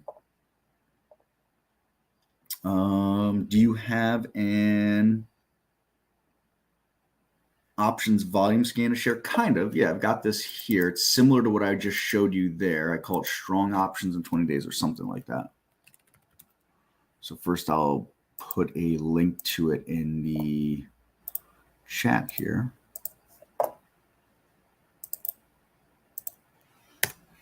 And then go over what I've done. So I'm not actually scanning on options. Let me get rid of this one. What I've done with this scan is, like you said, very similar to the evening scan.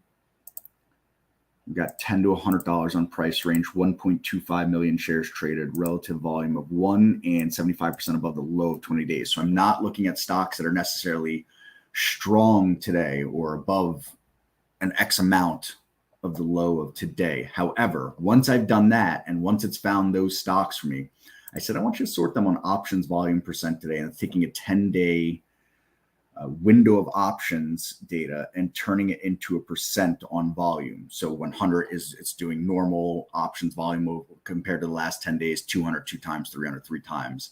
And so that's what the scan is looking for here. And that's what I've done. So with that being said, you have to consider that stocks coming into and out of earnings are going to, generally speak, have your highest options volumes. But all of a sudden, if you find some stocks that are doing 3, 4, 5 times options volume, there's no buyout in it and there's no earnings, you're going to want to look at that. If it's in an uptrend already and all of a sudden you got heavier options volume, you got to wonder, does someone know something somewhere? Now, the first couple that I'm clicking on all have earnings, either have happened or just happened. So make of that what you will. So this is earnings yesterday. Hood was earnings today or yesterday? Yesterday. So not seeing anything here that's doing anything special without earnings having been on top of it. Wow, this thing came right back up again. I took a trade on this and got out of it on this move up here. And I figured that was a wrap for that today. But there it is, fighting right back. And look at that. Held that 8 EMA the whole way through here. But that's on a 15-minute chart. On a 5-minute chart, broke it, closed well below it, crossed again here. So is it just chopping and slopping, or is the trend still intact? That's for everybody to interpret on their own, to be honest. Always be honest, Chris. Always be honest. Well, I was a really terrible liar. I just always seemed to get caught when I was a kid. So I learned at an early age, just stop. Your eyes get bigger. You start to sweat. Oh, all of it. Smile, laugh. I've got all the tells on the planet when I'm lying. So I'm really terrible at it. Not a good poker player. No, the worst. The worst poker player. The worst. Listen, man, I'll let you go. You're going to have another hour stint later on, so I'll let you go now if you want. Sounds good, Barry. I think you have all the questions. Steve was flying under the weather, so I figured let's give him a break here. Exactly. And you take the comm, and I'll see you in a short while. You will. Okay. All right. Bye. Adios, Barry. Take care, everyone. All right, guys, I'm back in both rooms. Now the last step, music. Let me get my music going again.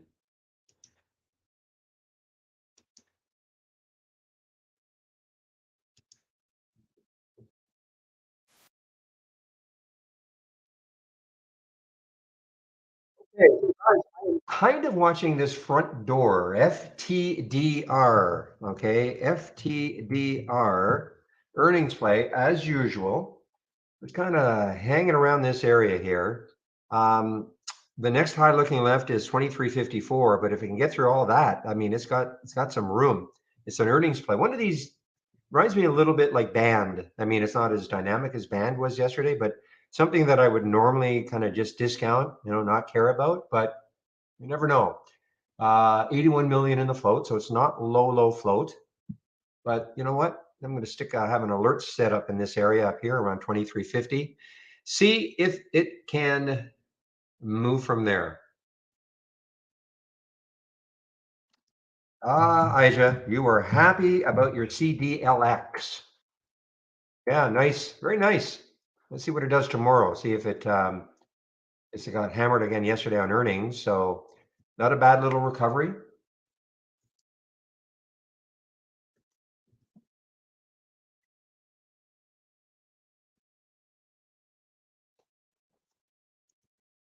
I always ask two questions. Who the heck still uses eBay and who the heck buys Crocs? I ask those two questions every time they have earnings. And I know a bunch of people are going to say, oh man, I got Crocs. I got 10 pairs of them. They're so comfortable. I have never owned a pair of Crocs.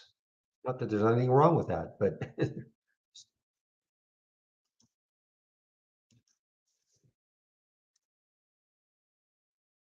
hello, Chad. Welcome.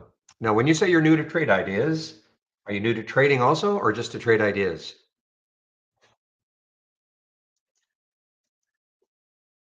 Could be both. Just to trade ideas. Okay, so did you take the 10 did you go to the go to my homepage? 30-minute video, the 10 videos.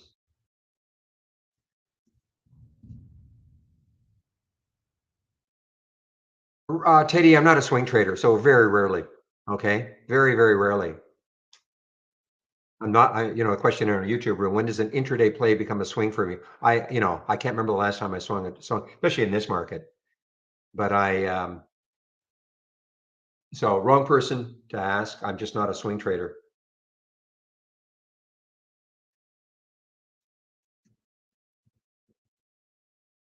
Okay, so go to my homepage. If you're that new, go to my homepage. I'm going to click on the link. If you click on my link, this is what you're going to see. Now you'll probably start off at the top here, scroll down a little bit. Where it says, let's get started, please do that first, okay? Now you may have already, done your download and installation, and maybe your first startup and login. Maybe you've already done all that, that's fine. But, you should know toolbar and right click magic, layout styles, etc. Okay, it'll take you videos, and that'll get you at least some of the basics down. Okay, you should know what an alert window is, what a top list window is, and I would also encourage you to learn a little bit about our stock racing. So that should get you started. And of course, this room is like this between 8 a.m. and 3:30 p.m. Monday to Friday, so you can always ask me questions. Okay.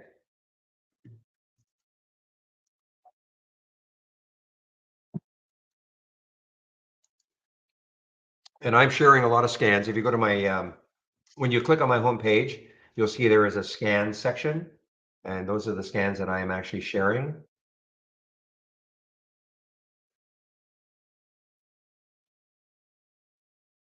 Well, Etsy is still holding tough, guys. Etsy is still holding tough at that 100 level. It's super interesting to see what it does tomorrow. Well, the market is recovering a little bit, but basically kind of a down day in the market. This has done very well on earnings. And the 200-day is 108, so it's got some room to the 200 to the 200-day.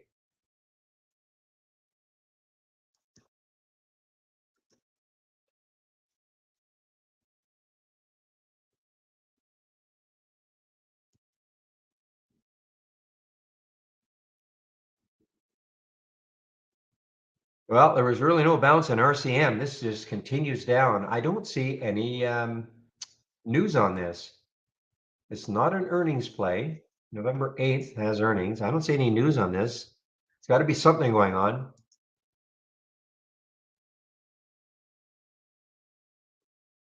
What do they do? Revenue, healthcare, etc.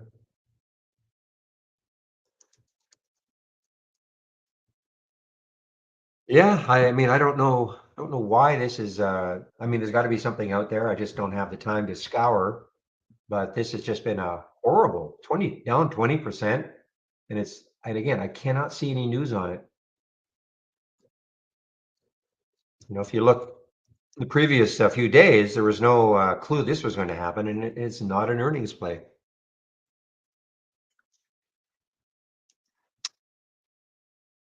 Yeah, Eastern time, 8 a.m. to 3:30 p.m. Eastern time. Yes. Not on the mic until 9, but I open the room. I open the room.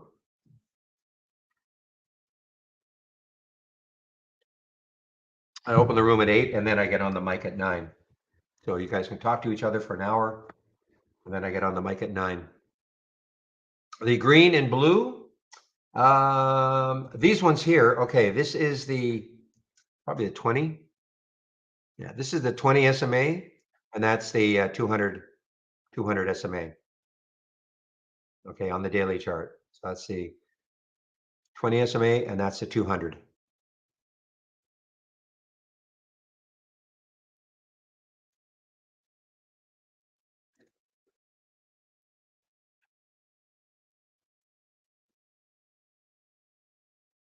Now my 15-minute chart, a little bit different. The orange line, if you can see, orange line is the 8 EMA. The blue line is the 10 SMA. And that purple line is very close to the VWAP. When I say very close, sometimes I notice there's a few pennies difference, but I kind of eyeball it. So there's the VWAP for Rely at 1013, and I look up here and it's at 1013. So, this is pretty bang on.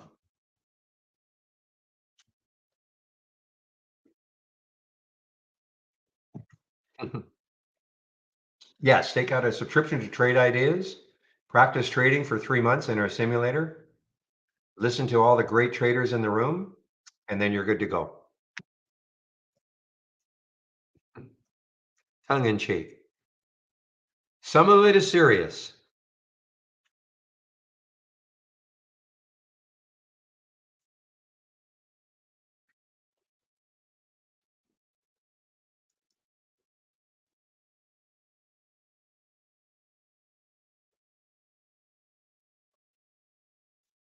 Center point. Okay. So you've got a ton of shorts available.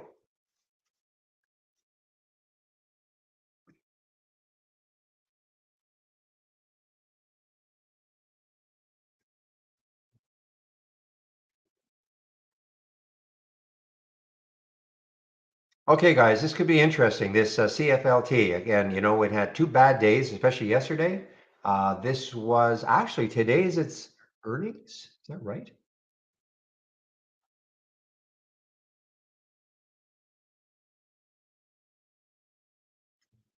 Yeah, so that was this. Okay, so this is actually an earnings play, but it is starting to give it up. It is an earnings play today. Yeah, post market. So they release earnings after hours, little gap up, but it's starting to give it up. And underneath that whole number, 24.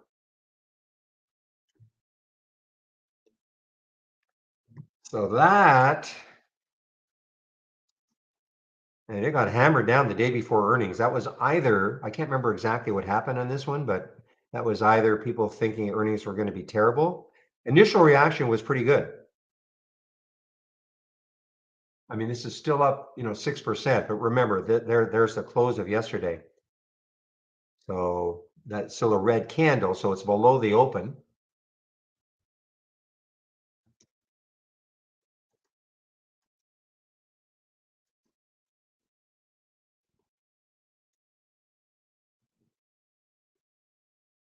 Oh, yeah. I mean, even if they look good,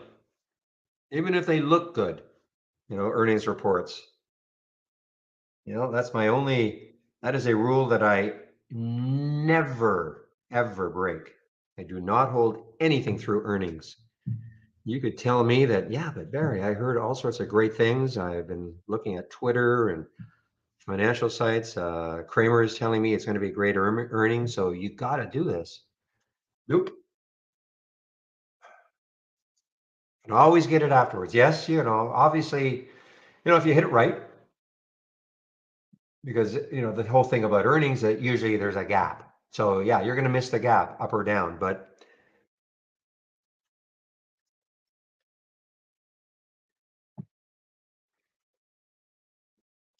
just my experience is just I would much rather wait for the earnings report and then you can trade it the next day, and you might be able to trade it a few days.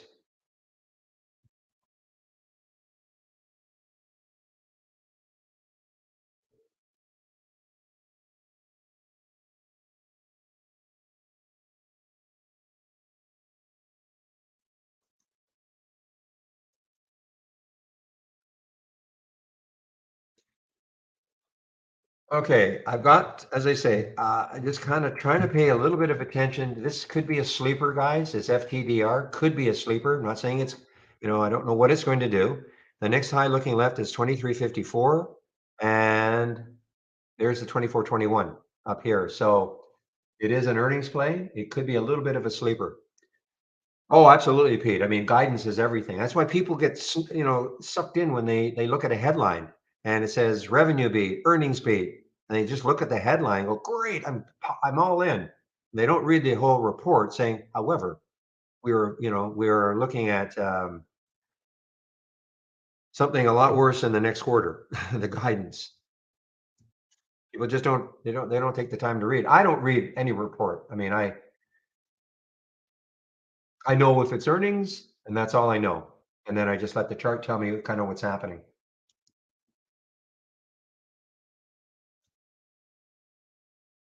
And then you can explain it, can you? Cruddy, I didn't even know. Did they give, as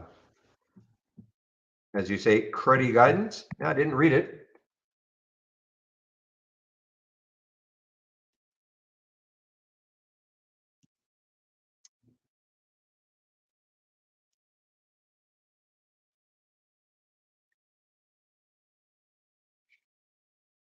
So, Teddy, let me try to answer your question in a little bit better way, okay? If I were a swing trader, okay? Because the question came from the YouTube room. When does an intraday play become a swing for me, okay? So if I were more of a swing trader, again, which I'm not, but let's say I was more of a swing trader.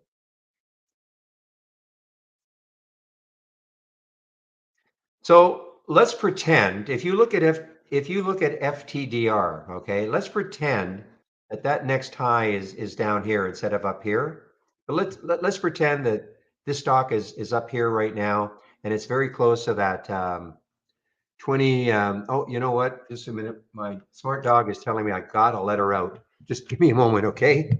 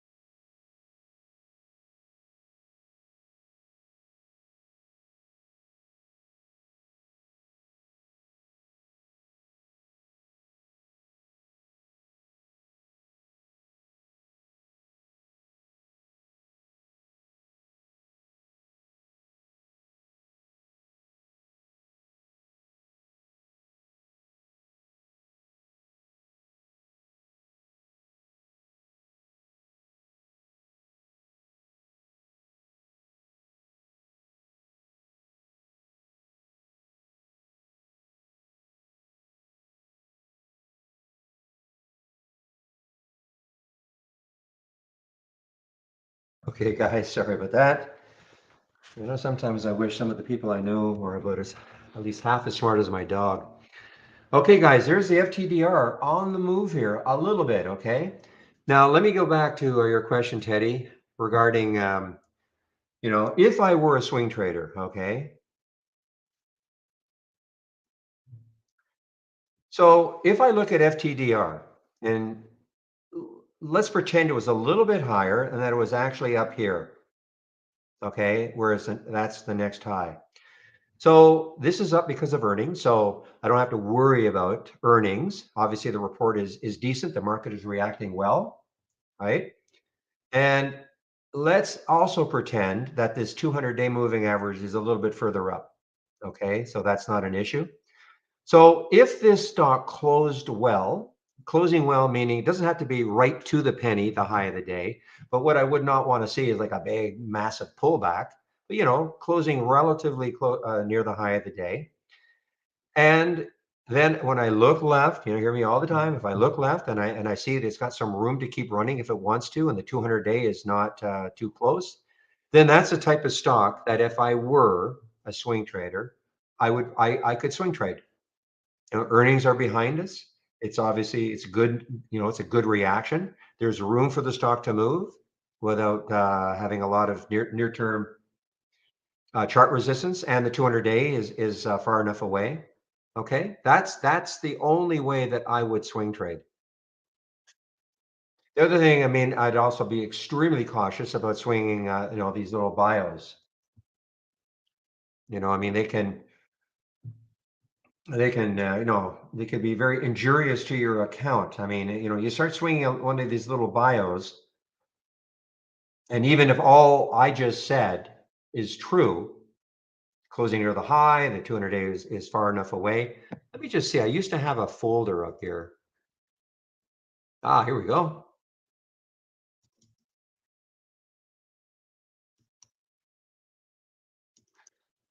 I used to show this quite a bit.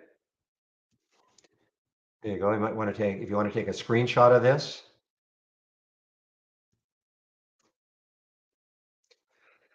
Excuse me. So this is an example. This was a real stock actually. So here is a situation. You know, my four rules for swing trading. So I'm going to look at the daily, weekly, and probably a monthly chart. Just if I can't see anything on the daily, but you know, in this particular case, I can, you know, here it is, and I can obviously see in the daily, wow, there's the next high way up here. So I don't have to look at a weekly or a monthly. Check to see where the 200-day moving average is. Obviously, that's far enough away. Check to see when the company is due to release earnings. I never swing trade, okay, or I never hold a stock through earnings. I want the stock to close near the high of the day. So if I can check, then that stock can become a swing candidate for me, okay? But again, I'm not a big swing trader. So if you want to take a screenshot of this, or if that makes sense to you.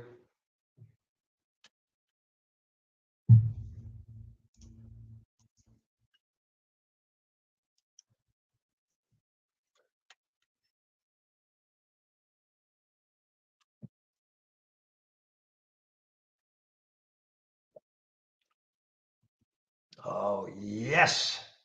I think, do you have any idea why I'm saying yes?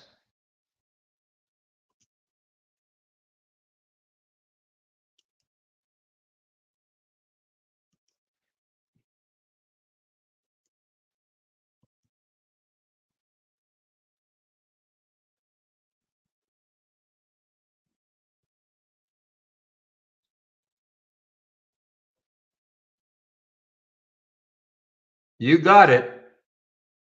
You got it, 7.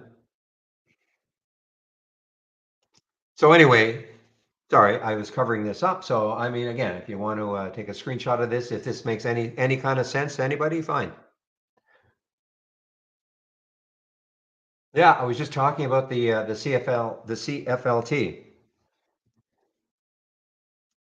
So let me get rid of this.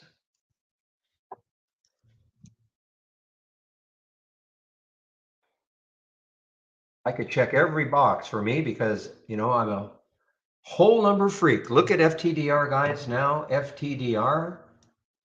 Let's see.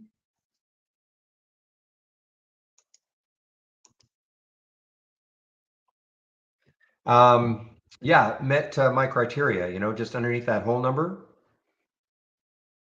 You're looking left, tons of room, of course, the low of yesterday. Breaking down through this area right there.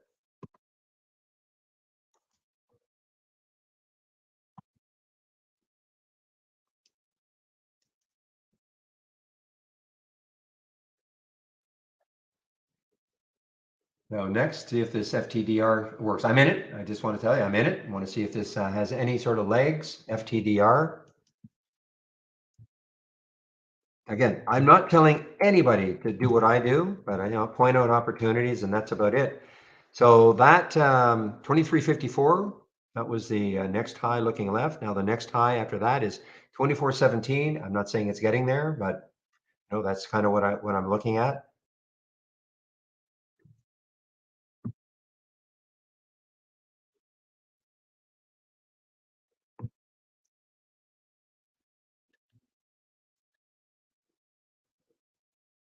Some of those people, I just one of them starts with the letter A and ends in the letter A, but other than that, I really don't know.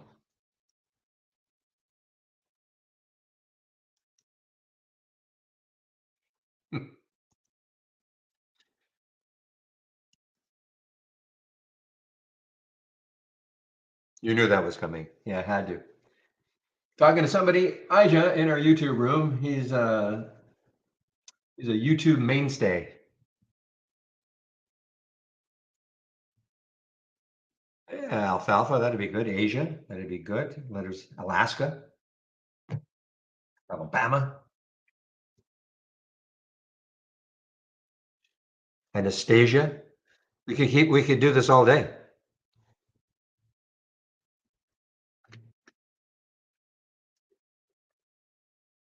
Hmm.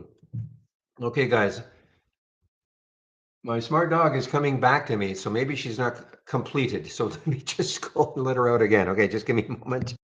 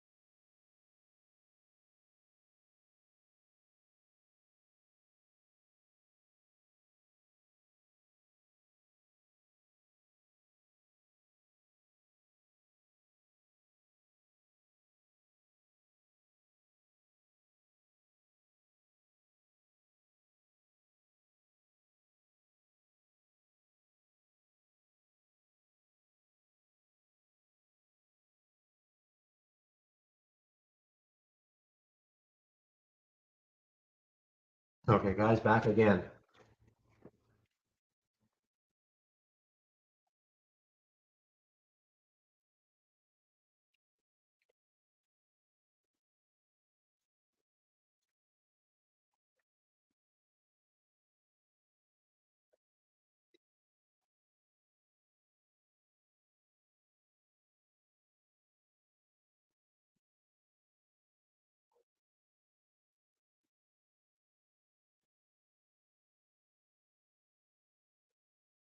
Man, this RCM is still weak.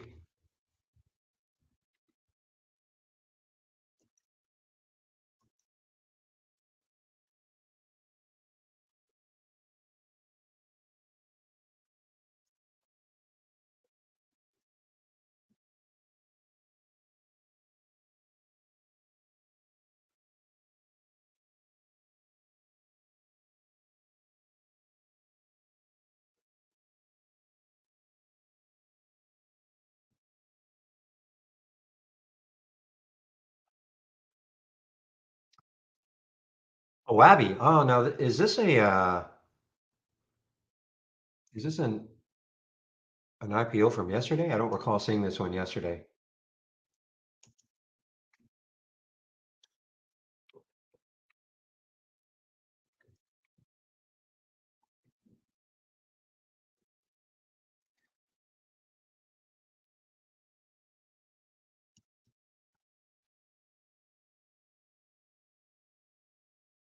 Okay, so this was a SPAC, very cheap one, I guess. It has now become OABI. Didn't see this one yesterday at all.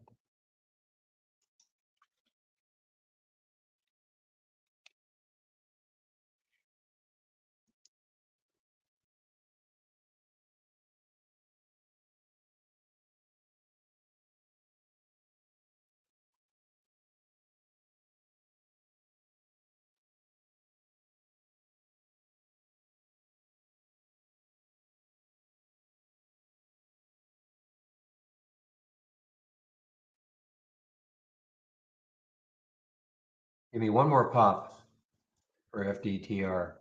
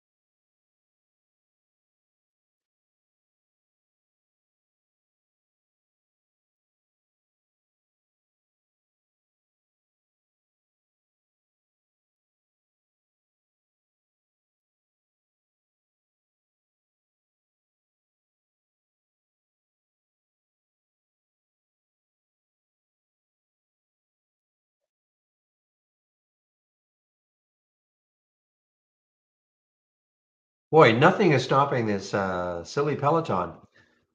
Maybe 921, that's the high yesterday.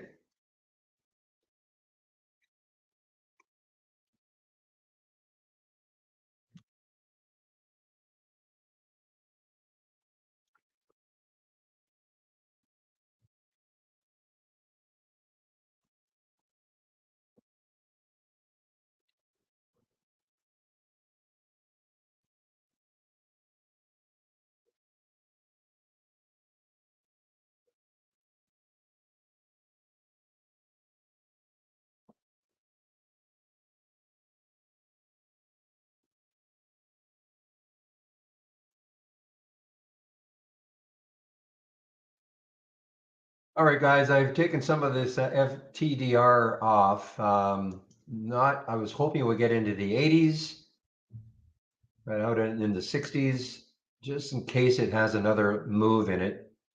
It sort of reminded me a little bit like Band yesterday. Obviously, it has not done what Band, what Band did, but I remember looking at this Band and thinking, what the heck is this? And I just want to forget about it. And that's what it did. And FTDR just kind of reminded me of a bit of kind of an obscure little stock. And I thought, you know what? Keep following it.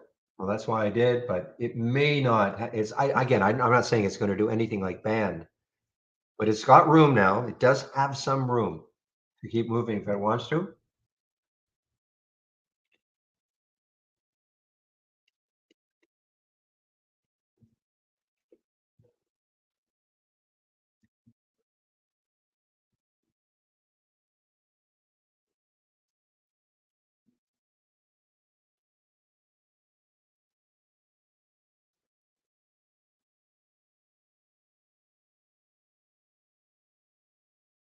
All right. Well, I still have some of this left. I want to see if we can have a bigger collapse now. CFLT, the low down here is 23.35. So, and again, I'm just looking at that low yesterday.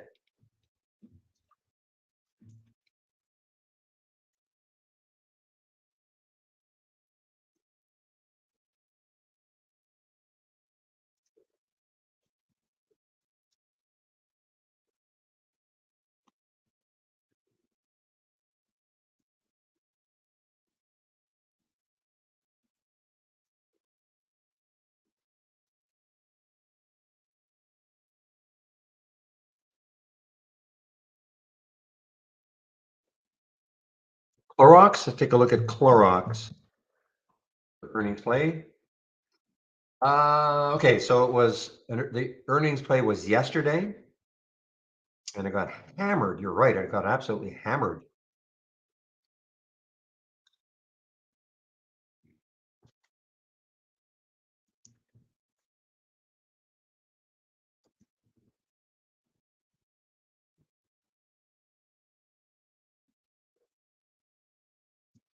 All right, guys. Turf the FTDR. The only way I'll get back in it is if it gets back into the 70s, maybe later on. But other than that, just have the short of CFLT still. See if it can get down to the low of the day.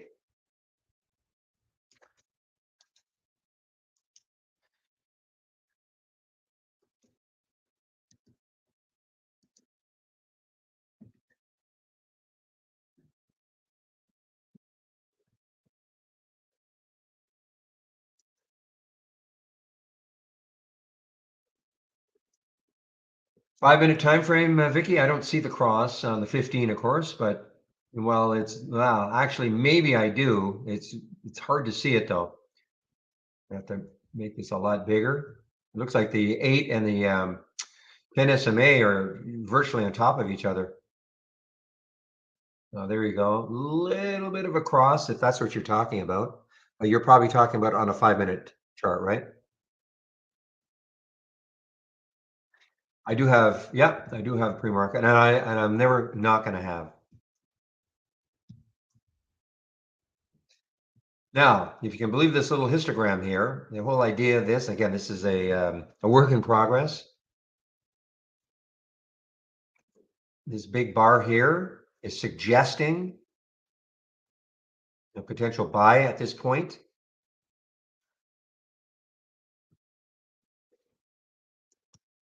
Actually, let me take a look at, I forgot to look at that histogram when I was shorting this CFLD. So at this point, yeah, I mean, it's hard to read, but this is suggesting right now a pop.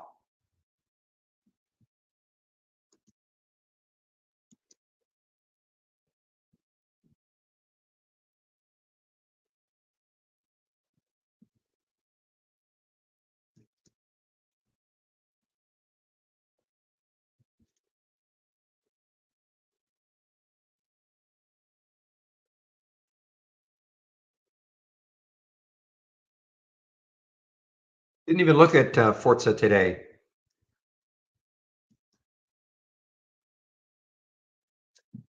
Yeah, had the big, well, some news yesterday. Yes, had some news yesterday. It got up to today's high, I think 276, 281. Still, it's over the VWAP. But that over here, I think is 288. Yeah, 288 is still kind of the stumbling block.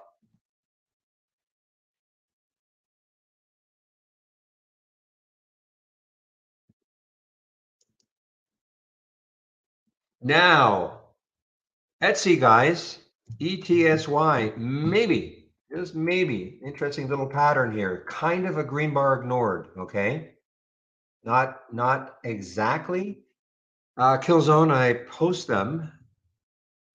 You click on my homepage link that I just put down there. Okay, I just put my homepage link. Click on it. And you'll probably be at the top here. So scroll down a little bit, and then where you see my scans, right here, click here. Here are my scans that I'm sharing.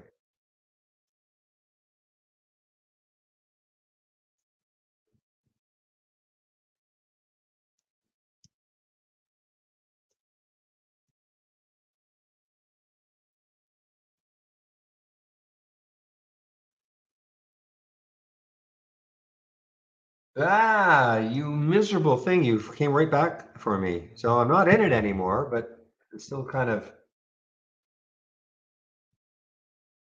probably had to have a wider stop to keep in the trade.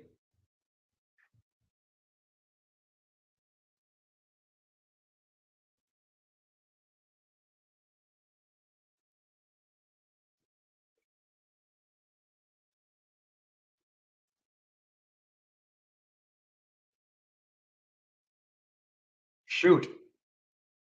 Yeah, there's a case where I had, well, the spread tightened up and I thought, okay, I can put a slightly more aggressive stop.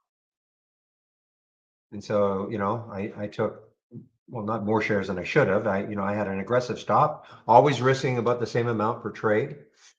And yeah, there's a case in which if I'd had a wider stop, fewer shares, I'd still be in this trade. It happens.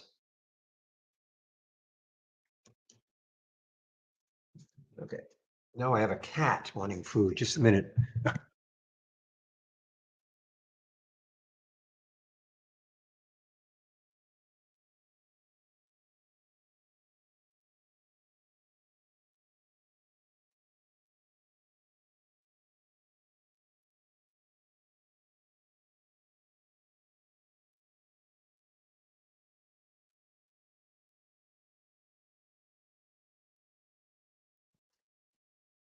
Oh man, this is looking really nice now, though. It's really looking nice. I mean, we got another high over here, 24.19, getting closer to it.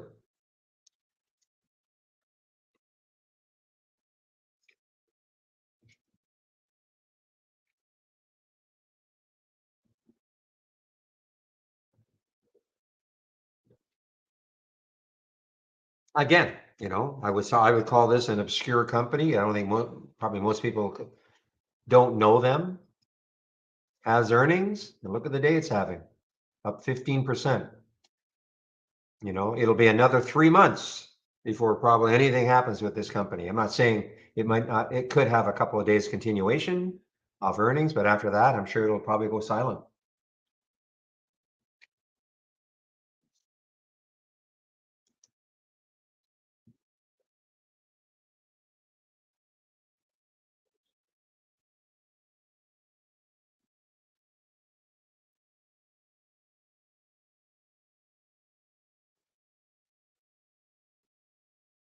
Hmm.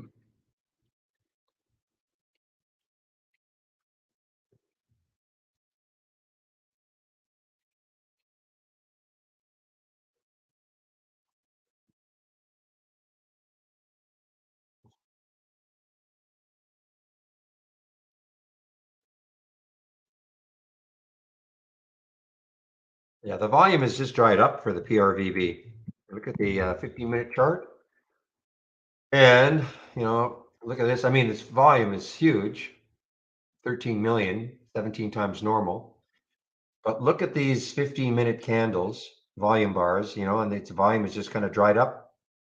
Unless you get a big volume burst in it, it's not going to go anywhere.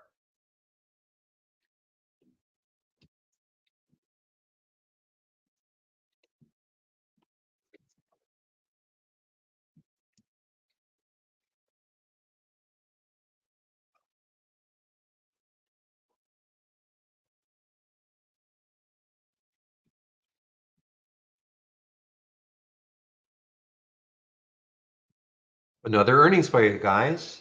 MOD, another earnings play. This one is, yeah, it's sort of interesting. MOD, not a lot of volume. Look at FT. Anybody take it?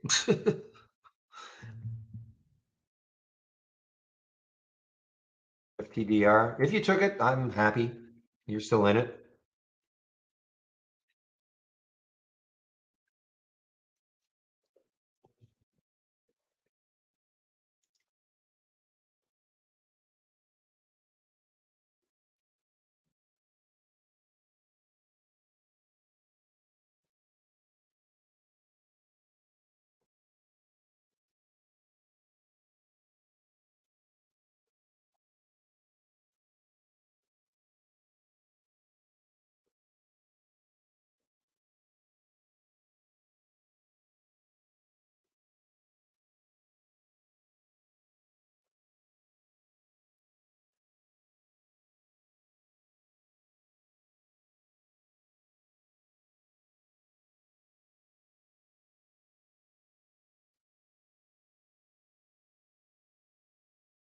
Okay, guys, I'm just putting myself on mute for a couple of minutes.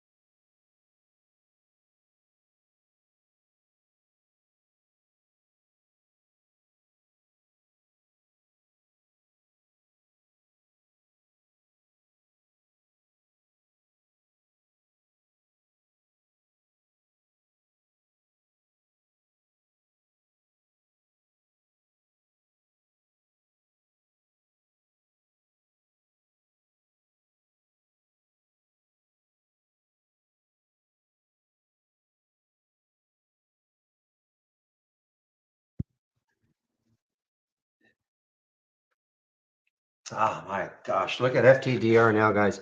Well, this is kind of what I thought it might do. It reminded me a little bit of the band, kind of a sleeper. It just knocked me out. I only got about a dime out of it. So, but still got room. 24.14. So if you took this trade, just be aware of that. 24.14 or 17, sorry, is the next high looking left. Okay. It may just power right through that. If it does that, then man, the next high looking left is 24.35. And if it gets close to that, I mean, look at this area up here, 26. Not saying it's getting there, just saying that is what I do. I just keep looking left, look left, look left.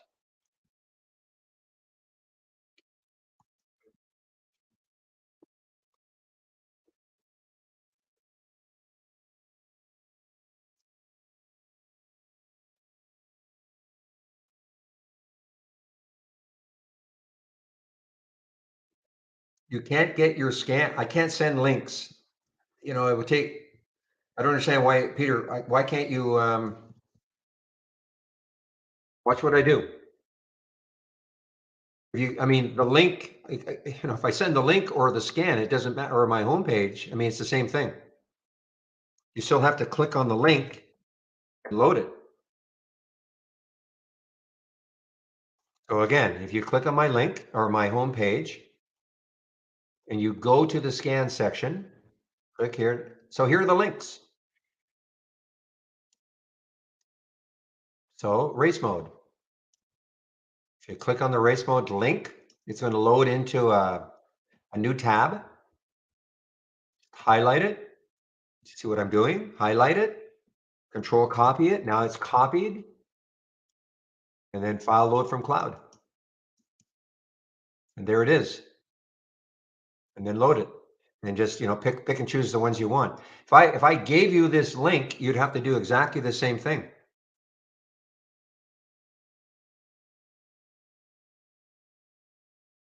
Okay, I mean, does that make sense? I mean, if I copied and pasted the link and put it in the YouTube room, it'd be exactly, you'd have to do exactly the same thing I just did. I'm not sure when you say you can't.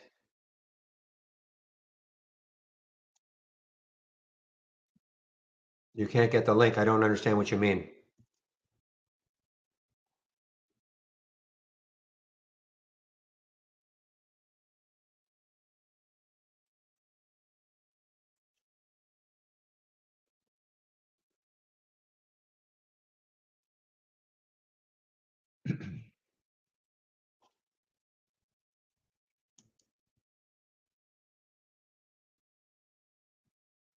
All right, guys, 1:48. So today's Thursday. So I will be in a marketing meeting at noon at 2.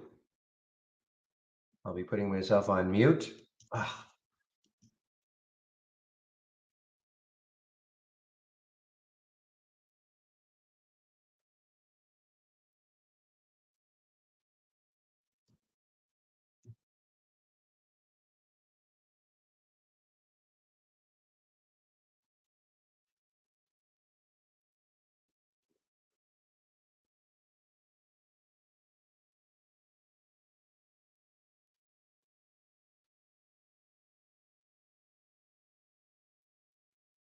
That's too difficult a question, Rob. I mean, the market changes. You know, I would have said, if you'd asked me that question a month ago, I would have said this one, the biggest gainers from the open.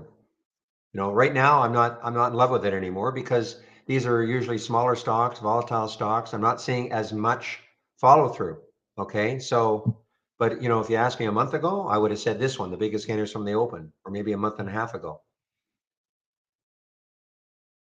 You know, even the large cap gainers from the open, I'm not.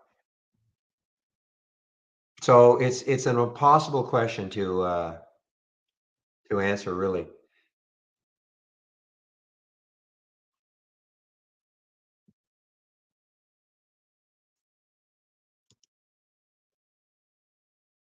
I mean, there was a time, and you guys who've been in the room for a while, my options, my option scanner is, I mean, I mean, hey, you know what? It's possible. I should probably bring it back and see what it's doing. I was using that probably for 4 or 5 months, and it was awesome. You know, it was just looking for stocks having abnormal auction activity, and it was truly awesome. But then, you know, a couple of days, and then 2 days turns into 3 days, turns into a week, turns into a couple of weeks, and I'm going, hey, wait a minute, not getting the same sort of look. Markets change, you know, and it's just have to adapt. Right now, I'm concentrating on, you know, the earnings plays. I mean, we're in earnings season. Next week, we've got a ton of stocks, another 800, and I think probably the week after. So right now, I'm just kind of, you know, when I get something that is earnings, I'm watching the earnings plays. And I don't really have a scan for earnings. It's just that everything I click on is earnings right now.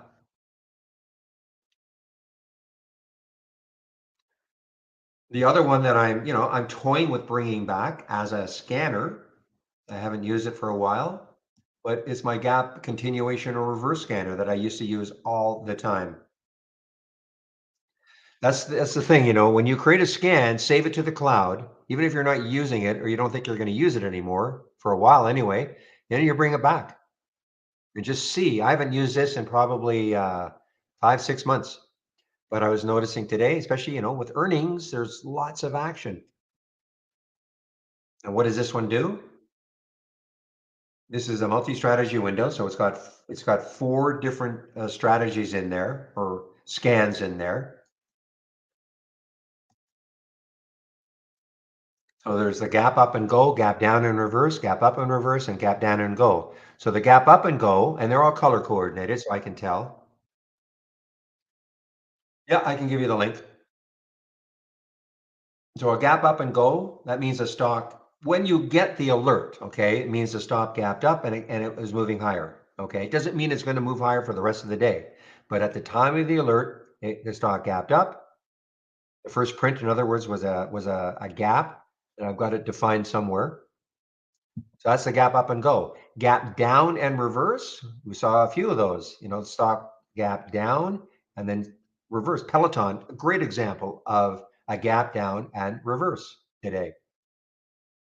Gap up and reverse. Well, it's the opposite of the gap down and reverse. Stock gaps up and then reverses. I don't think I saw too many like that. And then the other one, the gap down and go. That meant the stock gap down and it kept going down. Again, it doesn't mean it's going to keep going down forever.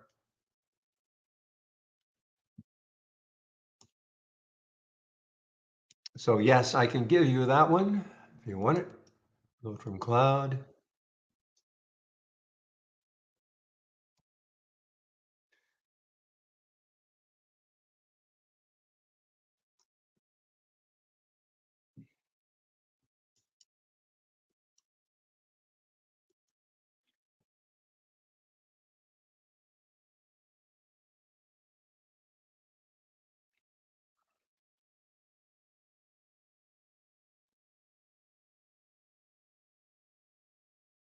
I'll put it in the YouTube room also. I can't believe I got knocked out. I'm not going to bore you guys, but that FTDR is awesome now. From that 55 cent area up to 24.15. I mean, that's a great percentage move and not about an hour.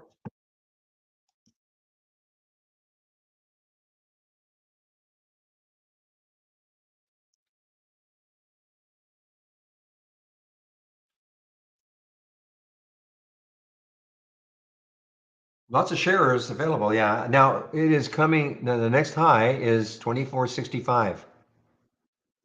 Sorry, 24.17 is the next high.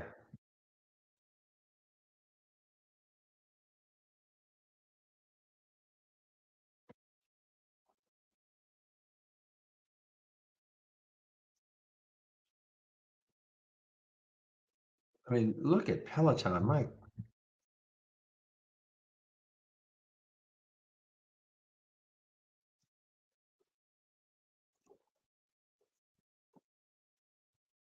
So, I mean, this is a classic gap down and reverse.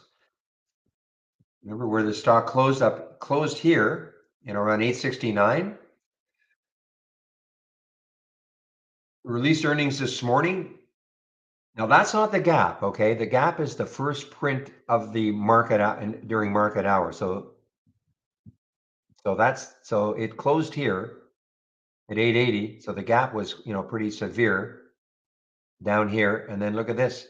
So gap down and reverse. They only worked all that well.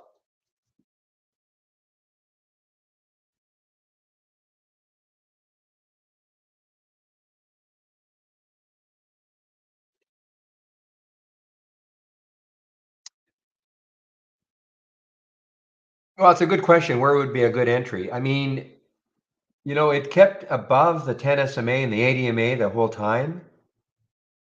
It was above the VWAP the whole time, really. You could have said, okay, I missed it here, and then there's that pullback to 815, and then that candle right there. So maybe getting in around 8:30. It was holding that SMA and above the VWAP still. No, you're not in it at the very beginning because we can't know that that's going to happen. Peloton's got so much negative press and garbage hanging over it that it's hard to believe, that this actually happened, but it did.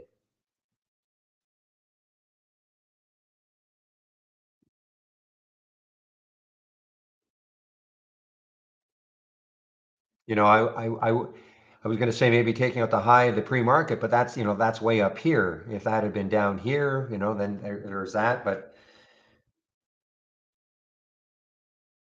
all right, guys, it is marketing meeting time, so I'm going to put the announcement in here.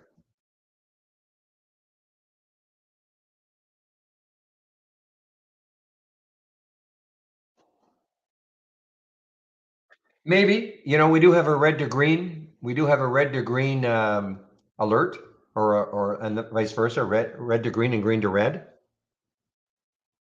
It's a real-time alert.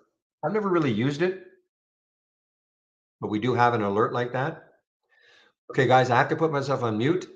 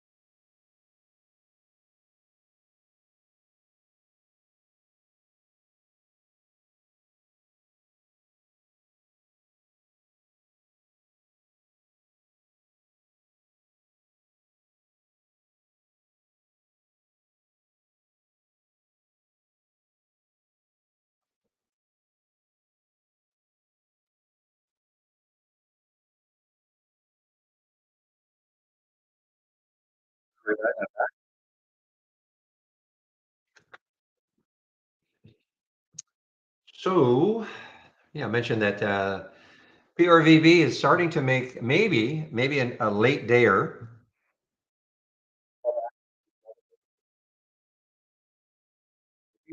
Bit of an issue for PRVB, but you never know. If you get some volume coming in, the volume is not good.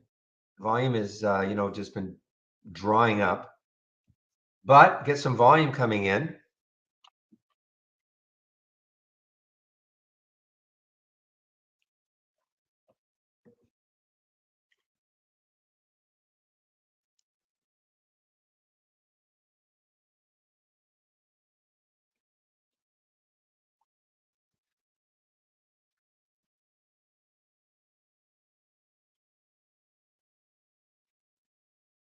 All right, guys, what time is it now? 2:36. So I've got another 20 minutes or so on the mic, and then I'll put myself on mute. I'm still here. I'll answer questions if there are any.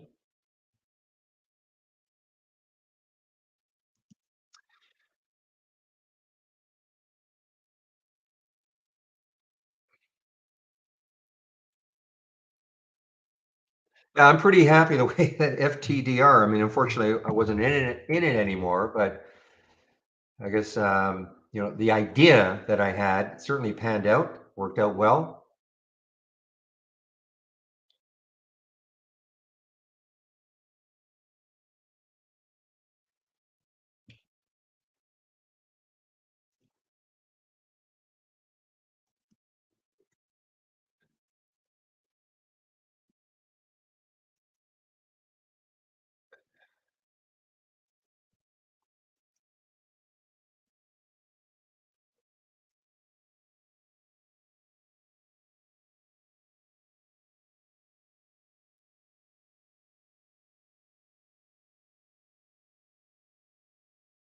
All right, guys. So just one last talk about my homepage and all the goodies on my homepage.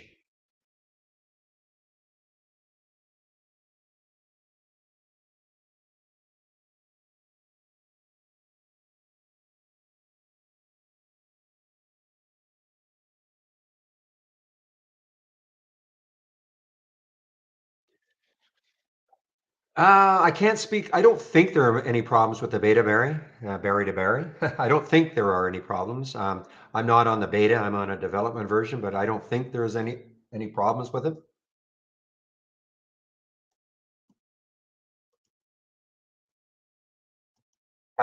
We haven't. We're not getting email after email after email saying, hey, there's something wrong with the beta. I'm not saying that some individuals may. I mean, it's so hard sometimes, different computer configurations, etc. But I think overall the beta is fine.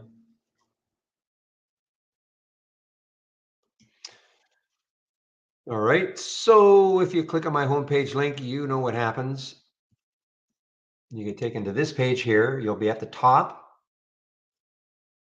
So you want to take out a subscription. That promo is still good. It'll be good at least until 11:59 p.m.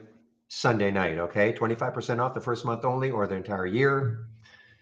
Do the Let's Get Started. Take you about 30 minutes, 10 short videos. I do a stock of the day video. You can sign up for it here. Obviously free. Trade of the week sent to you before the market opens every Monday morning. All the education is here.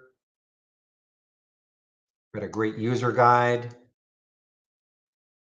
You don't have to learn everything that's in the user guide, but definitely know what an alert window is, a top list window is, and about the racing.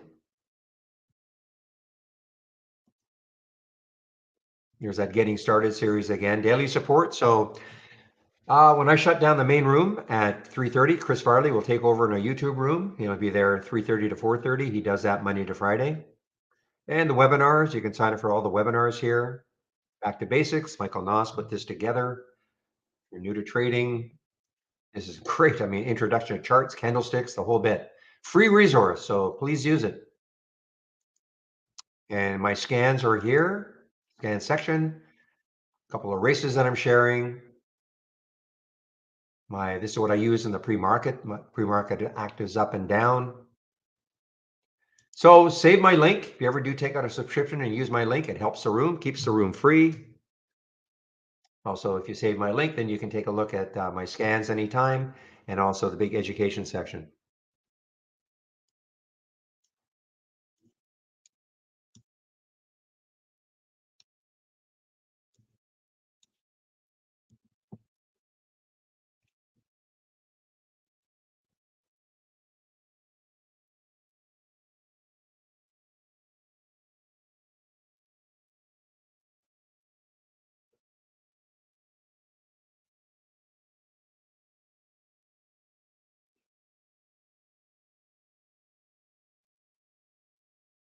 What is the market doing? Okay, I haven't even looked really. So the SPY's down a little, Dow's down a little, NAS is down a little more than a little, I guess. But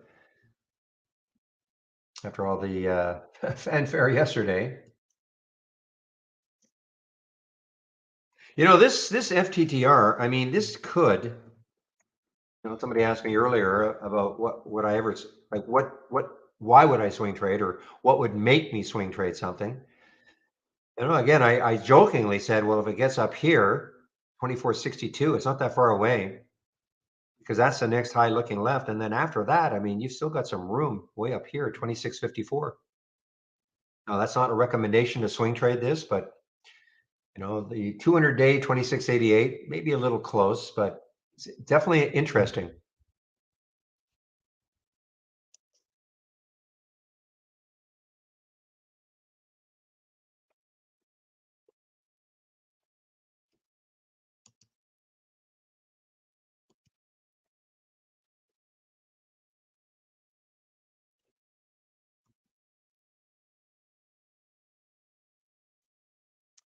All right, guys, I'll be right back.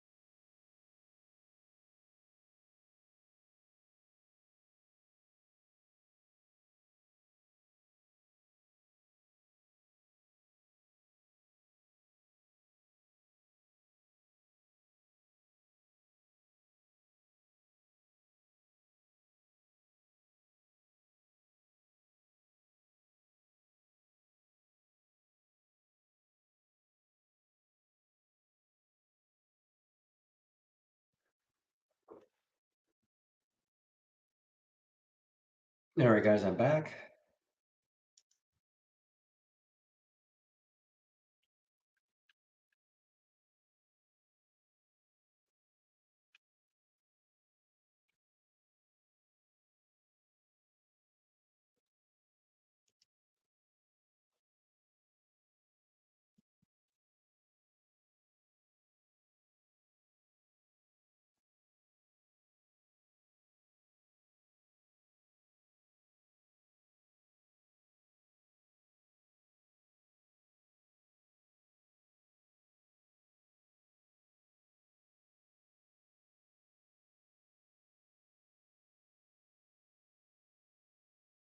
Okay, guys, let's see. Anything interesting happening?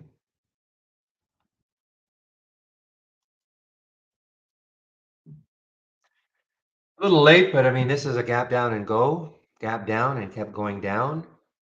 Vroom, another earnings play over and over and over again. All these earnings plays.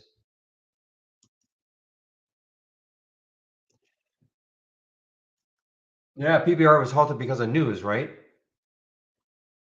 What is the news? Or is the new Brazilian government just open though?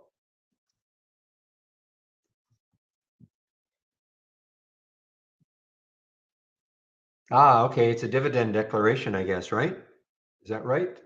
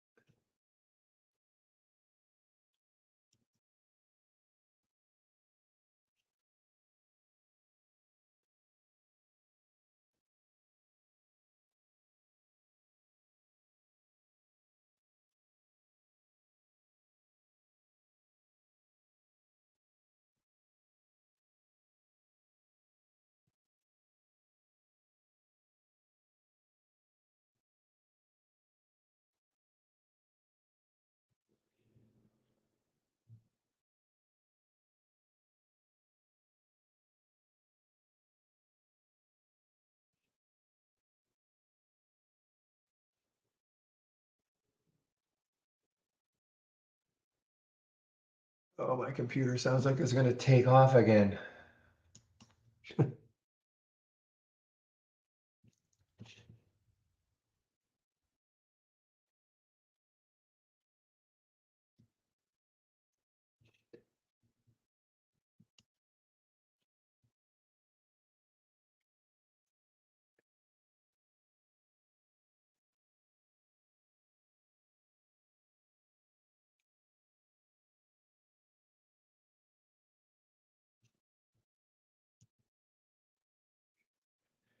There's that IC still hanging up in this area. IC.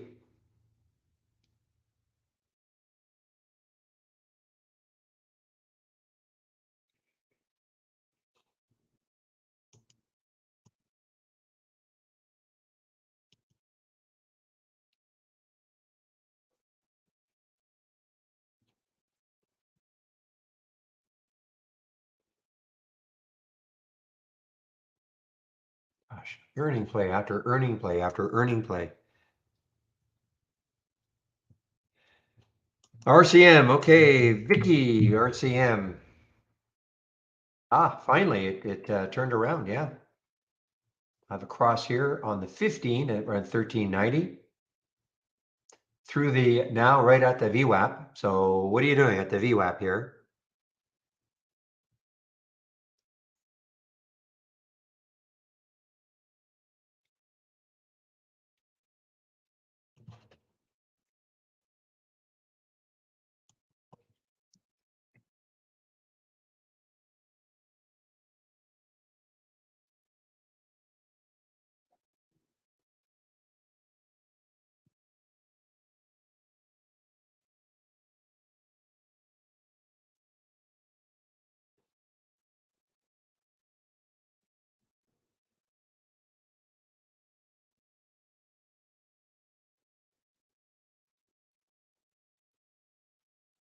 Okay, so here's something maybe interesting. You notice these two bars here in this histogram, giant ones, okay? Giant. Now it looks like it's trying to drop. The price looks like it's trying to drop.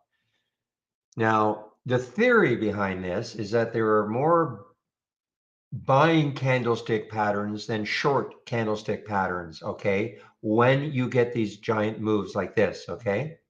So I'm going to keep watching this one. You know, this might not be the greatest one because it's only at 340,000 shares, okay?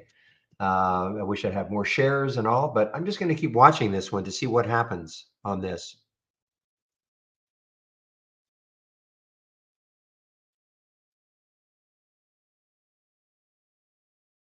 because this has got nothing to do with the volume bars, this histogram. Again, this is something just testing out.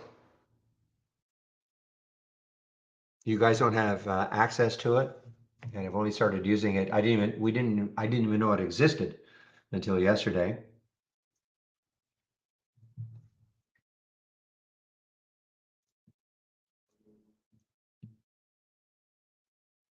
Yeah, this is a bad example. I mean, I'm just looking at the spread too, 23.97, 24.16. So this is a bad example.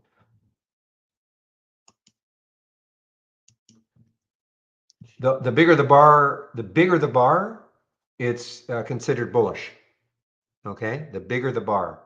So as the bar kept, and that's what I was noticing with the FTDR too. So the bigger the bar, so if all of a sudden that the next bar, well, you can see right here. So in theory, so as this bar in relation to the previous bars shrinks, that is a bearish sign. Right in its infancy, okay? It's actually been around. Michael says he created this about 6 months ago, put it in, and he forgot about it. And I just happened to see it yesterday, wondering what it was all about. This is Michael Noss, of course. So he gave the explanation, though. He told, during the marketing meeting that it's, taking bullish candles, all sorts of different time frames, bullish candles versus bearish candles. You get a big bar that in theory is more of a bullish opportunity, and when it starts to shrink down, it becomes a bearish opportunity. Christoph, where you been? But I will want to give this probably, well, I'll certainly use it tomorrow. When I say use it, just follow it, just see what I, see instinctively what if it makes sense. And then next week too, lots of earnings next week. And just kind of see, just kind of see what gives.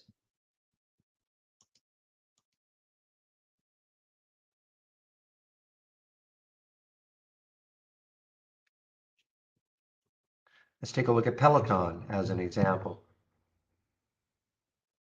So right now, look at that big histogram bar. So this in theory is saying, hey, this is maybe a buying opportunity.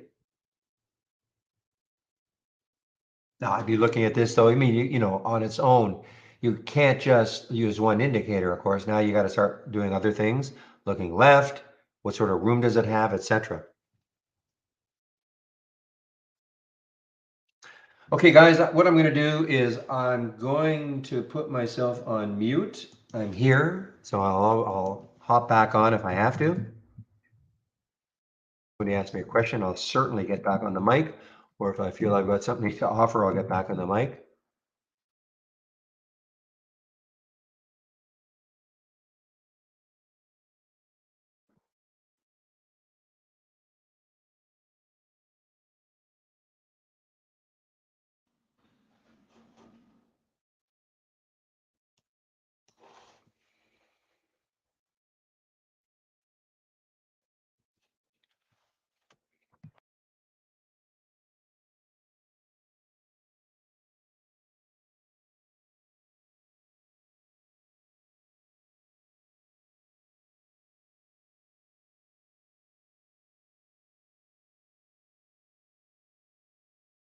But again, Willowpuff, you do not have this, okay? But it's called TI pattern recognition. You don't have it. If you click on the chart, go to indicators, but you don't have it. It's called TI pattern recognition.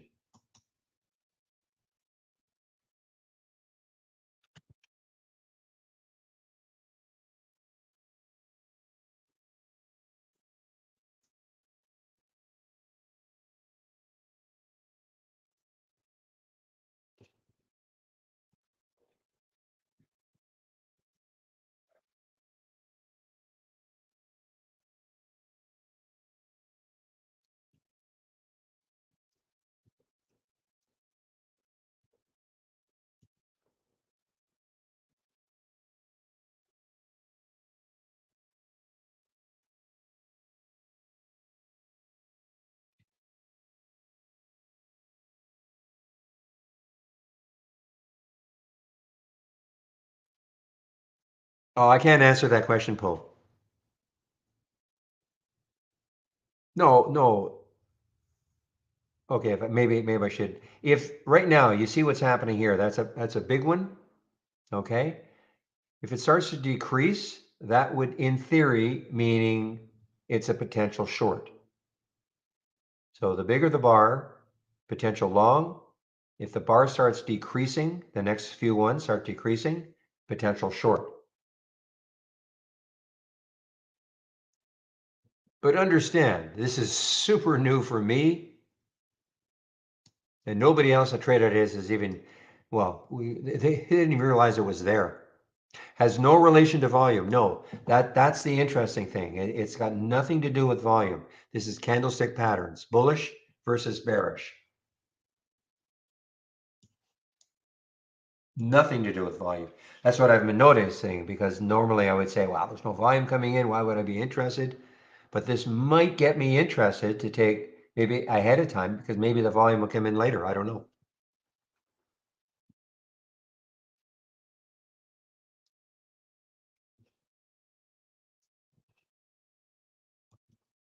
But you know what?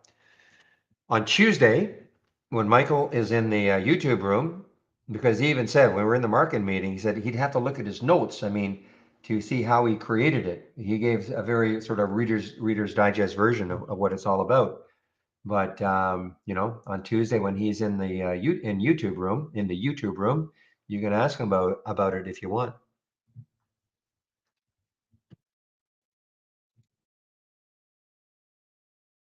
He also said, if I wanted to, I could, make it more of a line, maybe colors, things like that, as opposed to. But it's so premature. I'm just going to.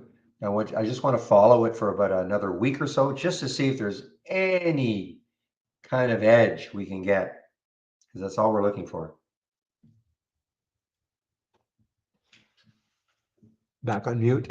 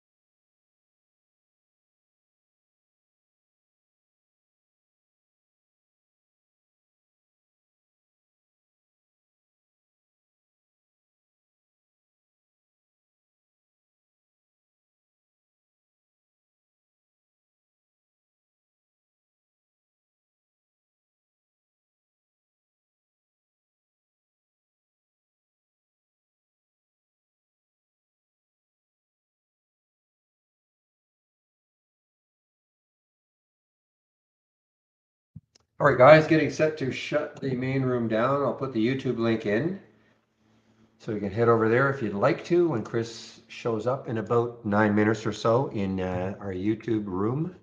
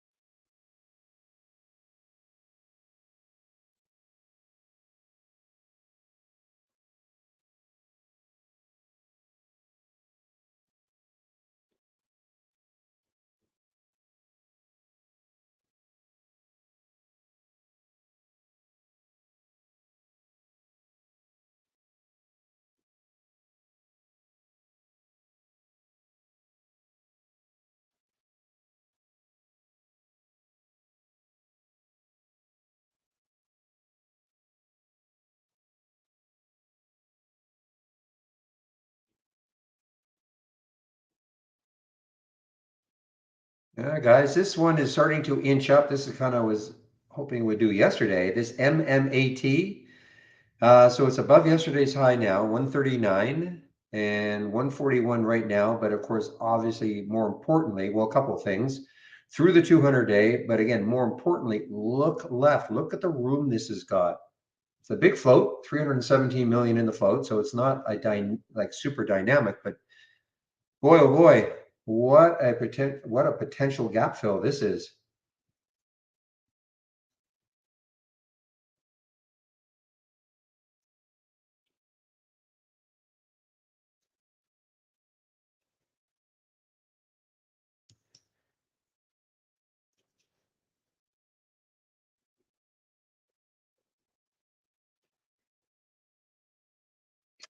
Okay, everybody, it's about 3:25 right now, so I am going to shut the main room down. Thanks again for all the help today.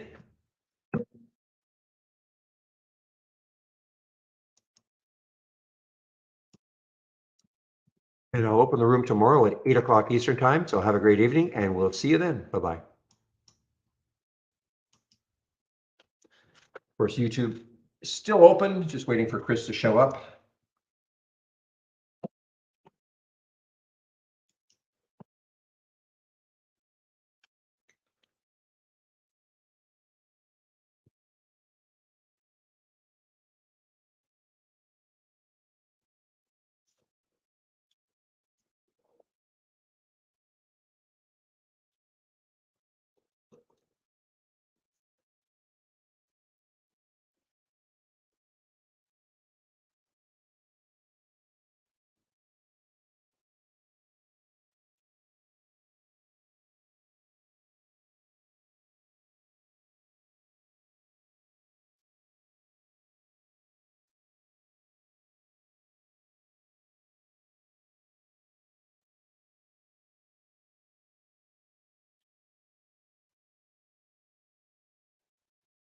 You know, and Peloton doesn't look like it's done yet. PTON doesn't look like it's done.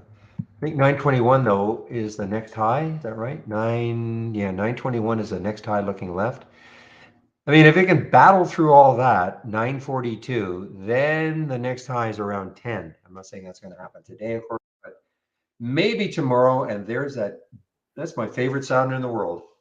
Maybe tomorrow.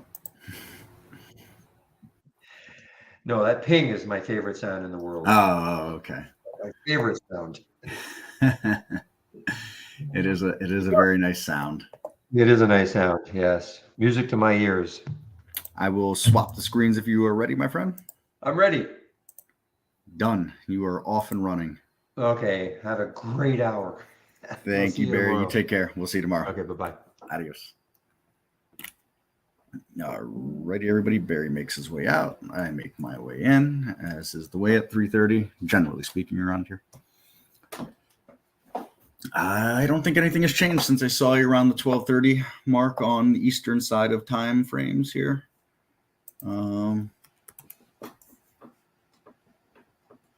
Oops, not Soy Spy.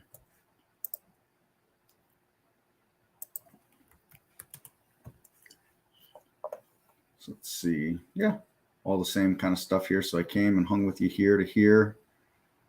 So kind of where I came in is where I left it, and really just flopping around sideways. Raj, how are you? Aj, what's your question? Fire away.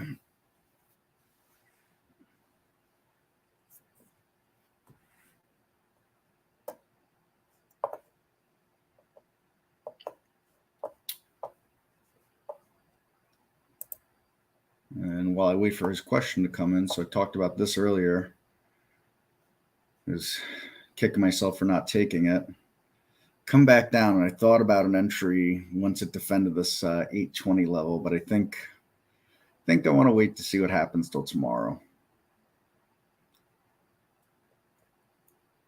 It's been the way oftentimes where things have broken out and then and kind of giving it up afterwards. Although, you know, there's a lot of strength through this tail here, I guess, or this bottoming shadow. Anywho, kind of thinking out loud now.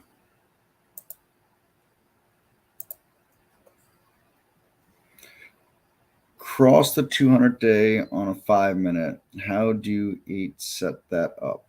How do I set that up? I don't think we have that. I don't think we have a 200 on a 5-minute, right?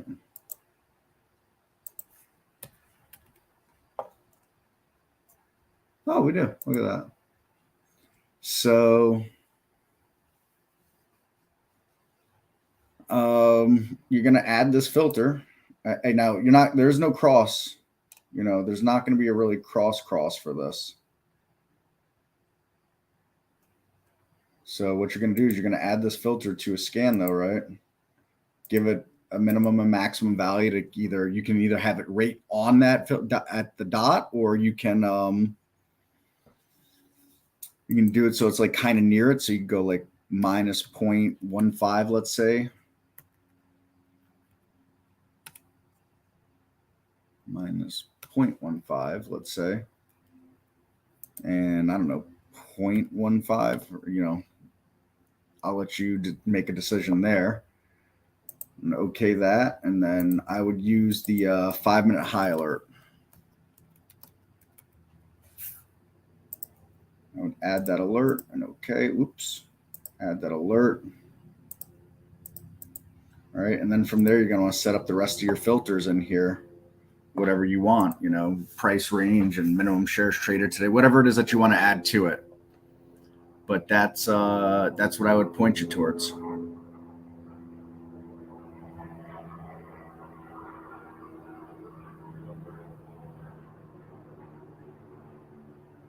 Yeah, the filters just change from 200 period SMA with the brackets of 5 minutes in there. But there's no cross. All you're going to do is tell the filter, find stocks that are near that, quote unquote, near that moving average. You know, near that is going to be a subjective term to you. That's what I would point you to with that.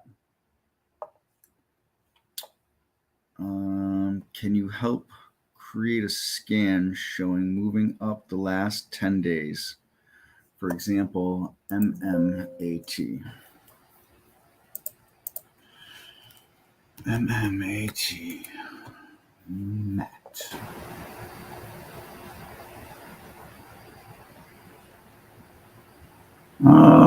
I mean, yes. Do you want just the top list looking at it, or are you trying to find an alert window? I mean, we can certainly create something here. And then, Aja, let me know if that helped. I mean, I can always come back and circle around on that. And then KP, I see your question. I will circle into you in just a moment as well, if you bear with me here. So for now, I'm gonna start to go with the top list on this. And I mean, you want, I don't know about up 10 days in a row, because the problem is this. The consecutive candles on days, you're gonna run into a problem where, you know, this isn't gonna be up 10 days in a row, right? You got 1, 2, 3, 4, 5 days in a row, right? But that's not 10 days in a row being up. So what I would more point you to is position in range. Let's go like this.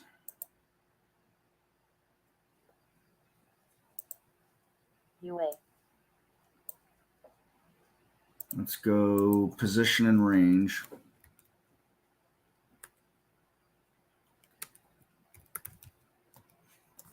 And 10 days, position in 10-day range. Let's add that filter. And let's say stock's got to be at the high of the 10-day range. All right.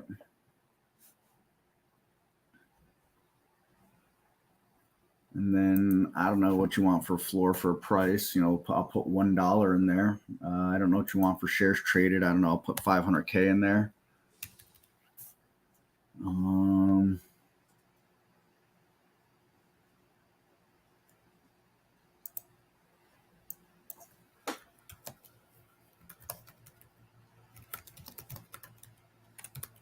And we'll call it 10-day position range. I'm just going to leave this kind of blankish other than what I put in there. And you can go through and kind of tighten things up. But, you know, to give you an idea of some of what this is going to look like, you got the stock halted.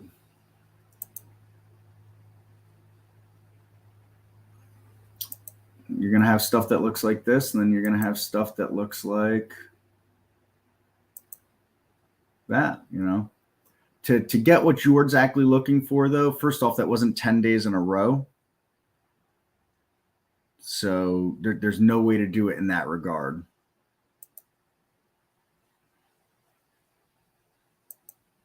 But if you're looking for stuff trying to break out over 10 days, I would suggest the position in 10-day range.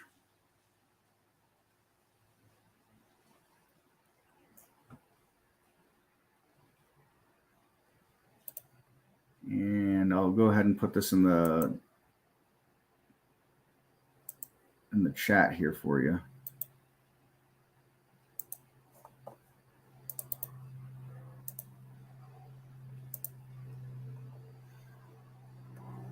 Now, I mean, you might want to add some other stuff to it. I'd suggest playing around with it. Maybe you want to add a couple of consecutive days in there to weed out stuff that looks like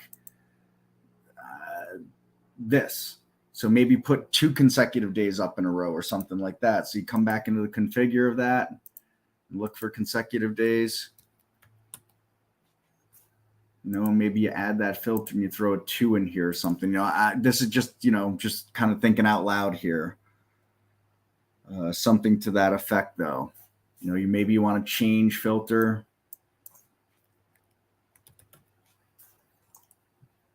And, you know, you want the change over the last also 5 days. I don't know, to be positive, add that filter and say it's got to be up at least, I don't know, 2% over the last 5 days also. So now you're kind of trying to stack things so it's not, you know, you're trying to eliminate stuff that looks like this is what I'm trying to help you do. But it'll take a little trial and error and some troubleshooting, but I think that's a spot to start. And KP, how to create multiple alert windows and attach it to one docking station channel. Please show me when you get the time. Sure. So first, you know, creating an alert window, you're going to go new, an alert window. You know, now in here, you're going to configure the alert window however you want to configure it. But I'm just going to do, you know, a bunch of alert windows to illustrate the docking. I think that's where you're really looking for help, is the docking. So, you know, there's an alert window and here's an alert window. And why?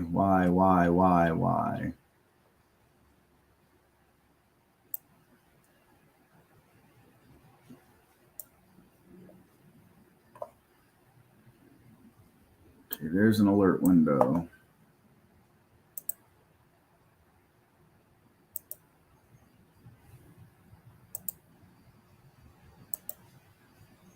And here's an alert window. I'm just going to stack a few of them.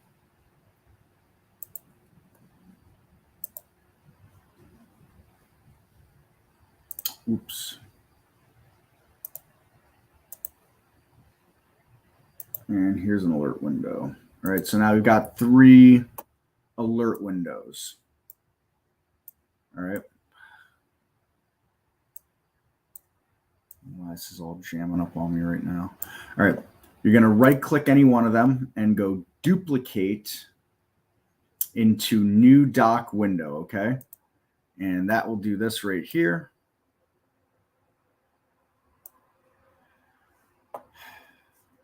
Okay, my mouse is just really coming at me right now. Which is not cooperating. All right. So that took that and I put it in this dock right here. And you see it's Trade Ideas Pro Dock and it's called New. I can right click the dock and I can change the title of it. We'll call it Test Dock.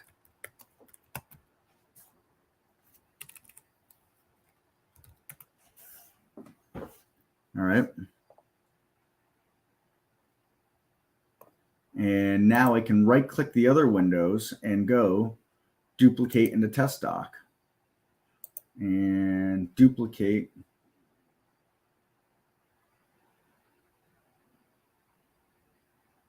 into Test Dock. Whoops, not new dock, Chris. Boy. A lot of trouble here. Duplicate into Test Dock. There we go. So now I've got 1, 2, 3 alert windows all placed up in here, duplicated into there, right? Now I can grab them. I can close the originals. 1, 2, 3. And now I can grab them and I can move them however I want in here in the dock. And you see the little tool here, how I can go around, or if I want to keep it just as it was, I could bring it to the center. And so it's still tabbed behind each other like that. I can take this one and I can bring it down here. I can take this one and I can place it over here. Or if I wanted, I can take this one, grab it by the tab here. And I can say, you know what? I want all 3 side by side like this. Boy, just giving me a hard time today, my mouse. You know, so there's a lot of different options, or I could say, you know, I want 2 out and I want 1 in. 1 in the tab like that. And, you know, you size them however you want after that in regard like this. I think that's what you were looking for. Please let me know. And then here are a couple of videos on docking.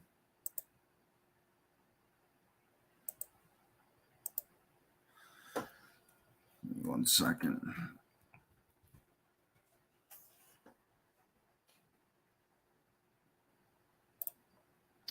So there's one video on docking. It was done by Mr. Brad Williams. And this is one I did on docking, but this was before the tool, I'll show you what I mean by tool in a second, worked as well as it did. And it was a little more of a struggle. So the tool is this thing here where it shows where it's going to get docked into. This didn't quite work as well then. So there's a little bit of a hang up when I was trying to get them docked in that, but this works like a charm now. So wherever you go with this is where the window is going to go on that docking.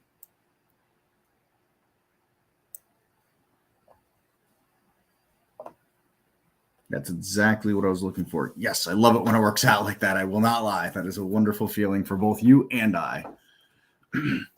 And then, you know, once you've got, let's say, once you got a dock set up, and this is not just for KP, but anybody, you know, if you want to save it like this, so you always can load this dock into anywhere you want with these scans, right click, save or share to cloud. And then if you scroll through, you're going to see there's only check marks in the actual dock itself in the 3 windows inside the dock. And then you could save it and call it whatever you want. and you'll be able to load it into any layout that you want from there. So you're not confined to, just a layout, because if you save anything as a layout, it can only be opened as a layout, and you can't have multiple layouts open at once. So this is a way for you to save things together and be able to open it into any layout or channel that you want at any time by saving it as I just showed there. And that's my magic trick. And anybody else with questions, let me know. And then again, Rajiv and Aja, if I didn't cover well enough what you were looking for, if you want me to go in more in depth with something, or you still had questions, please don't hesitate to let me know. Pop those in there for me. All right.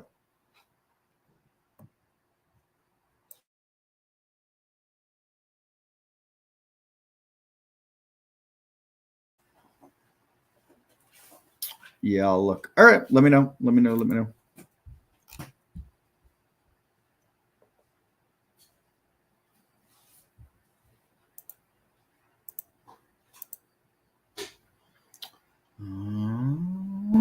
Yeah.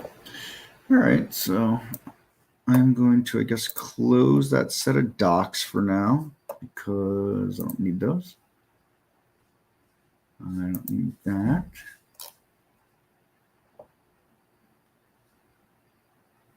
And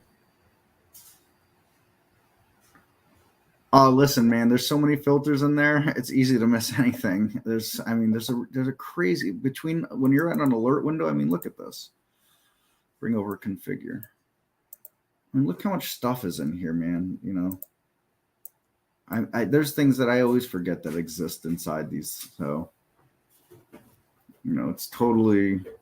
It's 100% easy to look something over, especially when some of these have very similar names and titles, change. Look at that, just nonstop change, range, minute range. Easy to miss something. No worries. It happens all the time to everybody. What else? So, all right. Well, energy looks to be strong again today. Let's see. Dio, I continue to have my eye on this one. Patterson, I continue to have my eye on this here. RES, watching that too. Energy got, looked like it was going to be strong early, then gave it up, and then came roaring back. So got my eye here too.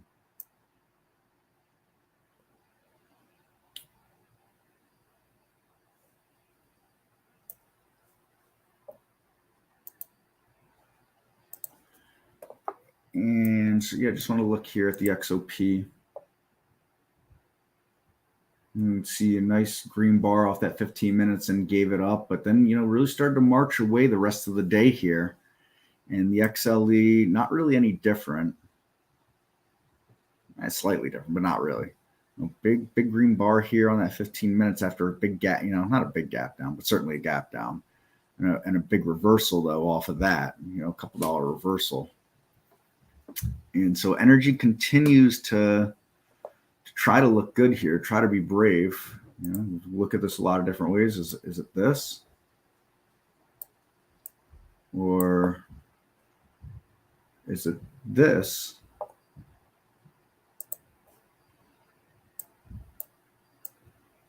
With this. So what's it going to be, This continues to look pretty strong through here. And continues to build off of this right here when we had that big collapse back in June. And as I continue to say, I'm going to need that stuff to continue to run things for a while here anyways.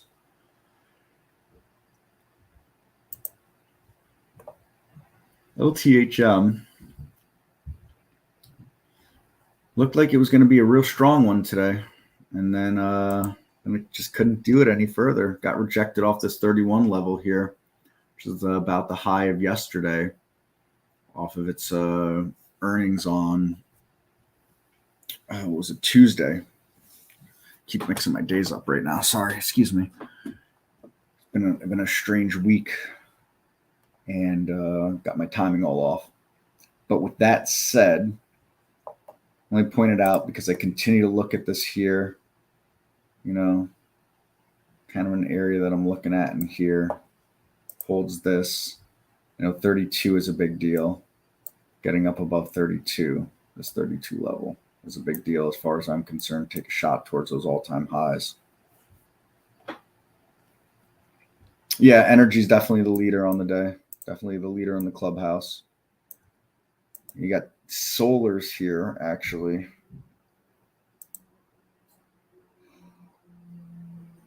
And weed stocks again. Kind of a shocker to see those back. But XOP, IYE is another energy.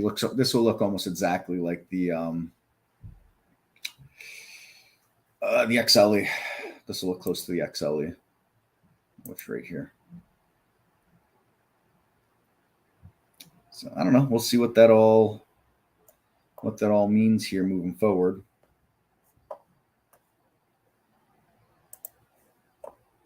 The SPY, not a ton of volume on the day today on the SPY. Kind of sleepy.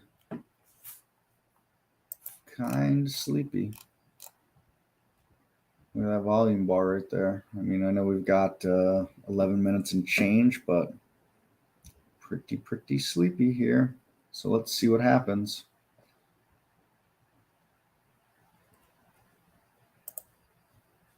Look here on this move down, an increase of volume, move up, decrease of volume, sideways, almost flat volume, move up. You got these sleepier volume days after the move up. I think there's still a lot of this being digested right now, though. A lot of that being digested. Next week's a new week. Fed is behind us. We got another month plus to worry about those folks again. Yeah. What about the Qs? Are they as sleepy on volume? Q. No, a little more. A little more than normal, where SPY's doing a little less than normal.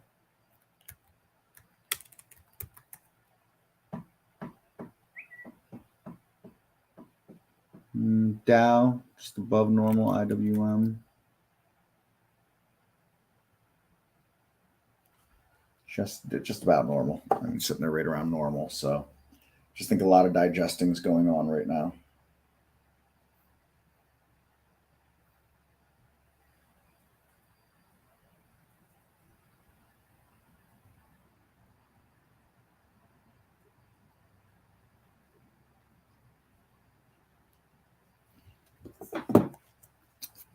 Oakley Dokley moving right along.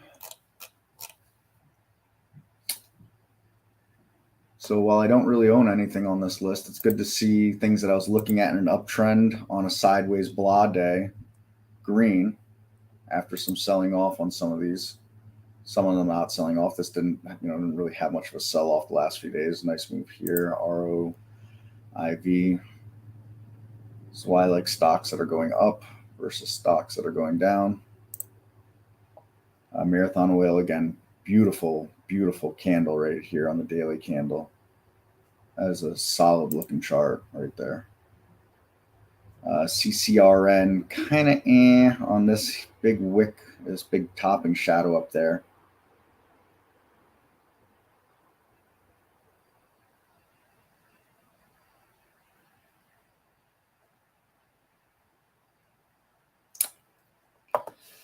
Hey, Chris, would you exit a trade if the RSI launch?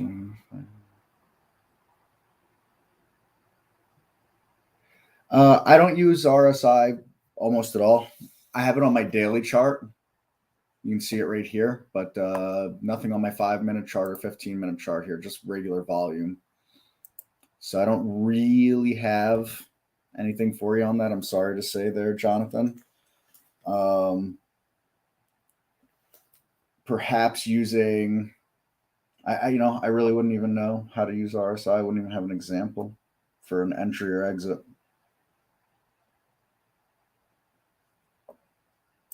I would say something to the effect of the time frame and becoming overbought and the capitulation it may have.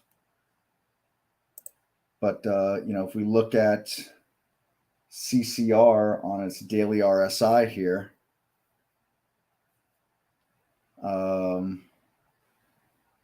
it was sitting just under overbought, and then this happened today. So tomorrow when it updates, it's going to have that capitulation look with the RSI. So maybe lining up capitulation candles.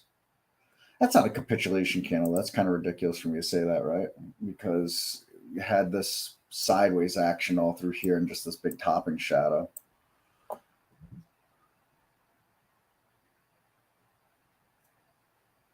I would say something like this. All right. So you've got RSI moving up like this. Nice. You've got a nice move here that, is with that. And then you get this big kind of move at the end here on the last couple of days with a spike in RSI. And something like that would say to me, hey, it's a good chance we're going to see a change in winds, all kind of being revision to the mean type of stuff. And I think you could apply that to any time frame. So maybe when you see RSI really start to take off and price really start to take off, you might want to consider what's the next move here. And, because moves like that just generally aren't sustainable.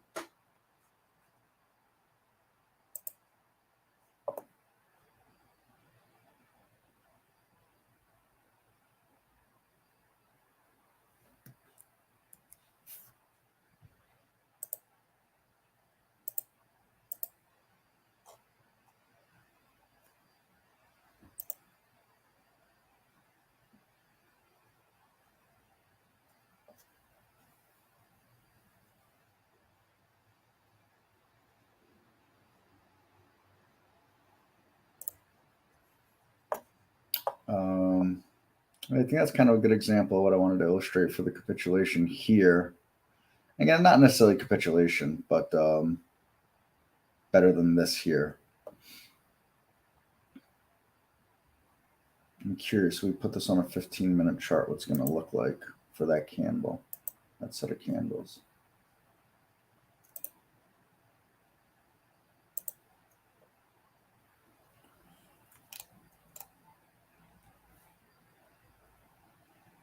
You can see, this move in RSI here.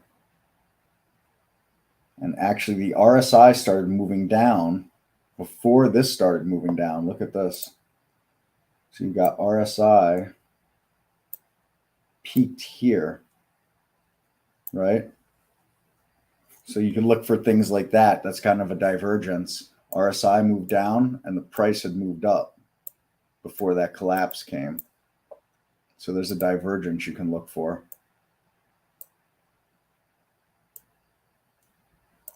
So those are things that you could look for trying to manage trades via RSI if that's what you want to do.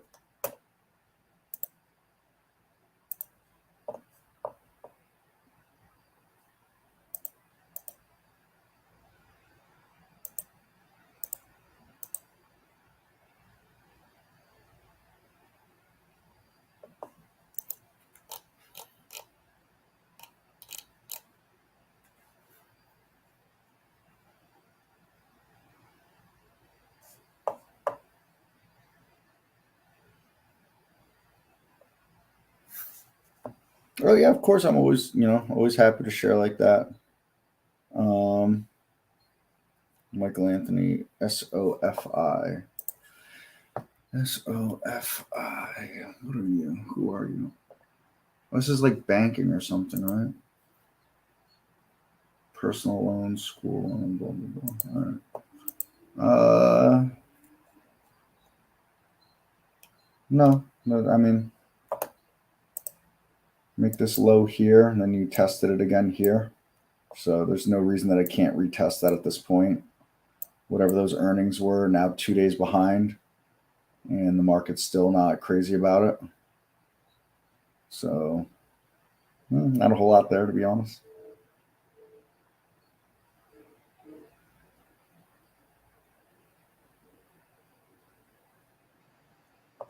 There's nothing here for me to like. I mean, rejected hard off that level there. That level seems to be everything right now, whatever price that is.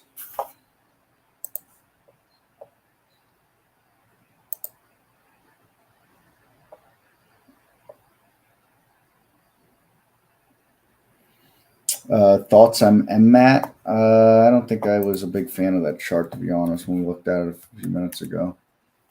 I don't like stocks under $2 to start with. It's in a downtrend. Now it's in an uptrend, but it's in a very long-term downtrend. It has no range on it. I mean, look at the range on this thing. If I come back a year, it's traveled that much in price, and the chart looks like that. Yeah, just not my cup of tea. That's all. Huge float. So it's going to take something, big to move this.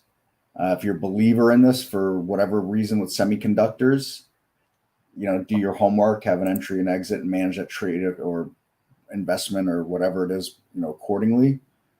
But I don't, nothing here for me. I mean, yeah, it's up 15%, but it's just not the kind of stock I'd look for in a day trade anyways. But that's just me. I mean, yes, it's got this nice big strong move here off this. So, we could take a tool and kind of draw some lines and conclusions based on that. Up above 150, because obviously it got rejected off of 150 here. Up above 150, it looks like, maybe 175, then $2.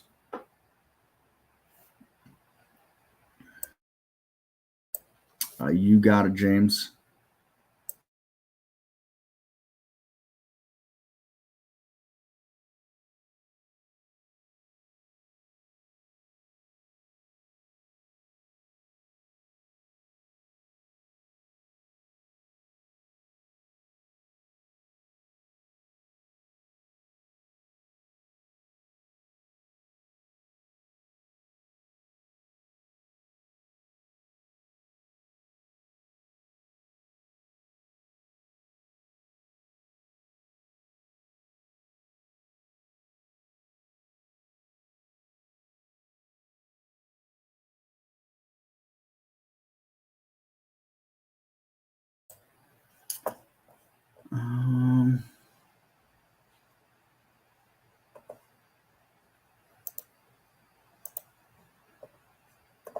Sorry, I have a single stock window that's giving me a really hard time right now on another screen, and I don't understand why.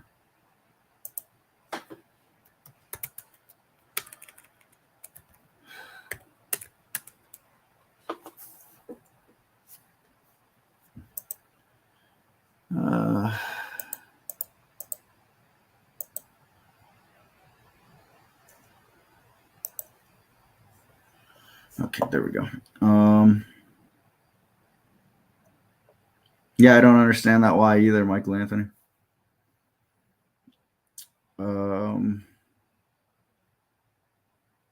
With Trade Ideas Sector Status Channel, it doesn't have things like XTN or XOP and SPY and QQQ. Is there anywhere else that has a breakdown as ETFs with all the individual stocks listed? No, I don't think so, Alan. Not within the software. You can go to the account management page. So hold on.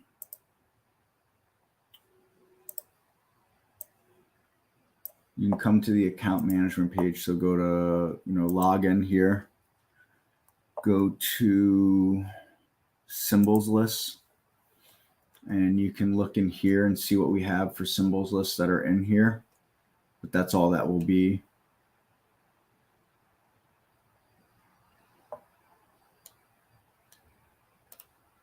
That's all that's there.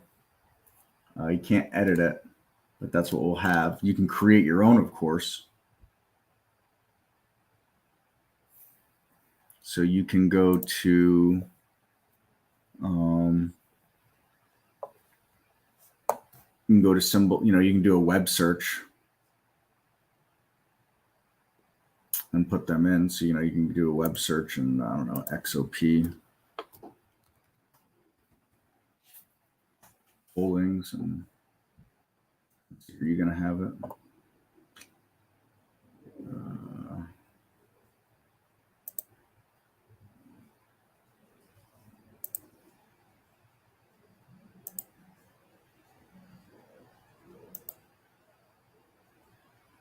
You're going to give me a hard time, huh? And I just cancel you. So you do a web search and get it like that, I guess.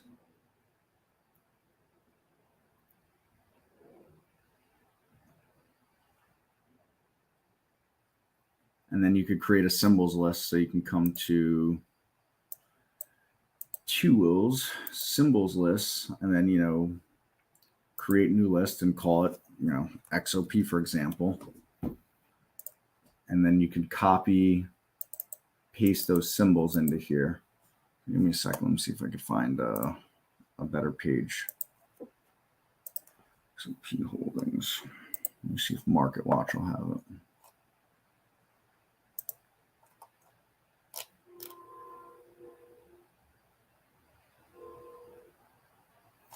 Oh,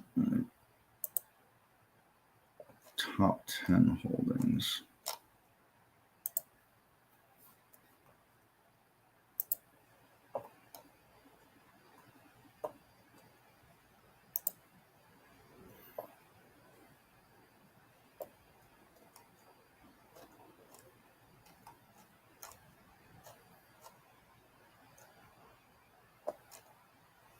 Yeah, everything only wants to give you top 10 holdings always.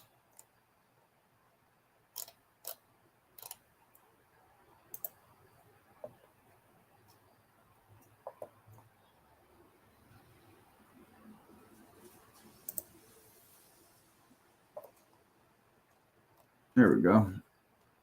So this will be a pain in the neck way to do it, but it's probably the best way you can do it.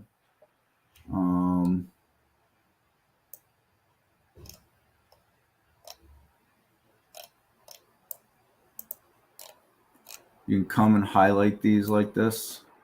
This is literally what I do when I have to do symbols lists in the back end of things for all you fine, wonderful people. Copy. And I should be able to paste that in here. And then this is what I do when I do like the Wall Street bets list and all that stuff. I come through and delete everything that I don't need or want. Not ideal, but it's the best that I got for you, unfortunately.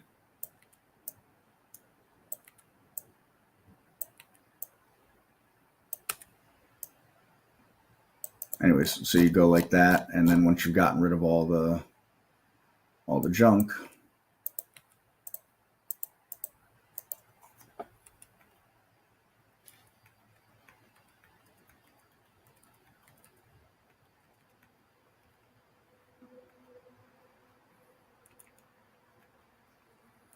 you'd be having a full list like that. All right. So that's what I would do there. That's what I direct you towards there. Delete. Adios. That was stockanalyst.com. So here you go. Copy. Here's the, this is going to take you directly to the XOP, but I'm sure you can search whatever you want in there and get what you like.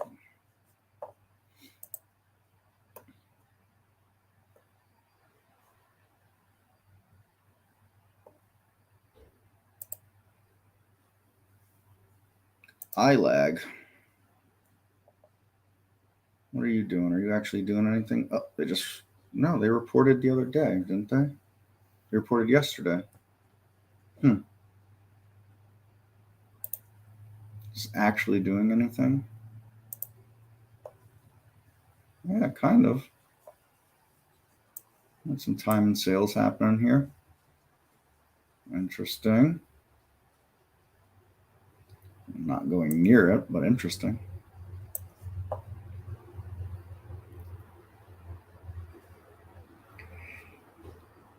It is, Alan. I won't lie. I have to do with a lot of symbols lists that, we manage on this end. It's not my favorite thing in the world to do, but it is what it is. That's all there is to it. So.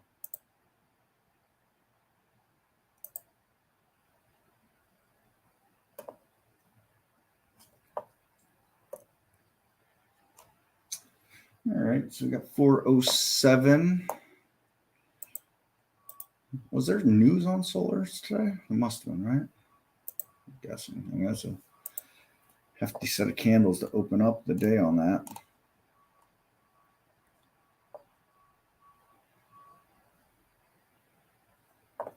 What was the bottom of the list? So natural gas just continues to get kind of ping-ponged around right now. Down, up, down, up, down, up, down. And we'll see what happens here. We can see, that break of momentum here on it to the downside. So we'll see.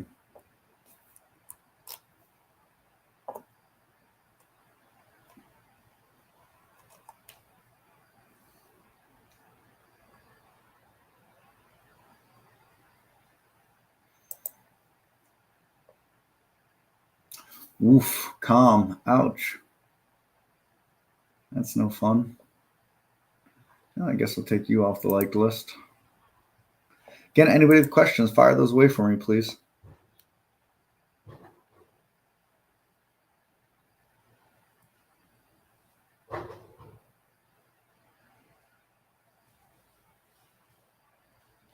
Big turnaround on this. Holy cow. Come down, touching your 14, shot up almost 16. This thing's got some serious range on it. Energy stock.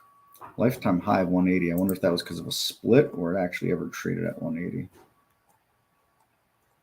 No, it looks like it probably traded at 180. Put the Wayback Machine on it. 2018.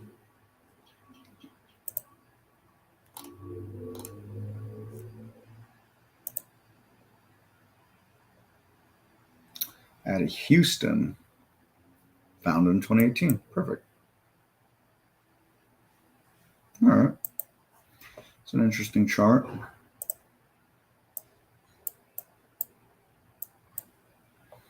Bull flag, maybe.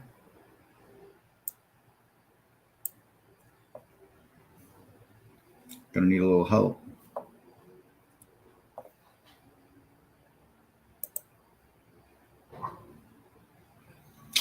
IMXI, you are dead. International Money Express. Goodbye.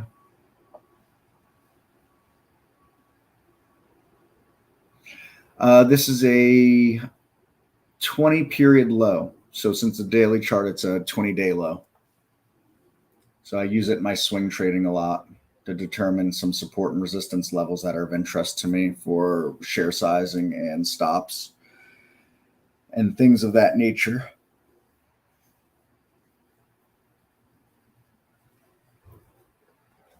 So you can find that if you go to indicators. You can go to multi-period high or multi-period low. Then you can put it in like that.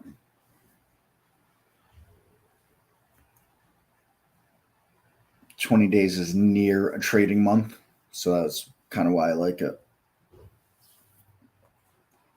And obviously do whatever color you like. As you all full well can see, I like my daily charts very clean. I have RSI here. I'll be honest, I rarely look at it even though it's there. I put it there one day doing an experiment with something to test something, and I just never took it off again. I'd saved my layout like that. And I was like, whatever, it could just stay. But it got volume and price, and that's really all I need.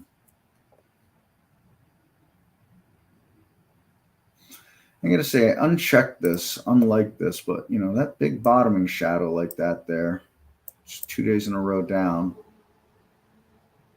But earnings are on deck. Yeah, I'm going to leave it off the list. Again, fire away questions, folks. Fire away questions. Please, please, please.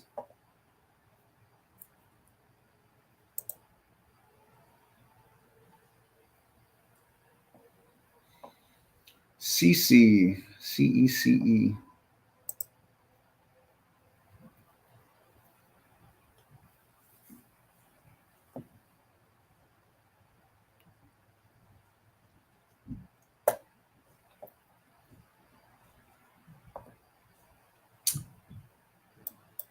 Ventilation, heating, air conditioning, and commercial refrigeration equipment manufacturing.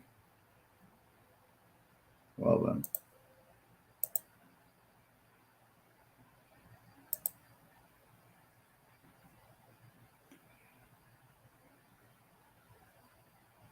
How do I like Dash earnings? I have no idea. I didn't look. I don't know how to interpret earnings. In all honesty, I have no idea how to interpret it really.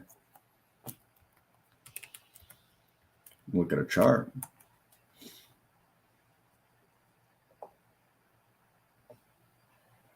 Obviously, the market likes it for now.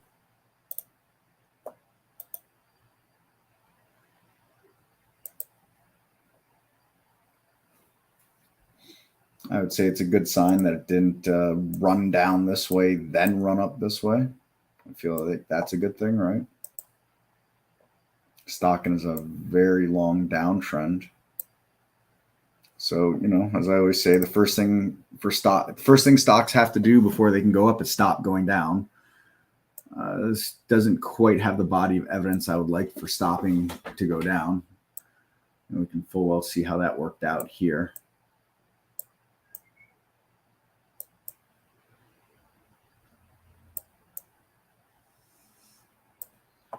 So, there's that. Oh, and this thing is actually much worse than I thought. Yeah, look at that. So I think it's another one of those bubble tech stocks. I know it's not necessarily tech stock, but I think you know what I mean. I'm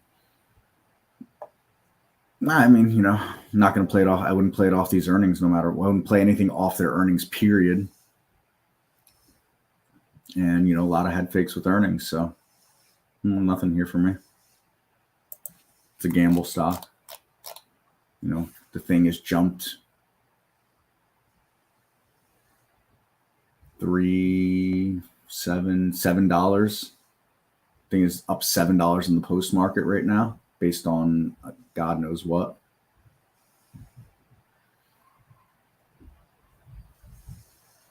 So as always, if something you see on this chart that says buy it and you got a plan, bang, nail it. If there's no plan and you don't see anything on that chart, I'd steer right clear of it.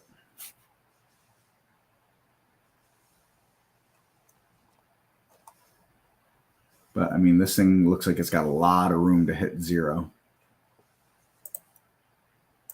A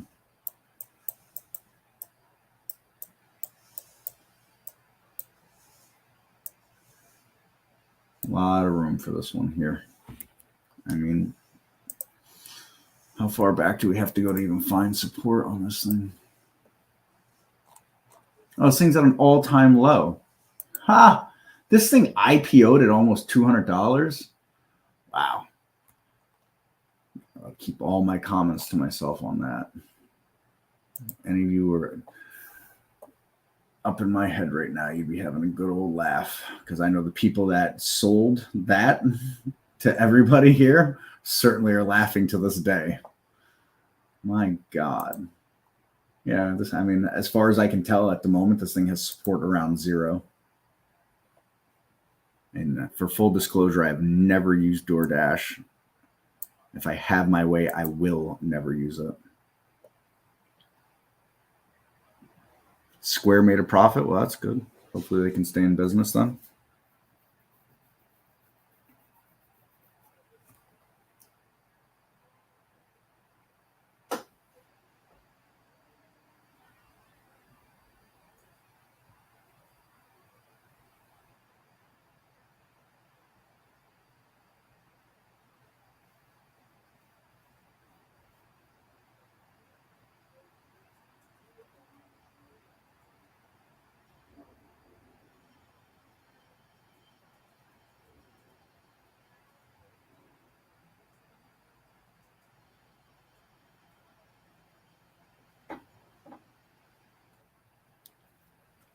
So Square. SQ. Oh, like that, huh?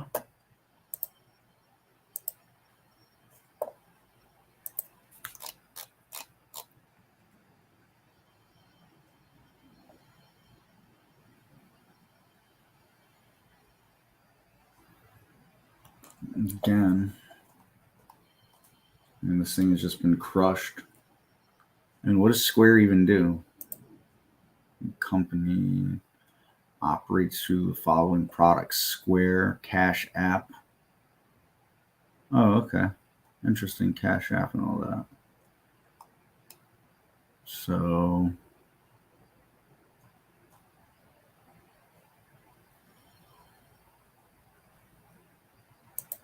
I guess a payment system. I mean, I don't know. They got so much competition out there. I mean, there's Venmo and Zelle, and I don't even know what else is out there. Apple Pay, or Apple Cash, or whatever the heck it's called. People transfer money back and forth to each other using Apple. So again, this looks like it's a was founded in 2009, but when did it IPO? Oh, okay. So it IPO'd a long time ago. So, you know, we're at levels not seen since. Let's do it this way.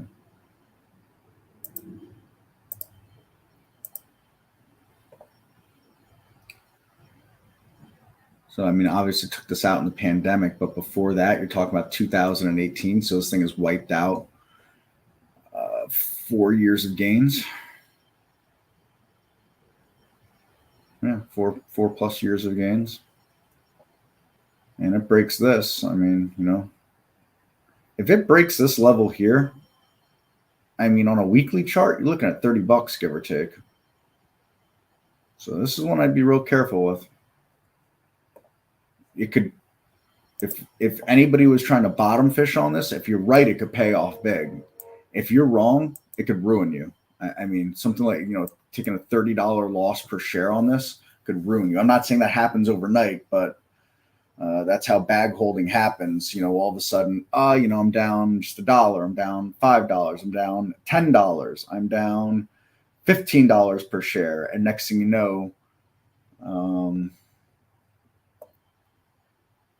you're in a hole that's so big you don't even know what to do with that. So that's why a trading plan and all that's so important. I'm not saying to bottom fish this. I'm not saying to not bottom fish this. All I'm saying is having a plan here.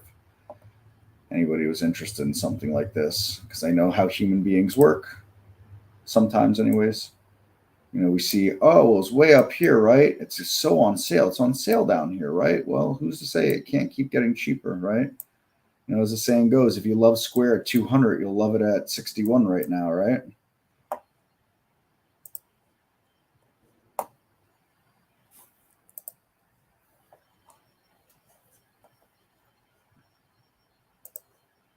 Let's do ourselves a favor and look at some charts of stocks going up, since we're not doing anything else.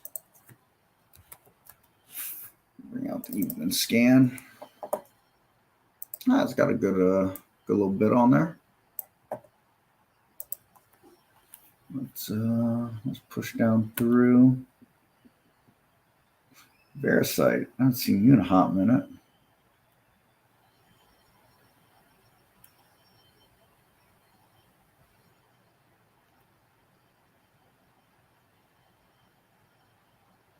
That bar, that's crazy. Must have had news midday.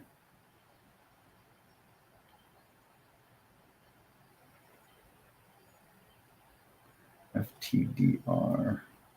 Front door. Rig. I thought about that this morning. Didn't take it. I want to like that chart. I just don't like it enough to risk any money on it. Is there an index page for you to load from Cloud Strategies? No, there's no like universal cloud index page. The best thing that we'd have is the channel bars here, the doc channel bar and the not doc channel bar for Mr. Scott there.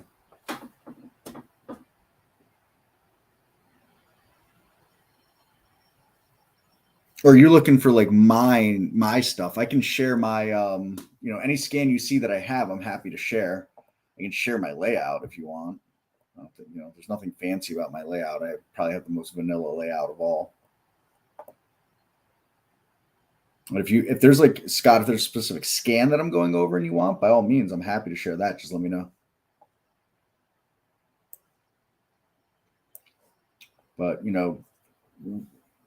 I'm using the royal we here when I say this, not anyone particular, but so many scans get made here in testing and playing around. I mean, I would be comfortable to say, especially like someone like Andy, who's always making new scans and testing things out. Now, for probably every 100 scans that he makes, he finds maybe two or three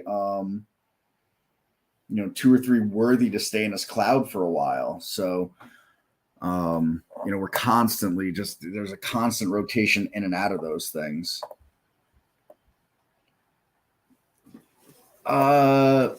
I don't have anything personally, but if you were to if you open a non-docked channel bar, a channel bar that looks like this, not the docked one, and you scroll down and go show more, look for the Traders Vault, and that'll have like a bunch of stuff from Jamie, Steve, and Andy in there. Maybe Michael too. I think Michael's Rounded Bottoms or something might be in there. If I click on this, I'll lose my layout. That's why I just don't want to click on it.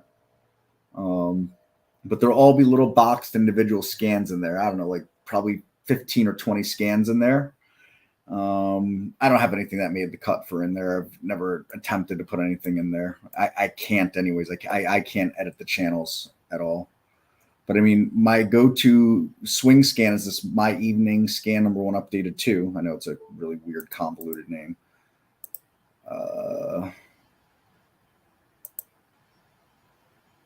I can give you that. Give me 1 second. Sorry, I was just switching something.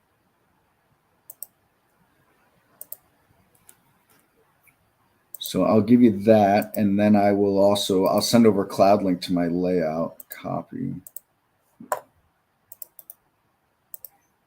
Paste. And then my general layout, it's mostly just going to be races and some stuff like that. And some of the races are basically the same, just I'm sorting them a little different. Load from cloud. Chris's layout, share, copy.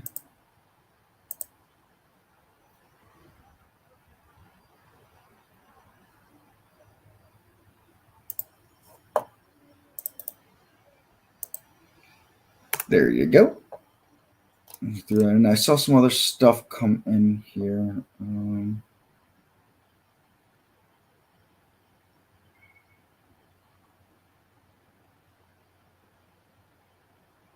Michael Anthony, I would check with your broker on that dividend. I have no idea. We're not going to have that data.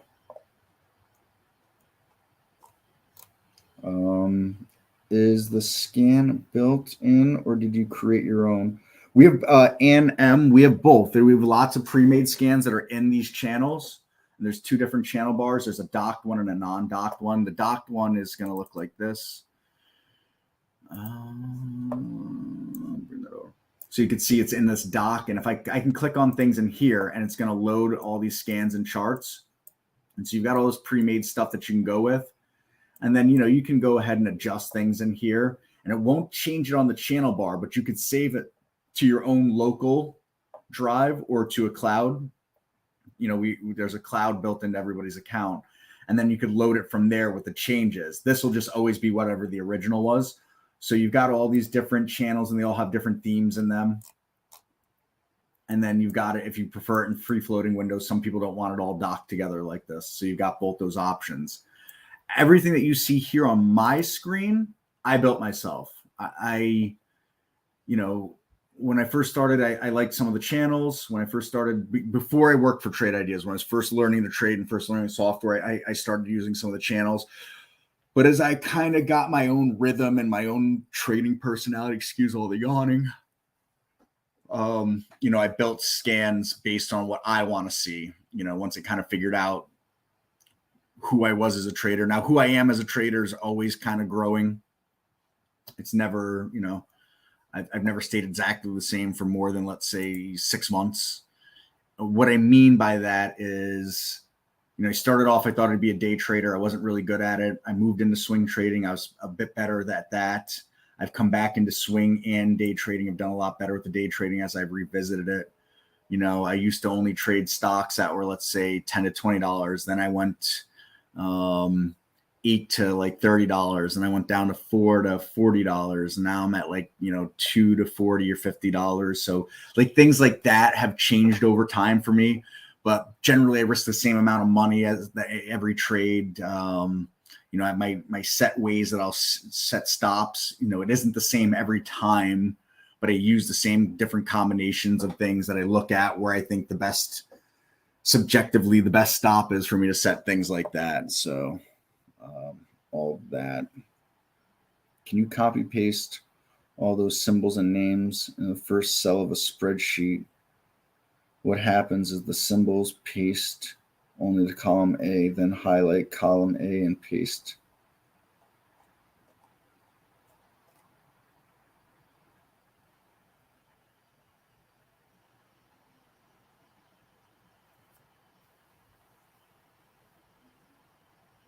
Oh, okay. All right. I pick it up. All right. Thanks. I'm the king of never using spreadsheets, literally the king of never using spreadsheets.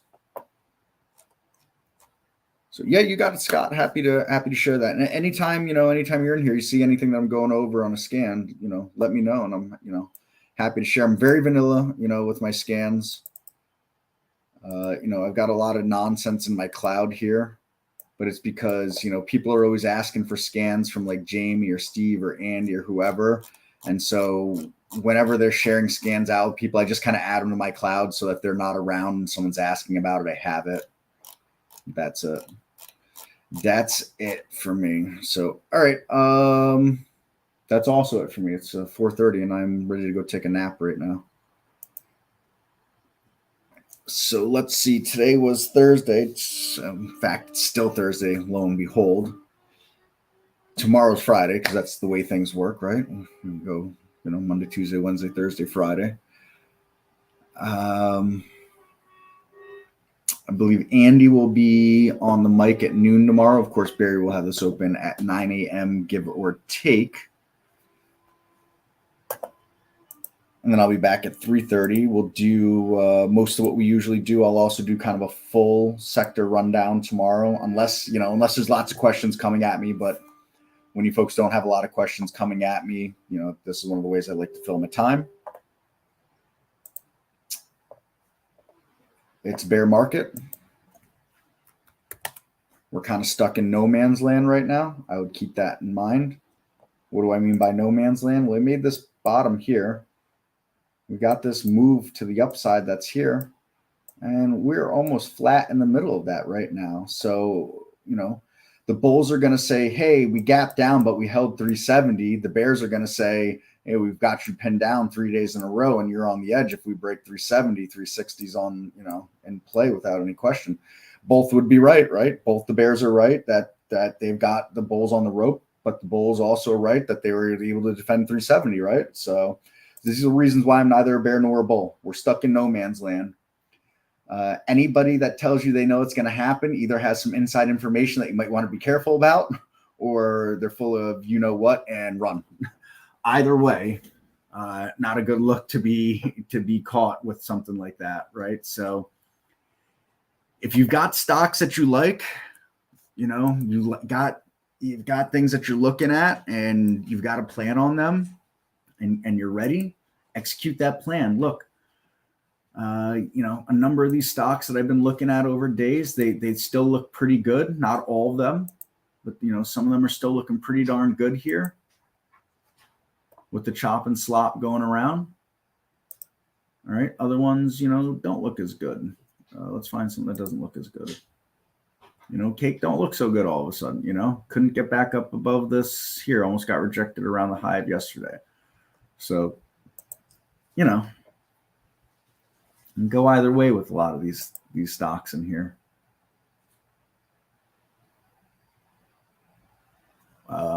You know, that looks good. This don't look so good anymore. But that's what, you know, scans like this hopefully will help you identify some trends, give you some actionable ideas, and you combine that with your trading knowledge and a trading plan, and that's, you know, the best we can do. What did I say about RES? I don't really think I said anything about RES. I mean, I know it's on my like list, but it, I don't know, kind of got stuck in the mud today. Got this spinning top doji here. I would have felt good about it if it closed up here. I don't feel so. I mean, I know that's not huge, but it is to me. I like the daily chart still overall, but gonna need a win tomorrow and has to defend this 10 level. That's what I say about RES. So, all right, that is a wrap for me, folks. As always, I thank you kindly for all the questions and the comments and the interactions. And I do hope you all have a wonderful, wonderful rest of your Thursday, wherever you are on the spinning globe we call Earth. Catch you tomorrow, folks. Adios.